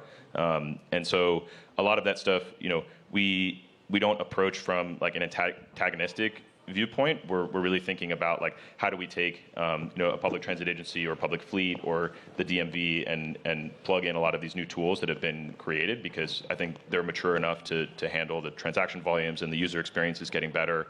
And ultimately, it's if everybody decided like I don't actually have to go to the DMV anymore, I think that would probably be a pretty good thing. I mean, any project that means that I don't have to wait 3 hours at the DMV sounds pretty good to me. You just have to wait for your transaction to clear, and then you're good, yeah. Let me just actually add an interesting anecdote relative to Waze and whether or not crypto, you can do this with cash versus crypto, which I think is an interesting question. So Waze, everybody here knows Waze. There's really two parts of contributions to Waze, right? There's what we do in terms of using the app, right? And then sometimes you're like, oh, there's a cop here, or like there's an accident here, that kind of stuff, right? That's obviously important. There's another part of it where there's about 25, 30,000 people sitting in front of a screen, literally like, drawing like this is a one-way street, there's a stop sign here. And so given that that was not all crypto-based, when Google acquired that, who made all the money? It was all the employees and their investors, right? But the real value came from this data network and these 20 or 30,000 people who are sitting down there. By the way, those 20 or 30,000 people still work for free for Google, which is like a $1.8 trillion company, right? Just like mind-blowing. I don't think many of them actually realize they're working for Google, unfortunately. And so I think if Waze was constructed as a crypto network, it would have effectively made it quasi-impossible for Google to acquire that, right? And so I think they've effectively, over the last 5 or 7 years that they've owned it, they're in the process of destroying it because they just were taking out a potential competitor, right? And so by creating a true crypto network, you make it more resilient to just all of these technologies and data networks ending up back in the hands of Google or Apple or whoever it may be. So are you recruiting former Waze volunteers? They know where to find us. So something that Andy mentioned earlier is, that this has room to expand, right? So you guys are all in your own lanes, but are there other public goods that you think could benefit from a model like this? I think healthcare data is a really big area. It's obviously, pretty sensitive. It's private. There's a lot of value that could come out of aggregating that in a new way that can deliver health insights to people. I hear a lot of people, kind of come inbound to us saying, I want to do demo for healthcare. And we have a lot of stuff on our plate right now, so we're not going to tackle that, but it's certainly something that, there's a massive amount of data being collected from wearables, electronic, medical health records, I think, would benefit a lot. I'm not saying we should put everybody's healthcare data on the blockchain, certainly not, but I think there is something there as far as how that information can be aggregated and used to help people out. And I think the electric grid is also another area where that's like kind of the original user-owned IoT network, and it's obviously a huge part of getting us out of the mess that we're in as far as climate change, and that does have a pretty direct impact with what we're doing as far as how we want to incentivize people to charge their vehicles with clean power. And yeah, there's a pretty incredible model. Like every electric utility basically has a different governance structure, like different incentives, and there's some really interesting stuff that gets done in that world as far as how they're governed and expanded, and good parallels to draw there. I'll start with one that you shouldn't do, which is drones. Like I see a lot of people coming to me who are like, "Oh, we're going to build a map of the world with drones." I tried that; it doesn't work right now. And the reason it doesn't work is around battery technology and around government regulation. So those problems will get solved over time, but it'll take a while. The one I think is interesting, maybe not directly a public good, but I think is something around Uber, Lyft. And I haven't yet seen interesting approaches to this one in terms of, building a crypto Uber version, or because a lot of that adversarial relationship between Uber and its drivers, I think, stems from the fact that the Uber drivers have no true ownership stake in Uber, right? So most of the value is accruing to the shareholders and to the employees. When I don't think, look, that underlying all of the Uber is the fact that somebody went out, bought a car for $20,000, $30,000, whatever it is, and is now spending 8 hours driving around that car. And yeah, sure, they're making money from it, but they don't have any ownership stake in it. And so I think if you can shift that ownership stake, then I think it gets interesting. Technically, I think it's really hard, right? Because every single ride is its own SKU, and so you're making these near real-time decisions that tend to be better managed centrally. So I think that's the critical tension point between, if you're going to do that, figuring out a solution to that, I think is critical. Yeah, I think, yes, there's areas to cross-pollinate mechanisms and funding sources across different public goods. I envision Web3 as being the Trojan horse for a pluralistic web-scale infrastructure for funding public goods and upgrading democracy to web scale. And there's going to be a plurality of mechanisms: quadratic funding, dominance assurance contracts, effective altruism, conviction voting, tokenization we've talked a lot about. And there's going to be a plurality of funding sources. It's going to come from high net worth donors. It's going to come from layer 2 sequencer fees, NFT auctions we've been experimenting with. And I think that there's going to be a plurality of funding mechanisms and funding sources.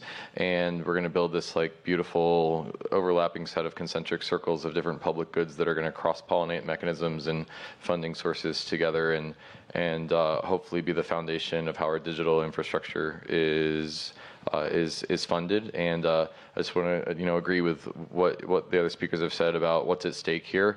I don't want to live if the metaverse is going to be the world's everyone's interface with the world is going to be intermediated by the digital. If we're building that, and that's what the metaverse is, I don't want it to be owned by Zuckerberg or Bezos or the Google shareholders. So I think that that's what's at stake when it comes to building this infrastructure for bottoms-up funding of community-owned public good infrastructure. Kevin, something you've talked about a lot in the past is, the idea of regenerative finance, right? Is that where that fits in? Yeah, I think so. We have been writing a little bit about how crypto can regenerate the world. And so just regeneration means a system that resources go up over time, as opposed to degenerative, which is just a system where resources go down over time, where they're captured by a minority of people. And so basically, we're kind of starting to map out what we call the impact DAO space, which is any DAO that has positive externalities for the world. And I think that it's in this network of impact DAOs that are working on all these amazing things that we're going to cross-pollinate a lot of mechanisms and create a lot of momentum for regenerative crypto economics. And I hope that that's a major theme of an upcoming cycle of crypto projects, is things that actually object level help people, I think, is what the capital allocators should optimize for. Was Constitution DAO an impact DAO? I am not sure. That's fair. Okay, so I think we have some time for questions from the audience. I hope you guys have some burning questions. I don't know if there's mics going around, but if you want to raise your hands, if you have a question for our panel, one over there.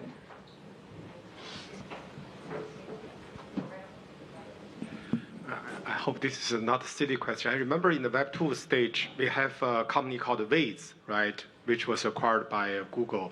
I just want to know, how we are going to do better, compared to Waze. Is that just because of the incentive system is different, or there's other way to make this, work more efficiently compared to the, Waze of the Web 2? Okay, so Waze, so first of all, maps, there's a lot of different layers to maps, right? So Waze is definitely a very good at traffic specifically, right? Initially, they started out kind of building their own streets as well and places. They've effectively abandoned that now that they're owned by Google. But yes, from a traffic perspective, they did a good job. In terms of why, I think the crux of the question is like, why is HiveMapper better? Why is HiveMapper better is, than like a Google Maps as an example, is a couple things. One is it's about freshness, right? So let's just take the Google Street View car. Google Street View car, by where I live down in San Francisco Bay Area, let's take University Avenue and Palo Alto, which is Google's backyard. Google Street View sees that one street, which is fairly wealthy neighborhood in Google's backyard, maybe once every 12 to 14 months at best. If you then go to a place like Lagos, Nigeria, which is one of the largest cities, if not the largest city in Africa, growing like a weed, they see most streets in Lagos, Nigeria, maybe once every 3 to 5 years, right? So for that same cost, going back to the example of University Avenue in Palo Alto, a HiveMapper dashcam can see that basically once a week, right? So our ability to then refresh the map and refresh the map with very, very quality attributes is exponentially better, right? And therefore, it's a better map, right? The other part in terms of going to places like Africa, Southeast Asia, South America, Google is good, but it's a very, very expensive approach to mapping, right? And so what we can then do is say, okay, look, given that our costs are much lower, right? We're not buying the dash cams. It's not our cars. It's not our gasoline, right? These are already people who are out on the road. We could be mapping in places like Lagos, Nigeria, in places like Southeast Asia and South America, and do that much more frequently and build a much, much better map much faster than Google ever can because of Google's approach, which is inherently a good approach, but very expensive approach. Any other questions? There's one right here. Can drones be used for the? Can drones be used for the gated neighborhoods and such, places where you can't drive to? Well, I look at the question of drones from the perspective of that airborne perspective, right? We have to have the airborne perspective, right? So whether that comes from satellites, airplanes, or drones, I think is the critical question. And so my perspective is that in the next 2 to 3 years, doing kind of large-scale mapping with drones is off the table. And so then the question is, okay, are you going to do airplanes or are you going to do satellites? It's a different topic, but I'll very briefly touch on that. Satellites, the approach that I liked in the satellite category was Planet or Planet Labs. Many of you may know that. In terms of this, lots and lots of satellites, very, very, very high refresh. The problem with it was that it's very, very, very low resolution. So I think if you can solve that problem, then satellites are actually the best approach, right? You just get a large swath of the Earth, environmentally much more friendly than running airplanes and kind of these lawnmower patterns, right? And so I think there are some new technologies that are coming in the sensor world that will enable that. And I don't know, maybe HiveMapper will launch some satellites one day, we'll see. How do you map gated communities? Okay, so if you're talking about inside of gated communities, all of those different roads, hopefully we have the network grows to millions of contributors where there's somebody who actually lives inside of these gated communities who's driving to and from inside of these gated communities. That's one part. The other part is you have delivery vans, right? FedEx, UPS, others that are entering into these gated communities, right, to deliver packages. So that's another way that we can map inside of many of these gated communities. Good question. Anybody else? If not, I have another question for you. So this all sounds really expensive, right? We're talking about drones, we're talking about satellites, and I think that we've focused a lot on, what the utility of this is, and there's no question that there's a lot of utility, but what are some of the challenges? And I feel like just from my own reporting, a big challenge is how do you get the machinery that's needed or the knowledge that's needed into the hands of enough contributors that you really have a global network? We're talking about Lagos. How do you make this affordable and available to people who live there? Yeah. So look, we're building the first 2 dash cams. Those are definitely a little bit more pricey. I think they're like $500 a pop each. So that's really where we need hardware partners, right? Like the beautiful part about what Helium did was engaged with a lot of hardware partners who really did the hard work and the amazing work of then building all these different kinds of devices for all these different kinds of markets. And so, yes, there's definitely, talking to a whole set of hardware partners that can help bring down the cost. I think that's one part of it, but also really understands the consumer in some of these different markets, right? Like, look, if you go to Russia, I don't know if you want to go to Russia right now, but if you did back in the day, like everybody there has a dash cam, right? And so there are specific reasons why a Russian driver has a dash cam, right? This is true in many other markets. And so I think if you understand why somebody is already buying a dash cam, right? Forget mapping here for a second. Then I think that you go in there and you say, okay, this is a 2-for-1, right? We're actually providing you real utility with this dash cam for something that you already need. And oh, by the way, it maps. And oh, by the way, you can actually earn some crypto. And here's the benefits of that and so associated with that. That's one part. The other part is there's a lot of entrepreneurs and investors who are saying, look, I'm going to buy 500 of these. I have relationships in Sao Paulo. I have relationships in Lagos, Nigeria. I understand that market. I'm going to go recruit Uber drivers. I'll buy the dash cams up front, go deploy them, and then we'll do a token split, right, with those drivers. I think that's a great approach as well. I got my hands full, but I would be doing that. So those are the kinds of things that we're doing to really get this out into the world beyond the US, beyond the UK, Canada, all the markets that it's already going to grow fine in. Anything to add? It's a very similar model with us as well, obviously different use case. And in our case, we're really kind of like surfacing something that is already there as far as the data from these vehicles. And so building really friendly tools for developers and then creating the conditions under which they can show up and say, wow, you've solved a massive problem for me. I don't have to go integrate with 12 different OEMs. One of the things we like to say is that our community is really great at owning every car. And so we have a really awesome place for somebody who wants to build a mobility application or already has an application that needs better mobility data, whether it's insurance or getting people more money when they go to sell their car. A lot of these things are going to happen at the edge of the network or within companies that are already doing these things. And so, we look at the challenge as creating the right conditions for a lot of these things to emerge, and then injecting, capital or expertise or whatever else is needed to kind of like get the flame started.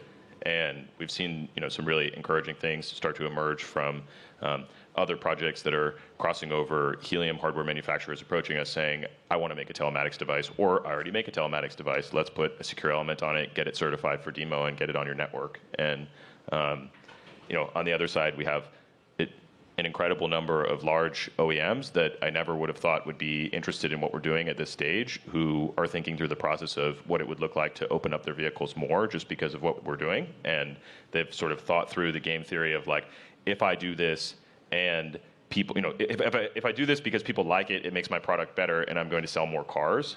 So like creating those sort of, game theoretical conditions where large companies want to participate in a network like this is something that we spend a lot of time thinking about and talking with people about. This isn't, meant to be something that's just purely done by like individual, open source developers. There's like huge teams of people that we need expertise from to be able to make this happen.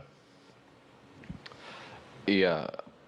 So on the Gitcoin side of things, we're more focused on the digital. Gitcoin Grants Round 14, which has $3 million worth of matching, is going on for the next week and a half. So if you care about funding open source, check out Gitcoin Grants Round 14.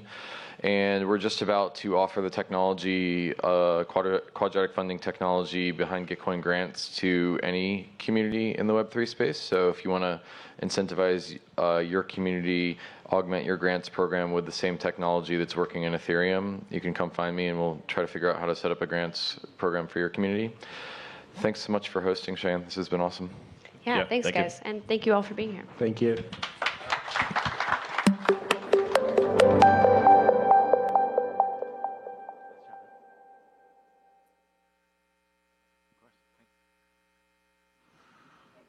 All right. Thank you very much to that fantastic panel. Highly encourage you to go talk to that group if you're interested in what they're building. So we're going to get Joey Hiller up here to talk about hacking an IKEA air quality sensor. Actually, I want Joey to come up really quick before that because I want to embarrass him slightly. I'm not going to roast you. I could roast you, but I'm not going to roast you. I've had the pleasure of knowing Joey for probably almost 3 years at this point. He's been super early in the Helium community. The first project that he showed up with, or one of the first projects that he showed up with, was a connected chicken coop, which I still love to this day, and I'm told he still might do it, maybe? We'll get there. He's going to get there. He's a busy guy. Yeah. And on that topic of being busy, I want to take a moment to call out something very specific. So we all are part of the Helium community in some capacity. The nerve center of the community is the Helium Discord server, which for all its warts is a fantastic place, which most of you, if not all of you, have spent some time in. The Helium Discord community would not be anywhere close to where it is today, 200,000 people with people from all over the world, without our intrepid group of moderators. And Joey is one of many moderators, and without sort of doxing people here who are mods in the crowd don't want to be called out, I just want to say thank you very much to you and everybody else, and moderators, if you're not here and watching on the stream, we are forever in your debt for being a part of the community, and I just want to give a round of applause to you and the rest of the moderators. Yeah. I know a lot of them are watching, so. Yeah, all right, so I'm going to hand it off to Joey. He's going to talk about an air quality sensor that he built from something at IKEA. Super cool. Yeah, thanks, Mark. All right, everyone feeling good? Do we need like a little shoulder stretch? It's getting warm in here, so. All right, if you want to do that, feel free to stand up and kind of get into things. Yeah, so I kind of want to tell this a little bit as a story. This is me just being super interested in hacking on things and trying to figure out new applications for the Helium network. Any new opportunity that I can think of where a sensor can be built or deployed, or there's a new use case to be sort of uncovered. So the sort of genesis of this for me was just a late night of like being tired and like scrolling through Twitter. But I came across this post, and it was somebody that was doing a teardown of this IKEA air quality sensor.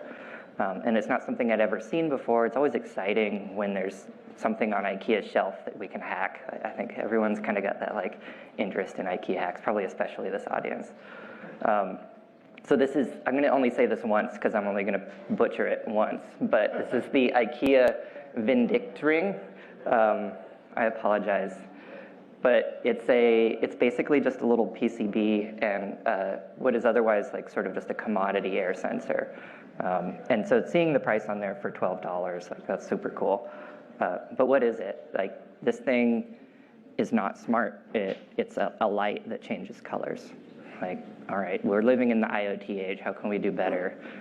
So I do a little bit of reading on it, and I managed to find a project. So this guy, Soren, put together a GitHub repo for this thing to be hacked with an ESP8266. If anyone's familiar, it's a really common Wi-Fi capable module. And the nice thing is they put together this code base in like a really clean way. So I was able to jump in here and just do the like classic hack of like take their code, paste it into my code. And this is like very much just like a weekend project, like not knowing how this is gonna go. So I'm kind of sold on at this point. Like I've seen some code that I can maybe like rip from. So I run off to IKEA. This thing's 13 bucks. I think maybe they're 14 bucks now, but sold, that's easy. And then I had some of these cube cells on my desk. And what this is just a LoRaWAN development board. So there's a bunch of manufacturers here. So Rack, Seed, there's other folks that make LoRaWAN development boards. This is nothing unique. But I just happen to have one, and it also just happened to fit inside of the case of this cube cell, or the IKEA board. So cool, like this is, 16, 19 bucks, whatever. All in, I think we're talking like 30 bucks, and now you have like a connected air sensor. So I'm pretty stoked going into this because it feels like really accessible. So let's build one. This is where my expertise is like super fuzzy, and like I had to just like hack my way together through this. So, trying to make sure that voltages are going to be compatible and all those things. Like this is kind of like the basis of my weekend, sort of being able to tear this thing apart. ultimately it works out. But the way I like to start any of these projects is generally just jump straight into the Helium console and like provision a device. And so for anyone that doesn't know, I know a lot of folks in here are going to know, the Helium Foundation runs an instance of console so that anyone can jump in and create a device and sort of start learning how to use the network sort of on like a trial educational basis. There's a bunch of other partners in the ecosystem that provide this service, so like I was like protecting the like, oh, but it's centralized. No, we offer one instance of this. There's a whole bunch of other stuff out there where folks can go grab this code and run their own. We don't even know that they're like running it sometimes. We just like, we see the transactions on the chain.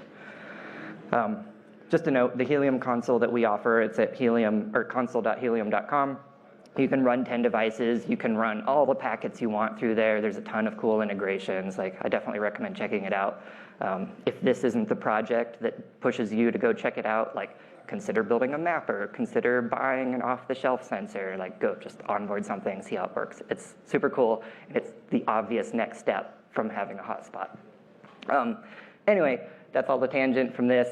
We're gonna name this thing, I call it the name that I won't say. This is he should not be named.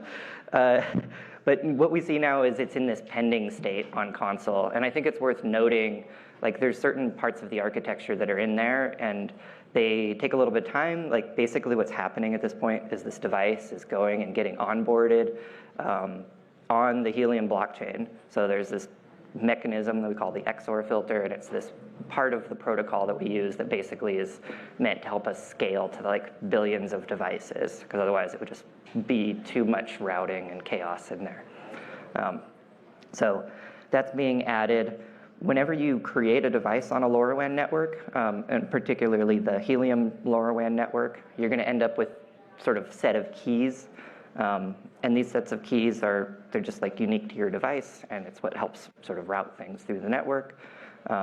They're, not going into like crazy detail on this. That you just basically want to make sure that you get those, and like we're going to take those and we're going to push them into the code base. So you take the keys from console and you paste them into the keys for the code, and that's it as far as the configuration goes for this particular project, because I've put it all together. It's documented. I've got a slide at the end. You can scan a QR code. It'll pull it up. So I won't go too far deep into that right now. Needless to say, you do not have to code unless you consider copy pasting code. So it's pretty straightforward. This is the other part. This is a lot of fun. If you're new to soldering, this might be a little bit of a challenging project, but I think it's a challenge worth undertaking, again, because that barrier to entry is pretty low. So this is the inside of that IKEA device. We got a little glimpse of it in that Twitter post. But getting a little bit closer here, this is a close-up of that IKEA board. And so what we can see here is this like unpopulated, because you call it like header pins, and that's like the gateway for what we're looking for here. So not only are we getting power, so our ground and 5 volt, we're getting this data pin that is sort of this direct access to that sensor that we saw sort of hanging off the side before. And the gold pads, I sort of like similarly colored them. It's a little easy to miss, but if you get choices of where you want to solder to, basically, whether you like gold pads or silver pads. So taking that, we're going to also look at the cube cell. So as far as like the code library and set, like all that, it's set up for this. So we're going to tie that previous, I'm going to go back here, that data pin, we're going to tie that into pin 2 on the cube cell, just sort of programmed that way. You could probably put it on other ones, but it's the one I chose.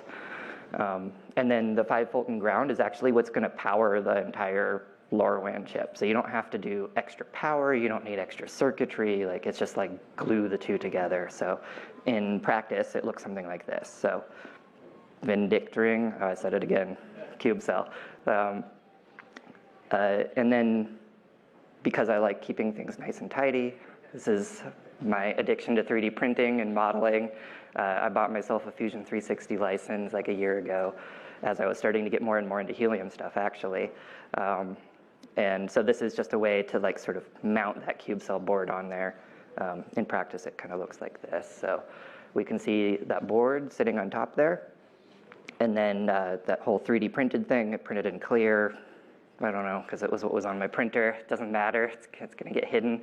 And then all the wiring is just sort of like straight underneath, so you can kind of see that sort of bridging the gap there. Noting, like there's resistors in this picture. Don't worry about it. Like, just don't, imagine they're not there. That was me again, just sort of like learning, seeing if I needed a voltage divider. Turns out it didn't need it. It worked just fine without it. So for any of the more technical folks in the audience, there's 5-volt logic and there's 3-volt logic. If that sounds familiar, you know what I'm talking about. You should also come talk to me after this because I want to hire you. So we've got all sorts of fun stuff that we want to do at the Helium Foundation like this. And then that's it. Like, you've glued the two things together. You've pasted the two code things together. Like, that project is done. Like, this thing is onboarded in console, and the next step is basically find a way to start playing with that data. The favorite way I like to do this with any new sensor that I'm experimenting with is usually just start dumping things into Google Sheets. And Google Sheets is an integration that is in the Helium console.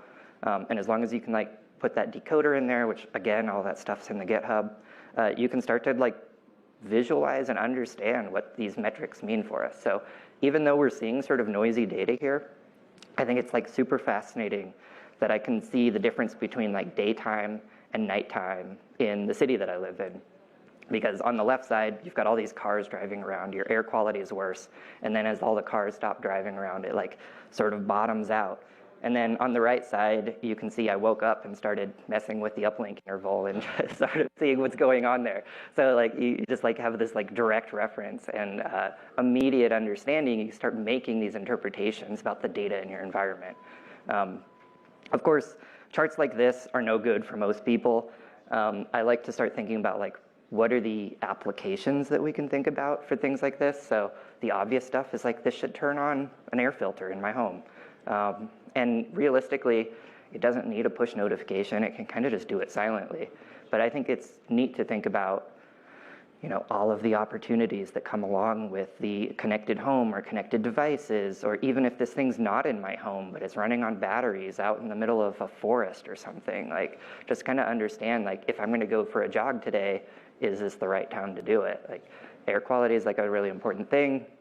I'm from California. We think about it a lot, especially this time of year, it starts getting a little smoky. Yeah, that is the project. I encourage anyone that's excited about this kind of stuff to check out Discord. Again, I'm sure there's probably been a couple of plugs for that. There's a sensor dev channel there where you can jump in, ask any questions, smart questions, dumb questions. Usually there's somebody that's around that can kind of like point you in the right spot just to sort of help like add a little bit more context to what you might be running into. And then this last slide here, if we can get to it. So this is the GitHub project that I put together for this specific project. I try to do more of this stuff, but I think this is like a really good intro one, again, just because that price barrier is so low. And then, as I promised, it's a QR code, so that'll take you straight to it. And there is documentation all throughout this project. So in the GitHub, there's some pictures. There's those 3D printed stuff. Like you can kind of get into all of it. Yeah, I love seeing the phone scan. Thank you. Yeah, and that's it. That's it from me. So thank you, everyone.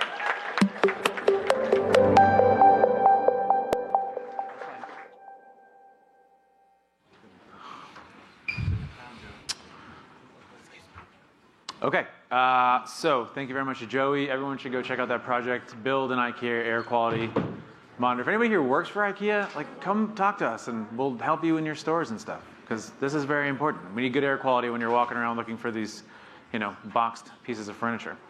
Okay, so this talk, although it's going to be on the shorter side, should be one of the more enjoyable and fascinating ones of the day. Something we talk about a lot in the Helium community is the composition of the people in the community. We have what is, arguably the largest peer-to-peer network in the world, largest blockchain in the world. It's a layer 1 token that creates a wireless network, but most of the people that got into it didn't really know much about any of that stuff early days, but they get very deep down the rabbit hole, they get addicted, and they start as, relatively non-technical people who now know everything there is to know about deploying wireless and using the network. And so this is a fantastic story with someone named Tim Laws, who's come to us from Hawaii, yes? Maui, yep. And then Clarissa Redwine from the Helium Foundation. So I'll invite them up. Thank you.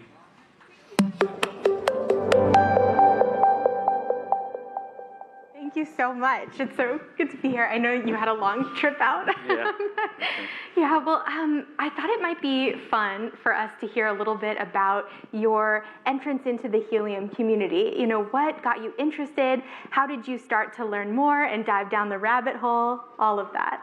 Yeah, so I originally found Helium on the internet, probably like a lot of you did on YouTube. I bought my first miner, which I still haven't gotten yet, and that was April of last year. And then so I ordered 9 more with my wife and some friends, because I did a little research, found out you can't own just one, and it's really no good to mine with. So I ordered a few more. I set those up. Once those got set up, I realized I wanted to get some more. So I ordered 40 more. And then I knew I had 6 months before they come in. So, and there used to be a discovery mode. So you could set up your hotspot, hit discovery mode, and see what hotspots could see you around. They got rid of that. And when that happened, I needed to know what hotspots could see me. So I found the Mappers channel. And with the Mappers channel, you could get a small device, and it would send out beacons and tell you who could see you. So that was my first sensor. I call that the gateway sensor. Yeah. You know? So that one got me going. And I met Joey. I thought it was going to be a simple project, like order the mapper, hit the power button, and go off mapping. But it wasn't so simple, at least for someone like me. I was not very technical with computers. I'm a mechanic. I build boats, stuff like that. So I didn't have a lot of technical knowledge at that time. So I met Joey. He helped me integrate my mapper, get it going, and then I went off mapping. Yeah, amazing. Yeah. Did you meet on Discord or? Yeah, how? I met him on Discord. Yep. So. Yep. And it was my first Zoom call ever. Was with Joey. I'd never even done a Zoom call.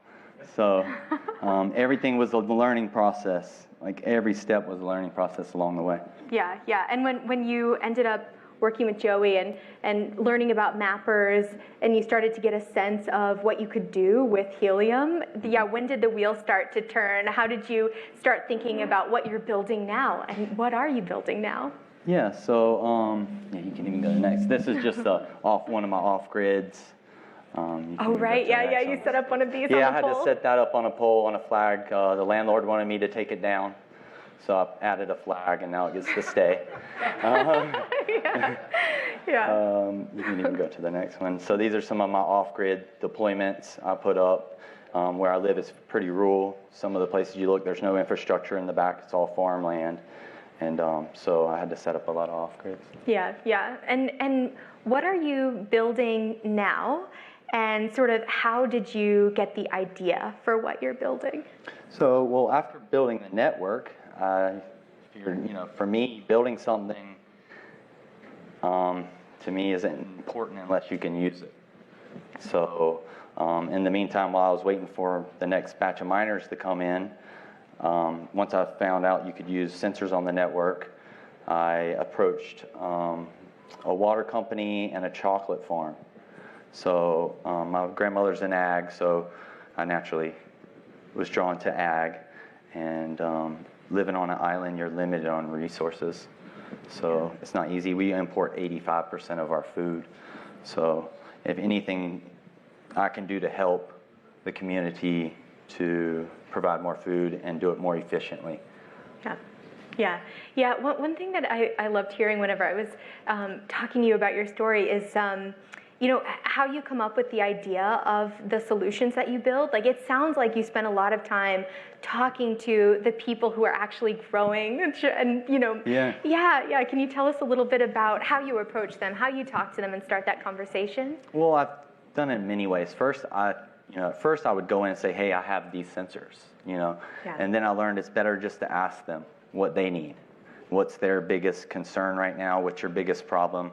How can a sensor help you? save manpower, resources, things like that. So I go in and ask the customer first what they need, Yeah, and yeah. then build a plan off of that. Yeah, yeah. Well, I would love to hear a little bit more about what the customer actually needs. Like, what have you found when you talk to them, and what have you built for them? Okay, so with the chocolate farm, when I went in, they had an issue with their solenoids for their irrigation. Yeah. They're on ag water, so the ag water has lots of sediment in it, and it will clog the solenoids. Yeah. And so then the water would shut off to a row of trees, and they wouldn't know about it because the rest of it's going. And then that row of trees would start showing signs of stress, so then they go check on it, which is kind of too late at that point. So for them, I set up soil moisture sensors, and if you can probably go to that one. I set up soil moisture sensors. You can see here, this is in the chocolate farm. So it alerts them when the parameters drop below the level, the optimal level. Yeah, yeah, yeah. And how did they respond when you said, hey, I can build this for you, and this is how it'll change how you operate? Well, yeah, they already had some 4G, they used a 4G weather station. And they have the option with that weather station to run 4G sensors, which cost double. They're about double the price of a lower-RAN sensor. So I approached them, I said, they already wanted it. If I could save you money and do it in a cheaper option, will you go with that option? And that's what they decided. Yeah, yeah, makes sense. Yeah, I mean, one thing that we're really excited about are the ag tech solutions, because it makes a lot of sense. You know, you can cover a wide area. You need so many different sensors to measure, you know, different aspects of growing. And I was wondering if you could tell us a little bit about the specific challenges of connectivity in the area that you're trying to build solutions for. Yeah, so on an island, as you go around, obviously, you're in a circle. So as you go around the island, you lose connectivity with the towers. And then there's valleys, you know, and they don't get signal in those. So with LoRa, one radio or one antenna can reach deep in the valleys or really far. I have a hotspot that sees 200 kilometers or 200 miles. Yeah. Over the ocean to another island. So, you know, if you can just set up one radio here and one radio here, and it'll cover that whole side, and this will cover that whole side. Yeah. So it's really easy to use. Yeah, yeah. And how did you find out how far the signal was reaching? Sorry. Thank you. So how I found out was when I set up my, I think, second hotspot, and I put it up on the mountain. It's about 6,000 feet. And it's just sitting in the window, stock antenna. And then it just started witnessing hotspots from Oahu, which was 200 miles away. So then I really learned the power of the network, what it could do. It really blew me away even. I took my mapper to the top of Haleakala, and I sent a beacon with a little teeny antenna 200 kilometers and hit 7 hotspots on Oahu. Whoa. So it doesn't take much to send a signal really far. Yeah, yeah, that's amazing. And can you actually tell us a little bit more about the hardware that you're using on, you know, with the chocolate and maybe also the water metering, stuff like that? Yeah. So with the soil moisture, that's a Dragino, just soil moisture. Here's the dashboards I built for the customer. I use data cakes. And if you look here in the graph, you can see this is where the water comes on every day. And it dries out through the day, and then it comes back on. And then at the end of the graph, you can just see where it didn't come on. It just kept drying out. Yeah. So then they will get an alert. And when I started with them, they were about 60% soil moisture level, right about there. And then since I got them the sensor, they were able to do a test, run down the soil moisture to about 35 or 30% before they saw stress. And so now they get alerts, so they don't have to have that buffer. They were overwatering to keep that buffer. Just in case something goes wrong. Yes, exactly. Yeah. And so which leaches their fertilizers more, so they're using more fertilizers, which leach into the groundwater. Yeah. So they're saving fertilizers, they're saving water. Yeah. That's why I did it. Yeah, and I think we have a picture in here as well of, so can you tell us sort of what you've learned about the hardware that you're using and how it's affected by the process of, is this curing chocolate? This is going on? A fermentation. So all chocolate goes through fermentation from the pod. They ferment the beans. They're really acidic. The juices around the beans are very acidic, so they don't have to add anything. It's a natural fermentation process. This is where the chocolate actually gets all of its, or most of its flavor profiles from, is during the fermentation process. So it's a very important process of chocolate making. So for them, they need temperature sensors in the fermentation boxes. So I used the Dragino as well on this temperature sensor, 3 leads. But you can see in this picture, that's only 2 weeks, maybe 3 weeks in the box. And the acidity ate up the leads. So you think you might have a solution for someone's problem, and then you get the sensor, and then you realize this isn't the solution. Yeah. So that's some of the difficulties I've run into. Yeah, where did you go? Like, what community resources or tools did you use to learn what hardware would be a better fit for this particular application? So for me, a lot of the stuff I learned on was Discord. So I met with Travis in the Helium Hacks happy hour. So there's a lot of technical people on there that I can ask questions and they can help me. So that's where I learned a lot of the hardware stuff is from Travis. Yeah, awesome. Joey too, Joey as well. Yeah. I just asked them too for everything. I probably abused that a little bit, but they've been very helpful. Yeah, that's great. Have you actually found yourself teaching other people how to do this stuff? Yeah, so I went from knowing nothing pretty much, what I would consider knowing nothing about sensors, to now in the Discord, I mean, I get messages once in a while with people saying, you know, you've inspired me to start using sensors and stuff. So that alone is a push for me to keep doing it. You know, just seeing other people wanting to do it as well, yeah. That's amazing. Yeah. What about locally? Like, are you getting people involved? Yeah, so I have a group of people. There's only about 5 of us that own 90% of the miners on the island. So I made a Discord group with us so we can all communicate and help each other. And then I've starting to make mappers to pass out and hand out to get them, you know, started in sensors. Yeah, I mean, that's where you got started, so it makes sense. Yeah. Exactly. Yeah. Well, okay, so like, what's next? What are you, now that you've like actually deployed some IoT use cases, like, what are you thinking you want to build next? Is there a project you're more focused on right now? I'd love to hear where your mind is at. Yeah, so I ordered a couple 5G miners. So besides the other protocols, besides LoRaN, I'm working in talks with the county to do invasive species trapping to protect the watershed. So the top of the mountain's all protected. There's nothing built up there. It's all just reserve, nature reserve. They build fences around it, and then they put traps below the fences to capture the invasive species. So I'm working on putting sensors to alert them when the trap's close. Yeah. So, because right now they're sending out a guy 3 times a day to check the trap, you know, and then so if I can just get them an alert, it saves a lot of manpower. Yeah. But how did you even figure out that this is a use case you wanted to focus on? How'd you? Well, just even working with the water company now, because I work with them. They're the ones that supply the farm with water as well. So I'm putting sensors on their water meters, and so they have multiple projects. Oh, amazing. So you're like learning more about the different players that come different into players in the water game. Yeah, that's awesome. Yeah. And I have to ask, did you bring anything with you to share with anyone? Yeah, I brought some chocolate. So if you like chocolate in the back, there's some chocolate. Help yourself. Amazing. Thank you so much, Tim. Let's give him a round of applause.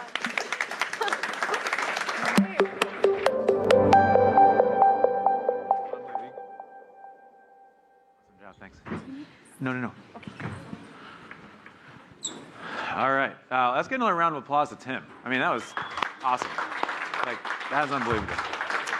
Okay, moving right along. We've got, I think, 2 talks left, and then Amir and Frank are going to close it up. But we are not done yet. We still have some excellent stuff to cover. There is a woman named Stacey Higginbotham, who writes something called Stacey on IoT, which does fantastic coverage of all things IoT and wireless, and she's written a lot about Helium. One of her first pieces she wrote, there was a quote in it, because she had just taken delivery on a miner and she deployed it, and then she was watching the market grow and how the protocol worked. And there's a quote in there, which I'm going to butcher, which was something like, the Helium network was like watching network optimization driven by day traders, which I thought was a remarkable way to sort of think about how the wireless coverage gets built.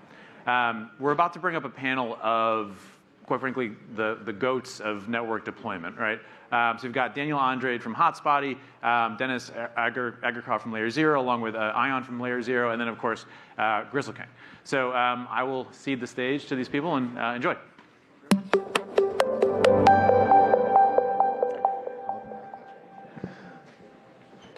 All right, so before we get started, why don't you guys just stand up? I know this shit is, I shouldn't swear. I know this stuff is kind of boring sometimes. So just stand up, like wave your hands in the air like you're at a concert. Be silly, don't worry. Look to the left, look to the right. Give your neighbor a shy smile. Nothing crazy. Great, couple breaths in, couple breaths out, and then sit on back down. Thank you, everybody. Thank you, guys. Hello there. All right, so Daniel, Dennis, Jan, and myself. We're going to do something. I was laughing with my wife, Lee, back there. Is that this is like a nerd rebellion. We're going to do something we didn't really talk about doing or didn't tell Helium we were going to do. She's like, what are you going to do? I'm like, well, we're going to talk about 5G and not about LoRa. So in the world of Helium, that's like a funny thing, but for a non-nerd, that is probably a stupid joke. We were asked to come up to talk about the stepping up the setup idea. And what we thought was, instead of talking about what you should have done over the last year, which is basically of no use to many of you now, is we talk about what we think we're going to do over the next year with 5G. So I think we'll start with you guys, Dennis, and we'll talk really briefly about what we did last year and what you guys came up with, if you want to just kind of show off the alpha piece for a second. Yeah, so we basically were always optimizing and trying to understand how to move deployments faster and faster, and move it from basically 4 to 6 hours per piece to an hour, then to like 10 to 15 minutes or so. And so we came up with basically internally with some gear, which is an weatherproof outdoor conversion kit for a lot of miners out there. So you can take that and convert it into an outdoor piece that already has an antenna built in. So that really helped us to like streamline our deployments. And so, for about a year, we've been kind of testing it all across 50 states, because we also allowed us to turn our hosting program into something where we actually outsource the installation to our hosts as well. So, that was kind of the peak of our deployment practices, is we just boiled everything down into something really, really plug and play, Love it. Love it. It looks so, I can't say bad words, but it looks really good. Thanks, man. It's much better than the $3 keys I used to get from Home Depot from Portugal, the ones that we have. And I mean, they're still up and running, I think. But yeah, surprisingly enough, a lot of the early, like 2019, 2020, kind of like Christmas trees, we built like insane stuff. Is still on today, which is kind of surprising. It's still up and running, yeah. LoRa's pretty durable. And it's forgiving of us newcomers and of the experienced folks. So what you're looking at over there is kind of the peak of what we could do with the LoRa miner. I think of what the peak is with LoRa miner. Everything fits in one box. Antennas attached to the top. There's a couple of little loops or strap holders in the back. Strap it onto a pole, walk away. You're done in, what do you guys, 10, 15 minutes for a deployment? So yeah, that's right. I mean, whatever it takes you to put a mass to zip ties and power. So that's so from like my first hotspot setup was what? 3-5 days or something. Right. Yeah, a lot of savings in time, but I mean, it's nice. The more you deploy, the better you get. You learn through pain as well. Like things happen, and you're like, okay, this I shouldn't be doing. Next time, I'm gonna fix it. I think as well, like in Lisbon, Portugal, that's where we deployed most of our hotspots. There was 3 people like me, Max, and Alexis. Alexis was called the tile crusher, because he's big and then he breaks all the tiles and you need to patch everything that we do. So that adds a little bit of more complexity and more time, but it was like a really fun time that we had last year. Before, of course, we decided to run into like a software company and build Hotspotty. We first learned as much as we could to deploy hotspots, and we wish we had what you guys have right now. It would definitely make our life much easier. I mean, not to take too much time, but it's like it took us quite a bit of time to get to this, because as you were saying, right, you start buying parts of Home Depot, and then you get yourself, oh, this is like really a lot of loss and really heavy and really expensive. And then it's like, oh, maybe we can do like less loss cable. Yep. But guess what? It's like super heavy. And then, you iterate. And, by this time where you make a mold. Yeah, and then you start making molds and tooling and design, and then you get on like CNC and engraving, and, end up being like like a lot, but actually then you come back to deploy at scale, and it makes a big difference for us. So yeah, learn through pain. I think that was the. That's been my entire engineering life, I think. So that's Laura, but what we've got ahead of us, the people in this group, the people up on the stage, the people watching the stream, is how do we deploy 5G? And let's start off with what the first units look like. So I went downstairs and grabbed this guy. This is the one that they're selling downstairs. So the first thing on 5G is that it comes as two pieces, right? There's the radio piece and the antenna piece, and then there's some guts that get kind of thrown back and forth between the two. So the first thing we all have to kind of wrap our heads around is this stuff is not going to fit in a box that size anymore, right? So that's kind of step one. Bobcat has the other radio setup, so I just want to kind of give you an idea of the size of these things. It's inside this case. It does not come with the case. So when we think about how we are going to set these up and how I'm going to set mine up and you guys are going to set yours up, let's kind of set the stage with what the questions might be and where you guys are coming from. So you two guys in the end of the white shirts have been setting up LTE deployments, which are more or less the same thing as what all of us are going to be setting up here in the US. And then you're going to be running the software side and helping people understand how to map these things out. So I'll kind of start it off with maybe what are you guys thinking about like an optimal 5G setup for someone walking in like me who's basically a knucklehead and trying to figure it out? I think one of the really important things to understand is it's way more involved. It's a different ball game because something like this you really can install in 10, 15 minutes if you really want to and run cable. That thing has two components. So you have the gateway that goes inside. It's an indoor gateway, so that doesn't go outdoors. And then you have a radio that goes outdoors. So it's quite big. And so you're going to run a bunch of PoE, injectors and splitters and stuff like that. So way more involved and directional. So very sensitive to, this is 65 degrees cone, quite sensitive to the azimuth. So when you're pointing it at a particular direction, you better watch out, like which direction, azimuth and tilt. So you're having to deal with that as well. So this bracket doesn't show the tilt aspect of it, but there's also that included as well. So the azimuth will be like this, and the tilt is correct. Like that. Yeah, right. So a lot more involved. Yeah, exactly. You can do your gym workout there. On the roof. Yep.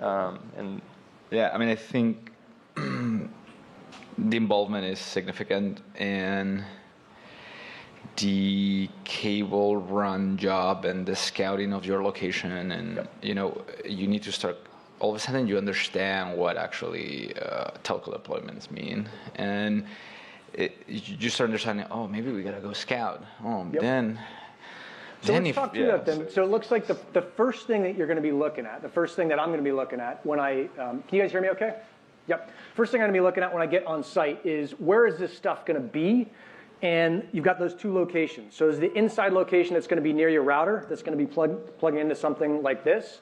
And then you're going to run Ethernet cable from this up to the radio. And it depends on what you're doing. Bobcat's a little bit different.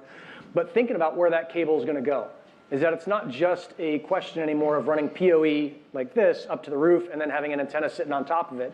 Is we're running pretty long distances on Ethernet cable because you can't connect the radio, as far as I know, to Wi-Fi because there's some engineering magic behind that, I'm sure. Right, so now we got to start thinking about how are we going to drill holes in walls. And what I saw doing a couple hundred consults or more last year was that people were like, oh, I don't want to drill a hole in the wall. If you don't want to drill a hole in the wall, I'm going to say, maybe you guys can contradict this, but don't do 5G. Right, you're going to have to drill some holes. You're going to have to figure out how to use some tools. You're going to figure out how to kind of level up your installation game. With that said, don't let that scare you off.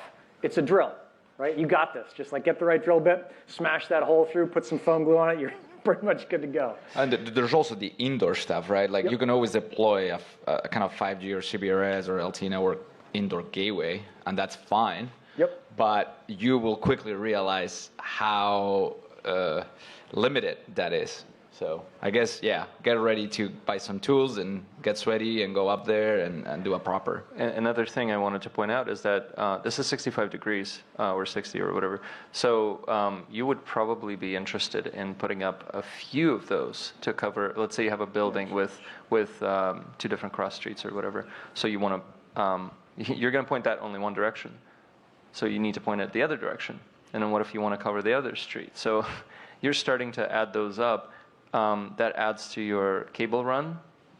So all of a sudden you need to run, 100 feet of cable times 4 or something like that. And then really important to stack all of those units indoors somewhere and have a switch, a passive and when you're saying program. switch, that's not a light switch. That's like a little box that all your Ethernet network cables switch. go to. Yeah, a network switch as well. So you're probably going to be kind of stacking them, because with these guys, that was an issue, right? Like redundant coverage is not needed.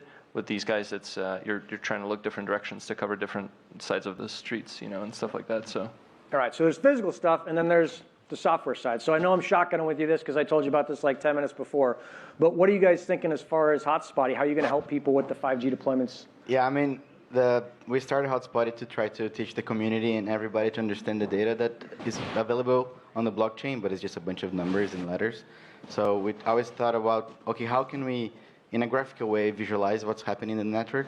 So, for example, when HIP 15 and 17 came online, we're like, okay, me and Max were like, okay, let's study how the H3 index works that was developed by Uber. Let's try to implement this on a graphical way. We spent a lot of time, of course, learning about LoRa, but LoRa is also much simpler to understand. And then every time Helium was deploying a new update on how to, like, okay, there's an amount of hexes that's going to be, how many hotspots can be in hexes. We're trying to figure out how to display that so the community can understand and just build a better network. We're trying to do the same thing with 5G. Like I feel that I'm so stupid when it comes to 5G. There's so much to learn, but like we're talking to a lot of people, a lot of much smarter people than us, and we're trying to figure out, okay, so how can we understand this as much as we can and try to move this and place it in Hotspotty that people can use it for 5G. We're planning the future of Hotspotty to be like same thing as Helium, have like a sub-DAO. Every different project, we focus on that. So we try to like learn as much as we can, because we know, for example, 5G is way more complicated than LoRa. LoRa can have a bunch sitting next to each other, of course. By the blockchain, they're going to hurt their rewards, but it's not going to be nothing physical. It's more on the software side.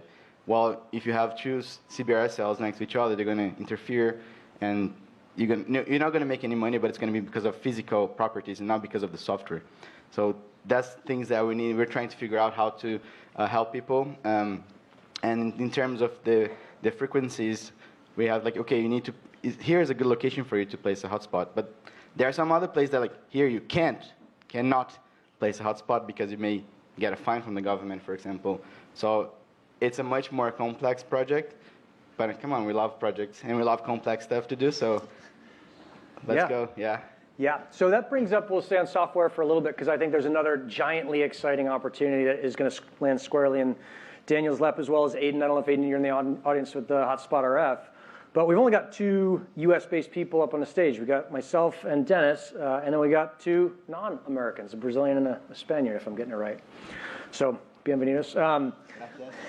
Gracias. But that brings up this really giant opportunity, is that a lot of us in the US may not want to buy a 5G unit. Maybe we don't have the money, and maybe we don't want to make that piece, or we're just kind of not sure. Is that what I've seen on Discord and what we've seen on kind of private chats is there are a ton of non-US folks who are saying, hey, and I know Keenan is out there somewhere, I will totally buy that radio if you've got a location.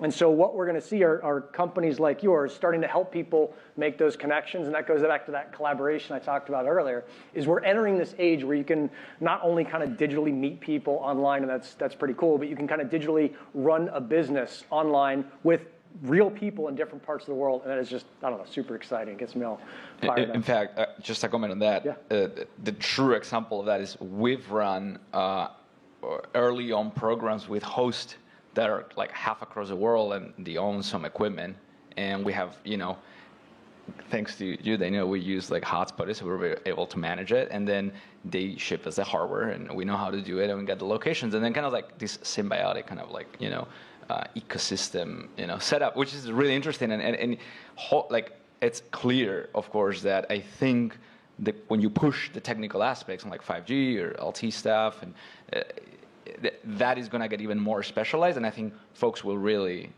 kind of find value in that, True decentralization, right? Yeah, no, that's right. And then you're also going to have folks like me who are not super technical. Bobcat, they sent me one of these guys, and they said, I think it came with a bunch of plugs, and there was no PoE. And I've been doing these LoRa hotspots. I'm like, well, how do I do power over Ethernet? And they very clearly said, you do not do power over Ethernet with this. And I looked at it, I said, well, I can read the numbers. It's 60 watts. I'll just buy a fancy splitter, and I'll do it. And they wrote me this really very polite email saying, we strongly recommend you do not do that, and you don't do this, and here's the reason. And so I was like, okay, well, I'm just going to do it and see what happens. And I think what we're finding from that is you have folks who are really willing to make mistakes and to kind of push the boundaries. And I'm 100% sure that Bobcat knew exactly what I could and couldn't do, like they're engineers, and I'm not. But all of you are going to get to push those same boundaries and figure out these things and move a lot faster than a company may be able to move on its own. So we may end up frying a couple hotspots on the way. So far, mine hasn't. It appears to be working. But it's super exciting to see what we kind of do on a hardware, that's as close as I'll get to hacking, so I'll call it hacking. But on the hardware side. I mean, I do want to see, because the 5G are much heavier devices, I want to see videos of you going up the hill with your devices. Super good point. So that brings up something else that I'm going to ask you guys is, how are we going to get internet, or what the technical side will call backhaul? How are we going to get that internet connection to a 5G unit if you can't plug in an Ethernet cable? You need to plug it into a router and have an Ethernet The holy cable. backhaul. No, but the holy backhaul. You need it. You can have air fiber if you really want to. It's really super involved, but if you can, you're doing a lot of off-grid stuff and installs remotely, so you could probably do like a kind of a multi-hop with you can use Wi-Fi DAB as well. Right, optical. I mean, yeah. That's right. That's like a nice little setup for Wi-Fi 6, right? Yeah, exactly. And yeah, one thing they were talking before as well. I don't know, should I plug about the Wi-Fi as well? Do it. Because I'm from Brazil, live in Portugal. I don't go here like the Mean Girls movie. And CBRS is not available in Europe yet or anywhere else other than the US. And I was thinking okay, Wi-Fi 6 seems such a good thing that's out there already. It's ready to be deployed. It's available. I could be saying a lot of BS right now, but I do think that I don't know if it's also a marketing part, but Wi-Fi 6 solves so many problems. It's like you don't need to worry about interference. It's already available anywhere. You can just plug and play. Of course, to deploy that on the Helium network, still going to have a lot of work to do. We'll just let those guys handle it. I mean, yeah, it's easier. They're smart. Yeah, they're smart. But I think having a push on the Wi-Fi 6 could be super interesting, because then right away you could have South America, Europe, Asia, Africa, everywhere having this. But like I said, I don't know anything, so. I mean, it's interesting because just forget about a second just about Wi-Fi 6. Just name it whatever you want. The way Helium is structuring itself, it's going to lend itself to probably push products. We'll call it X, whatever it is, right? Wi-Fi 6, 7, 20, whatever. It's going to allow it to push products faster, and that's going to drive, hopefully, adoption and use, because something we learned from LT deployments is that you actually hook it up on your phone and you're working, or a Wi-Fi 6 spot. I mean, how many Wi-Fis? If you could have a plan in which to just, there's a Helium Wi-Fi spot and you can just jump on it and dump, 5 gigs of data immediately.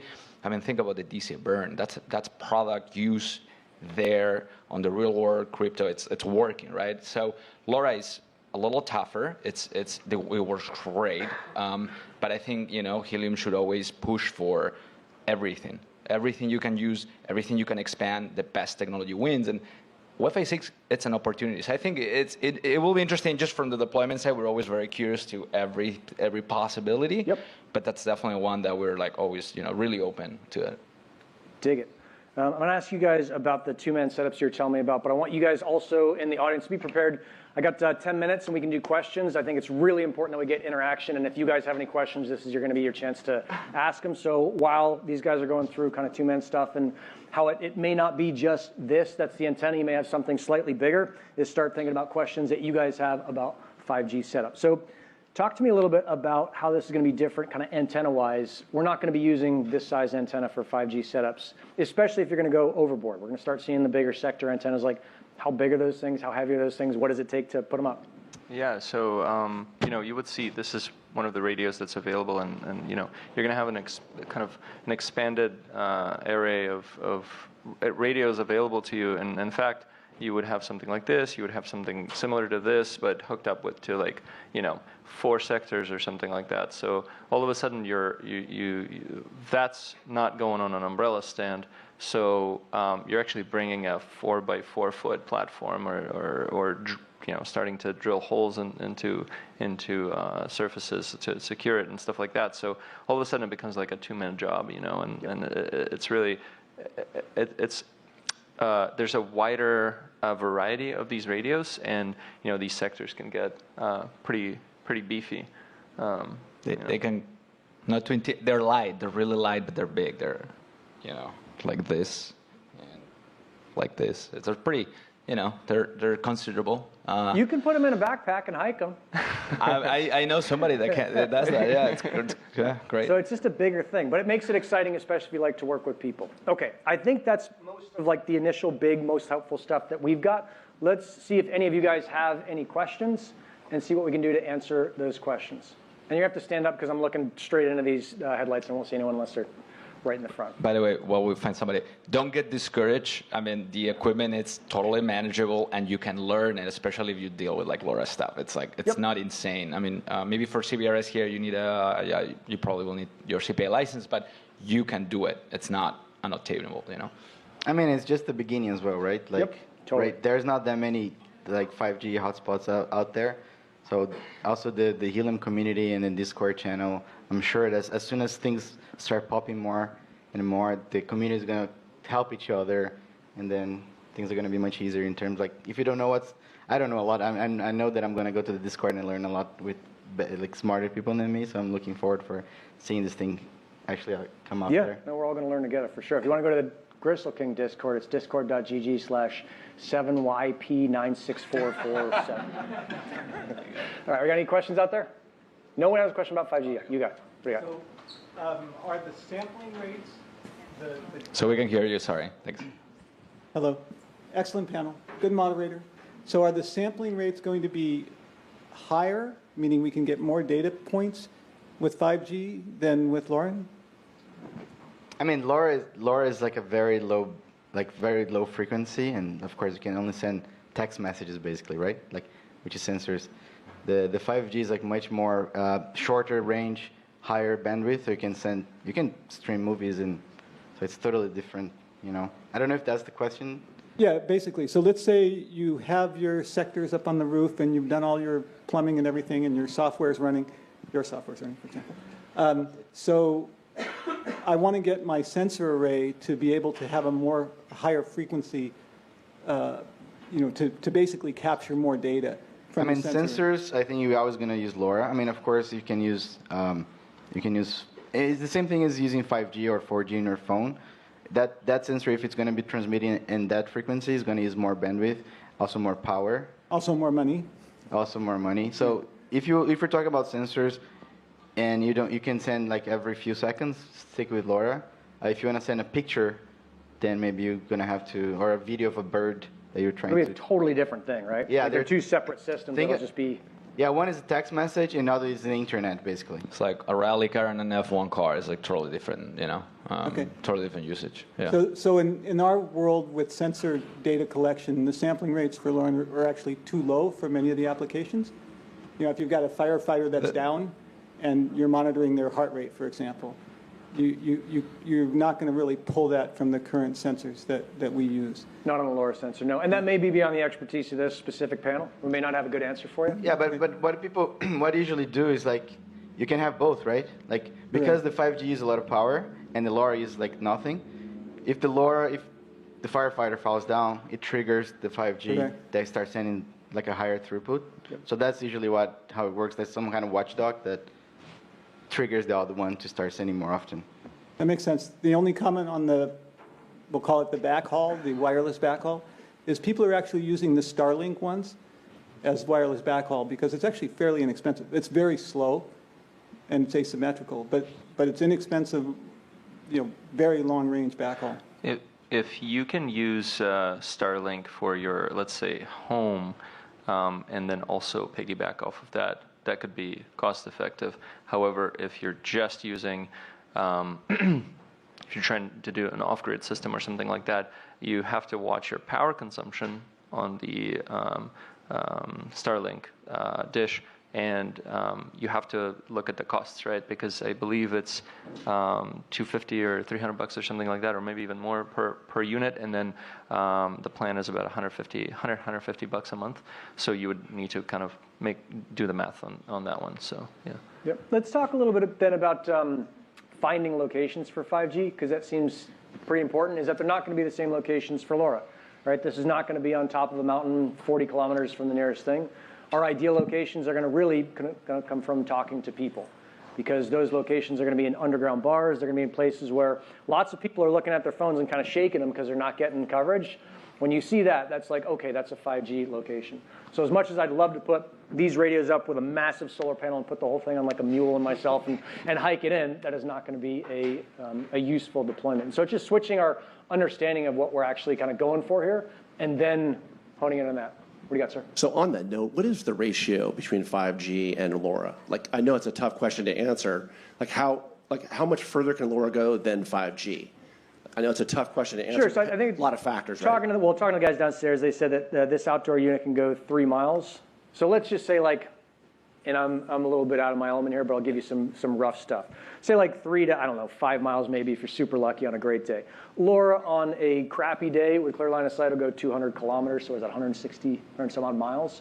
So just really, really different things as far as range. Is that what you're asking? Yeah, essentially, yeah. A lot of factors, though, obviously involved. And I'm impressed to hear it even would go that far, the 5G. Yeah. So we've seen like LoRa go, I think, 80 miles from a mountaintop to a paraglider, so through clear air, and that's just to a little sensor. So that's not gateway to gateway. That's sensor, which is a tiny little oyster, to a gateway.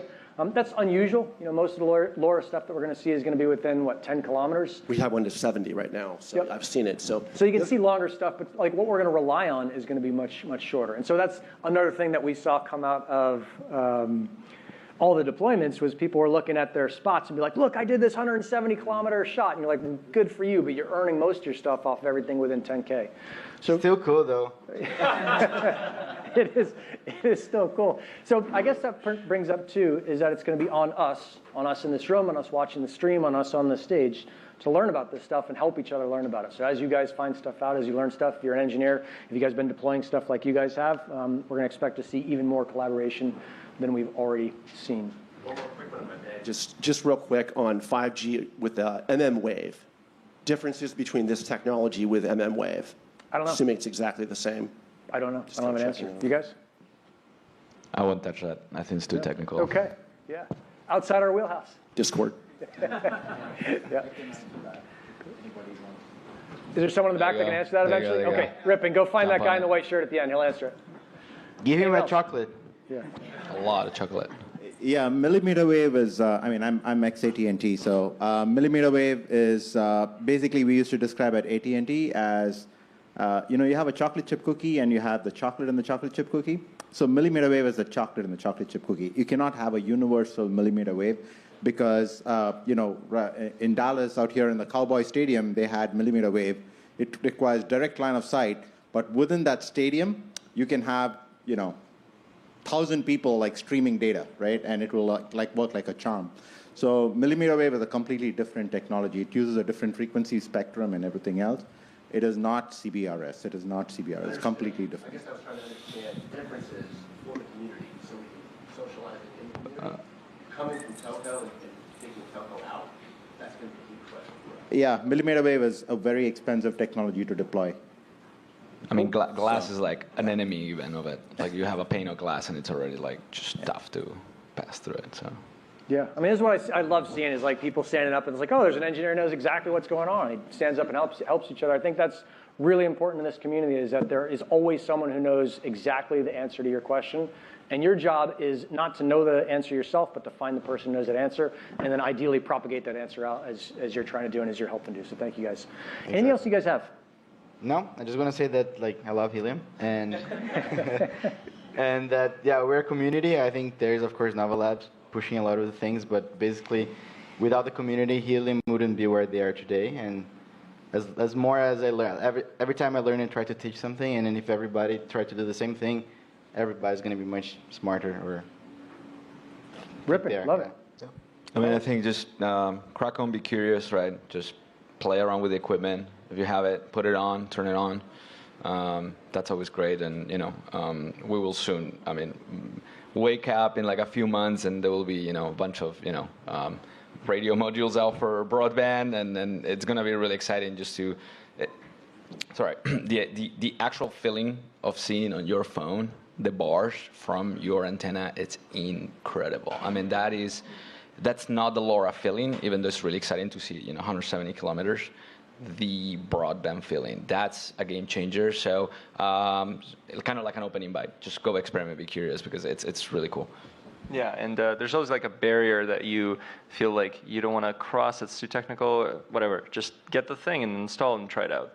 Indoor, outdoor, doesn't matter, whatever. Just put it. Yeah. Reach out, ask us, ask me. If I can't help you, I'll find the person who can. Thank you guys a ton for listening to this.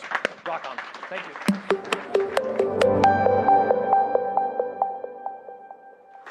Nice job. Thank you. Well done. Thanks, man. Yeah, thanks. Nice job. Thanks, guys. Hey, awesome job. Yeah, thanks, man.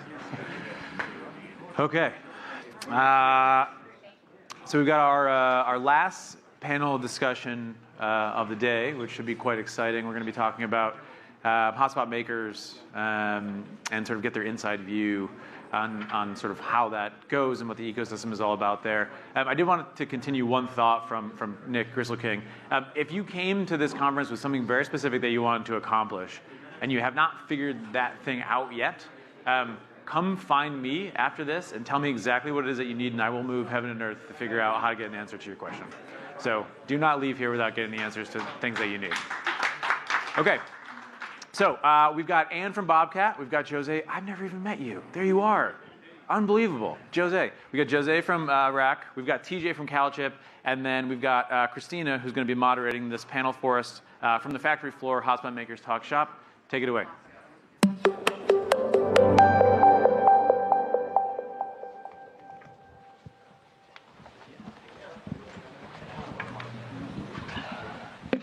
Okay, hello. So I guess kind of just to start off, I'd like to kind of get introductions from you guys. If you want to give us a little bit about, the companies behind the Helium network. Sure. Hi, everybody. My name is Ann I. I work for Bobcat. So I guess, do all of you know who is Bobcat? Okay, great, perfect. So, it's a little bit redundant, but we have so far shipped 370,000 Bobcat miners since the company was founded in March last year. And I joined the company very early on, basically at the very beginning. So, of course, the mothership is in China. We have our factories, we have our operations and tier 1 support over there. And then when it first started in the US, there was just one person. But then now, I think after 15 months, in North America plus Europe, we have around 15 people over here. So basically kind of focusing on product and engineering. And actually a little bit less than half of the team over here are actually from the community. So we have like support engineers and also marketing people that just already know Helium or were our customers, and then they trusted us enough to become part of the team. Yeah. Hey everybody, I'm TJ. I'm the president and co-founder at CalChip Connect. We are an IoT, LoRaWAN, CBRS focused distributor in the space. We're headquartered out of Warminster, Pennsylvania, which is just a little bit north of Philadelphia. We were the first distributor for the Helium network, and today we've got multiple hotspots, CBRS products, and LoRaWAN-based Helium solutions available for the community. We also do service enterprises, small, medium businesses in the private space. Right. Hello, everyone. I'm Jose Marcelino. I work for RAC Wireless, one of the first makers on the Helium ecosystem. RAC comes from a history of making LoRa hardware. So we started in 2016. I joined officially the company 2 years ago, but I've been kind of part of the company since the very first LoRa gateway they made. now we've launched Minted. You might be familiar with that. It's a brand that's very consumer focused and is dedicated to the crypto market. As well as the gateways we make and the hotspots, we also produce some IoT devices for makers, so people who want to create sensors for the network as well. Thanks. So I feel like everybody that I talk to has like a story about how they got into Helium. So do you guys have a story about how you got into Helium? Or like a funny way? Well, I'll go ahead and jump in. So most of my background for the last 10 years has been strictly in the IoT space. And when I started CalChip Connect, for the first 6 months, I knew nothing about blockchain, cryptocurrency. And then we were fortunate enough to get introduced to the Helium crew and learn about this really cool, innovative technology and network that Helium is bringing to the market.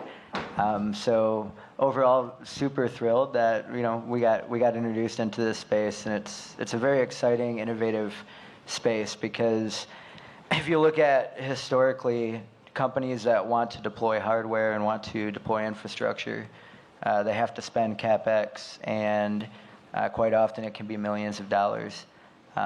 Helium solves a major problem in the ecosystem, which is giving people, giving companies the ability to get incentivized based on building a network and putting solutions on that network. So.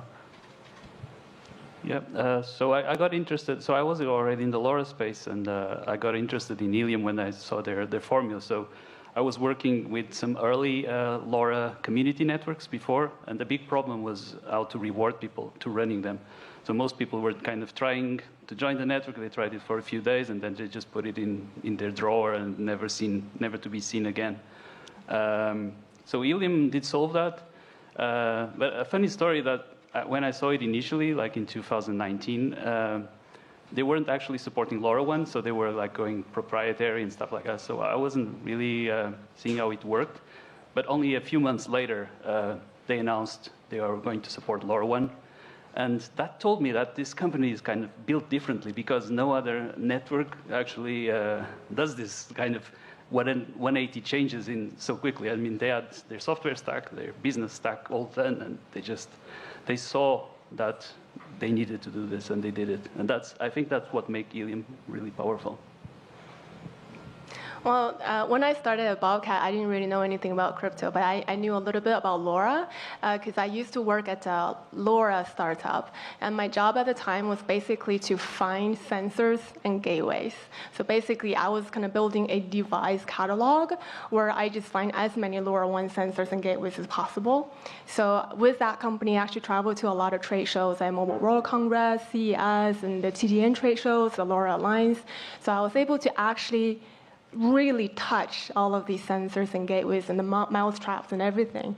And it's like really, really wonderful because I learned a lot of things about LoRa.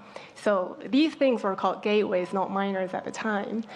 And then when I first found out about Helium, I think it was early 2021, and it blew my mind. And my heart was pumping for like really hard for a long time because I couldn't believe just like really, there are 10,000 gateways and this is what they're doing? It was just really amazing.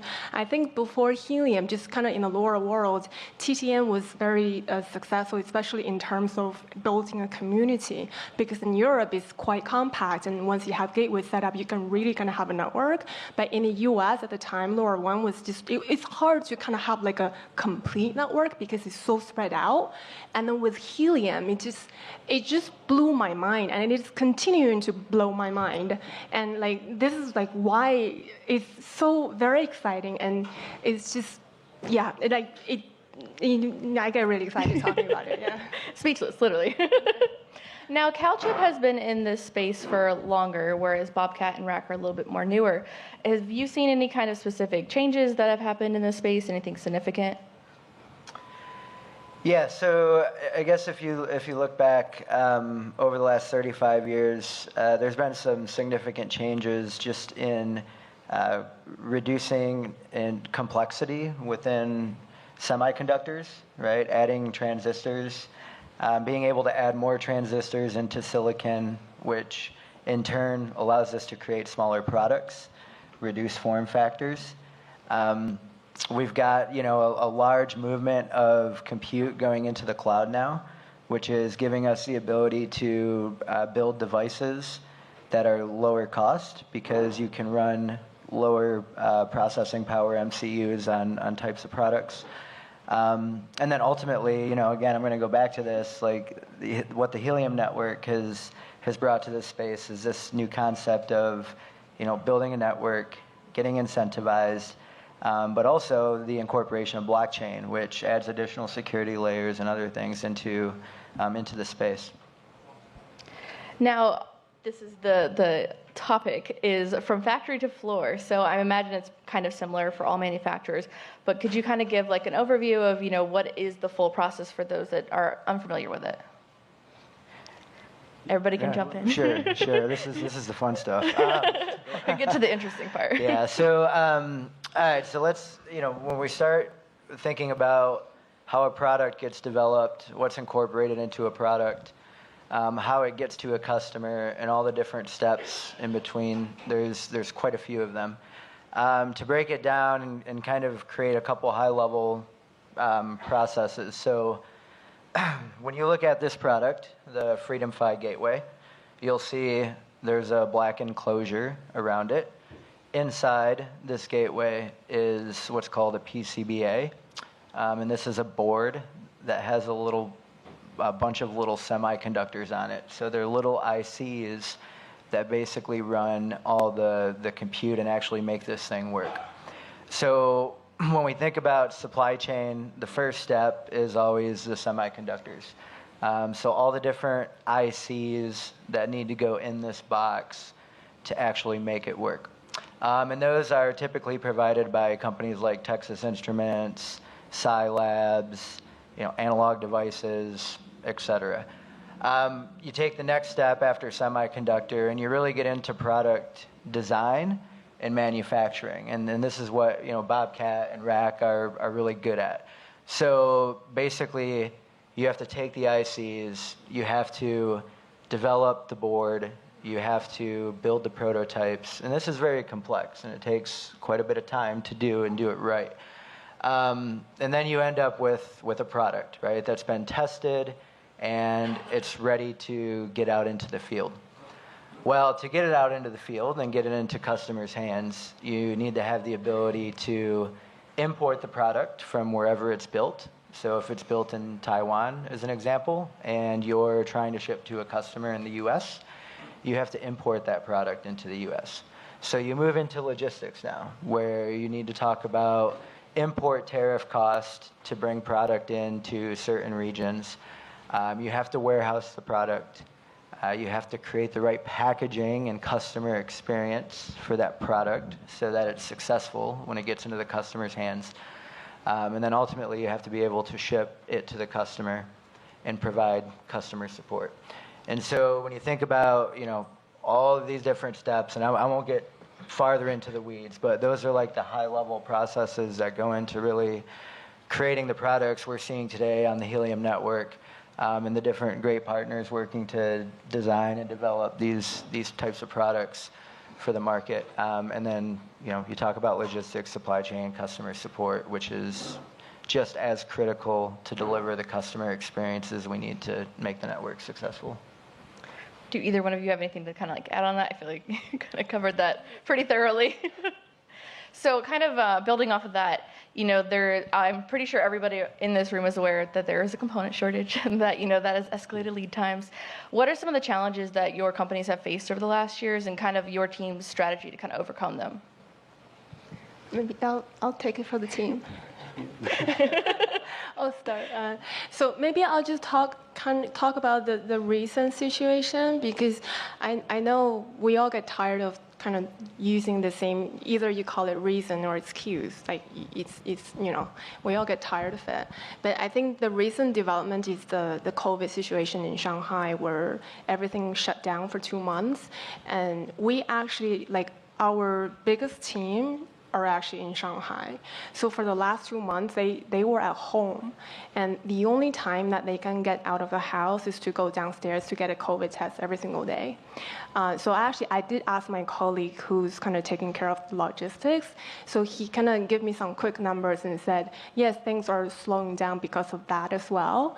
But just in the last 2 months, because we ship a batch every week when there isn't a holiday, because you guys all know like that there are a lot of holidays in China. So we ship a batch every week when there isn't a holiday, and in the last 2 months or so, I think we shipped from batch 45 to batch 54, and altogether that's a little bit over 100,000 miners. The speed is not as fast as we would have desired, but that's the best we could do with all the situation, because once the city is shut down, nobody can go out, nobody can come in. So with the supply chain and suppliers, we just have to wait. But then there are some other things that we're trying to do to kind of make it better, because once the coming in and going out slow down, then you kind of have to see, okay, then how do you get things to the customer? So they actually have set up 3 more like overseas, I would say like warehouses stops. So one is in the US, and this is the one we're going to work with the 5G shipping location. And then another one is in Germany. And then I think the third one is in Hong Kong. So they're basically trying to kind of open up a little bit, a few more locations to kind of make logistics go a little bit better while this COVID thing is still happening. Yeah, maybe to add to that, like DJ was explaining, so the LoRa part of the hotspots requires very precise components because of the long range and the sensitivity it offers. So some of those parts, you don't have many options. You have like 3 suppliers of those parts. And an interesting thing was when Helium was kind of ramping up, there was like a major fire in one of the factories of this component, which really caused a global shortage of this timing chip. The situation was quite complex, and sourcing these parts was extremely difficult. It's getting a little better now, but as well as COVID, we are seeing a lot of other problems in the supply chain, like factories not starting up as soon as we all wanted. But it's improving though. Yeah, so it's good. So outside of like the component shortages, has there been any other challenges that have been really significant to your teams? Is that really kind of the overall? Well, I would say, so that's like one of the areas that we're always working on. And the first one I would say is customer support. Because many makers that really had an IoT background before didn't really know how to serve retail customers. It's not like we're selling pajamas and you know how to like work with customers. You just kind of give it to an enterprise and here you go, you figure out the rest and that's it, pretty much. But then this is kind of like, it kind of just launched us into the world and where we're like, oh, we need to handle customers after we sell it. And it was really a first. And now that it's a little bit unthinkable to me where like you just ask the customer to send you an email and that's it, because now we have a ticket support portal where you send in a ticket, and then if people come to Discord or come to Twitter and say, hey, how come nobody answers? Our first question is always, what is your ticket number? Because once you have a ticket number, then you go into the Zendesk system, and if our tier 1 support can't answer that question, then it's escalated into Jira for tier 2 support. So that's an ongoing challenge, but I think like over the last year, that's one of the areas that we really, really worked on, because I think this idea has been drilled into our head that once you sell it, that's kind of the starting line. That's not the finish line. You need to take care of the customer, and then the customer's feedback is how you grow the product. So other than customer support, we also want to improve the product. And when we talk about the product, it's not just the hardware. It's very important to kind of make sure, the diagnoser or the app or whatever is coming next, it's a whole piece together. And there's really a lot more that we can work on now that we have so many customers that have trusted us with our money, really.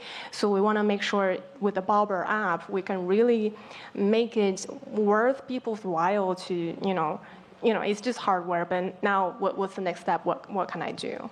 So.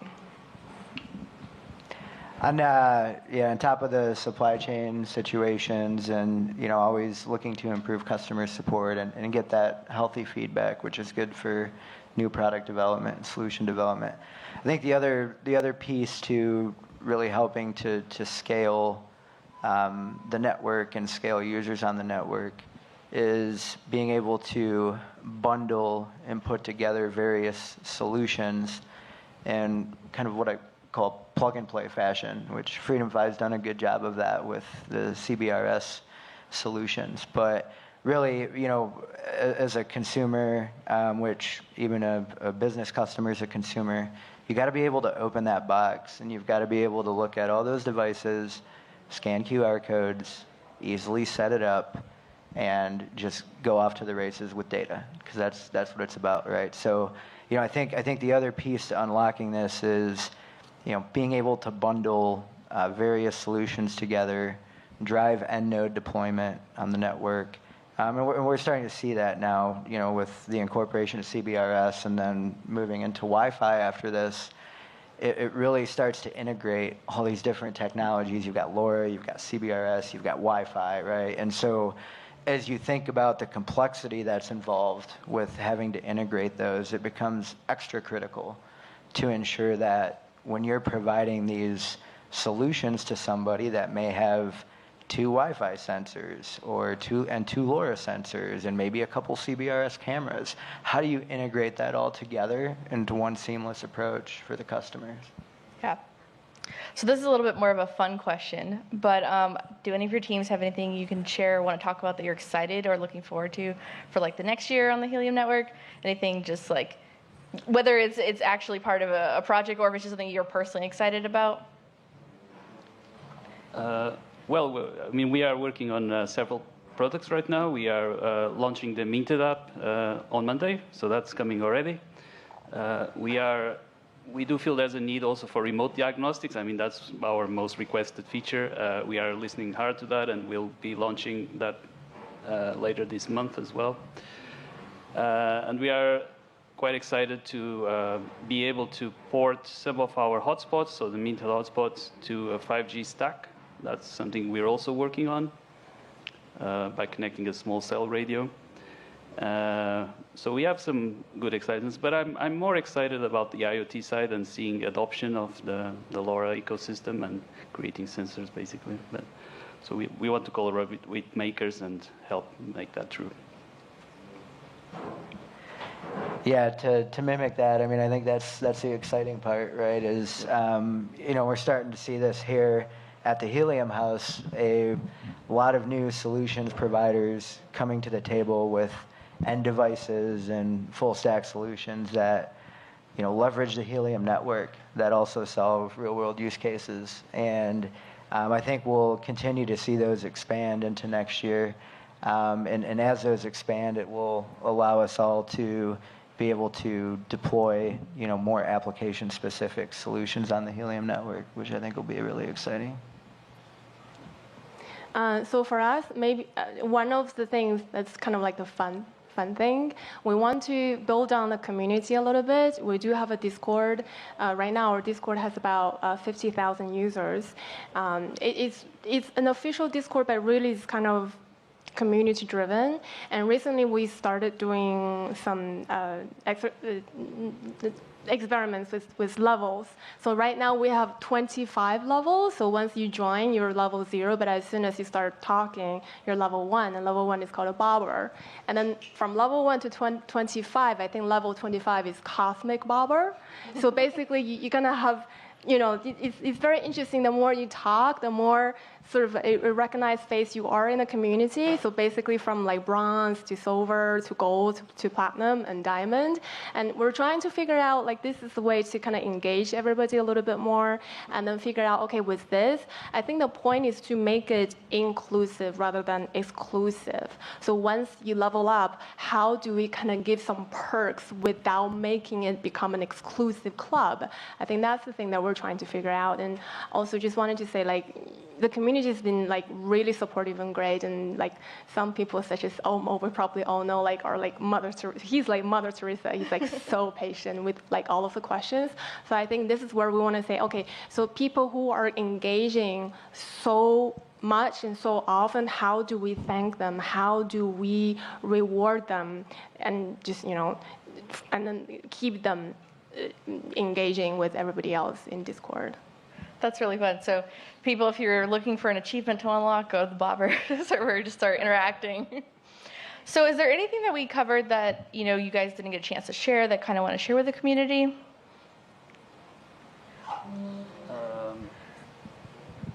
Yeah, maybe. So on the IoT side, so we feel that there's a need for improving the sensors and kind of helping customers onboard those sensors. Currently, it's super easy to onboard a hotspot, for example, but to onboard the sensor is not as easy.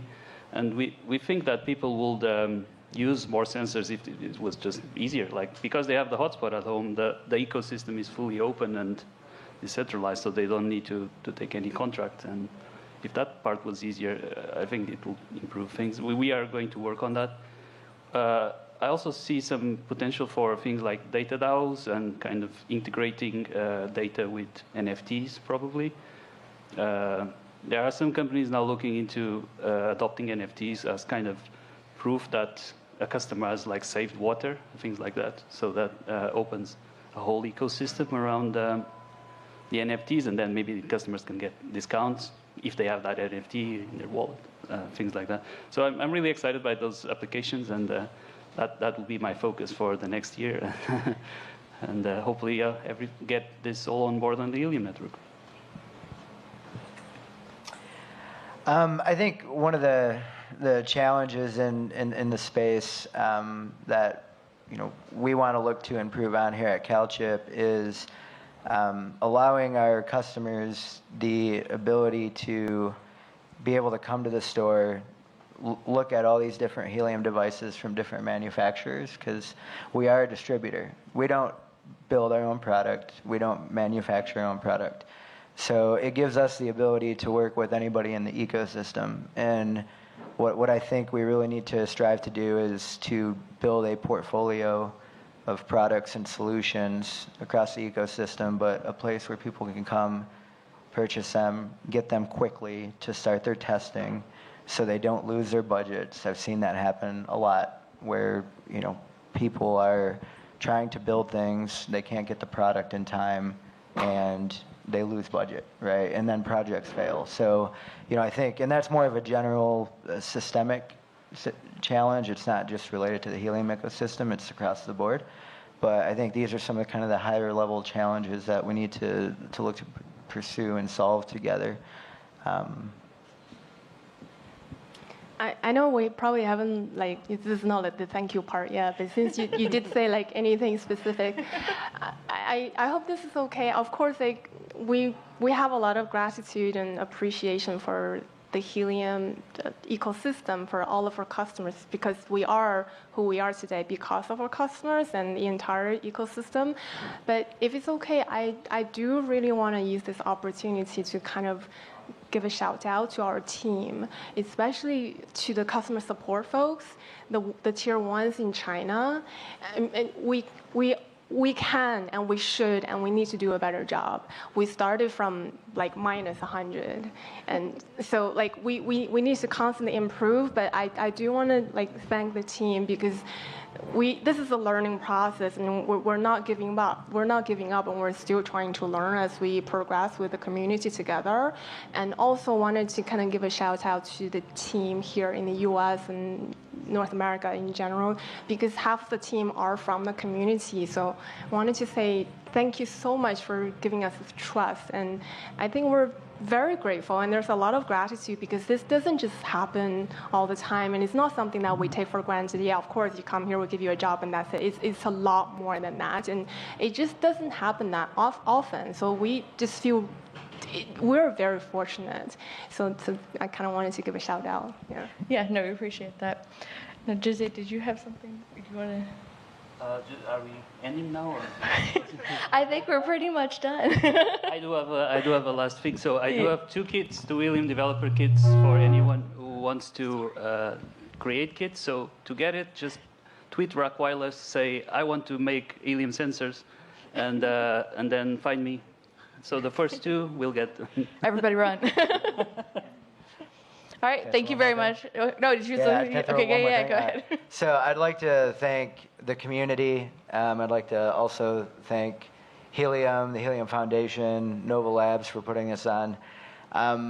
What's really, really cool about the Helium community is it's bringing together a lot of people with very innovative minds and really cool ideas. And I think that's very unique compared to what's going on in the IoT space elsewhere. So keep it up, keep bringing the ideas, keep bringing the ingenuity, and let's go build this thing together.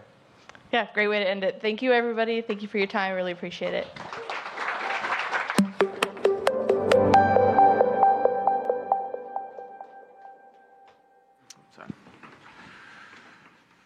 Okay. I think we're going back there. Okay, so we are going to head upstairs to the rooftop to have, I think, margaritas and a bunch of other cool stuff. So definitely join us up there. It's open from 5 to 9. Any conversations that you started or didn't get to finish today should continue upstairs. Before we go, I'm going to hand it off to Frank to finish this whole thing off. Yeah, I just wanted to thank you, Mark. So guys, this has been amazing. Thank you, the community, for joining us at HeliumHouse. It's really, it's been like Helium home. I feel like this is a homecoming for all of us. I met a lot of you on Discord, on Twitter, different social media, but it's the first time I'm meeting you in person after 3 years of isolation and pandemic era. So thank you. And now we have an alarm going off somewhere, but that's not here, I think. So I know what you all need. Definitely the people at home watching on YouTube or wherever you are, get a drink. If I ever see you, I will buy you a drink. But everyone here, I'm buying you drinks upstairs. And get the margarita. It's Moso margaritas. It's amazing. So make sure you get your fill. It's hot up there. Let me warn you on that. But I think it's worth the trek in the heat. It's like only 200 degrees, so don't worry about it. Just a couple of things. I want to thank the staff, the people that put this together. Thank you. Thank you. Yeah, really. Thank you to Amplified. If you guys ever need an events team, call Amplified. They're amazing. The team that do the setup, the teardown, the employees out of Austin, thank you so much. Really appreciate it. And really thank Emily Murray. She's amazing. She's the one that, if you don't know who she is, she's like the machine in the background. She tells me what to say, tells me where to go. It's amazing. I'm so thankful for her. Thank you, Emily. So we have one last thing, just so you can go away happy. New York City, September. HeliumHouse will be there. So look out for that. Everyone's invited. Folks in Europe and Asia, if you can fly out here by then, please join us. And we'll have more information soon. Thanks again. Thank you.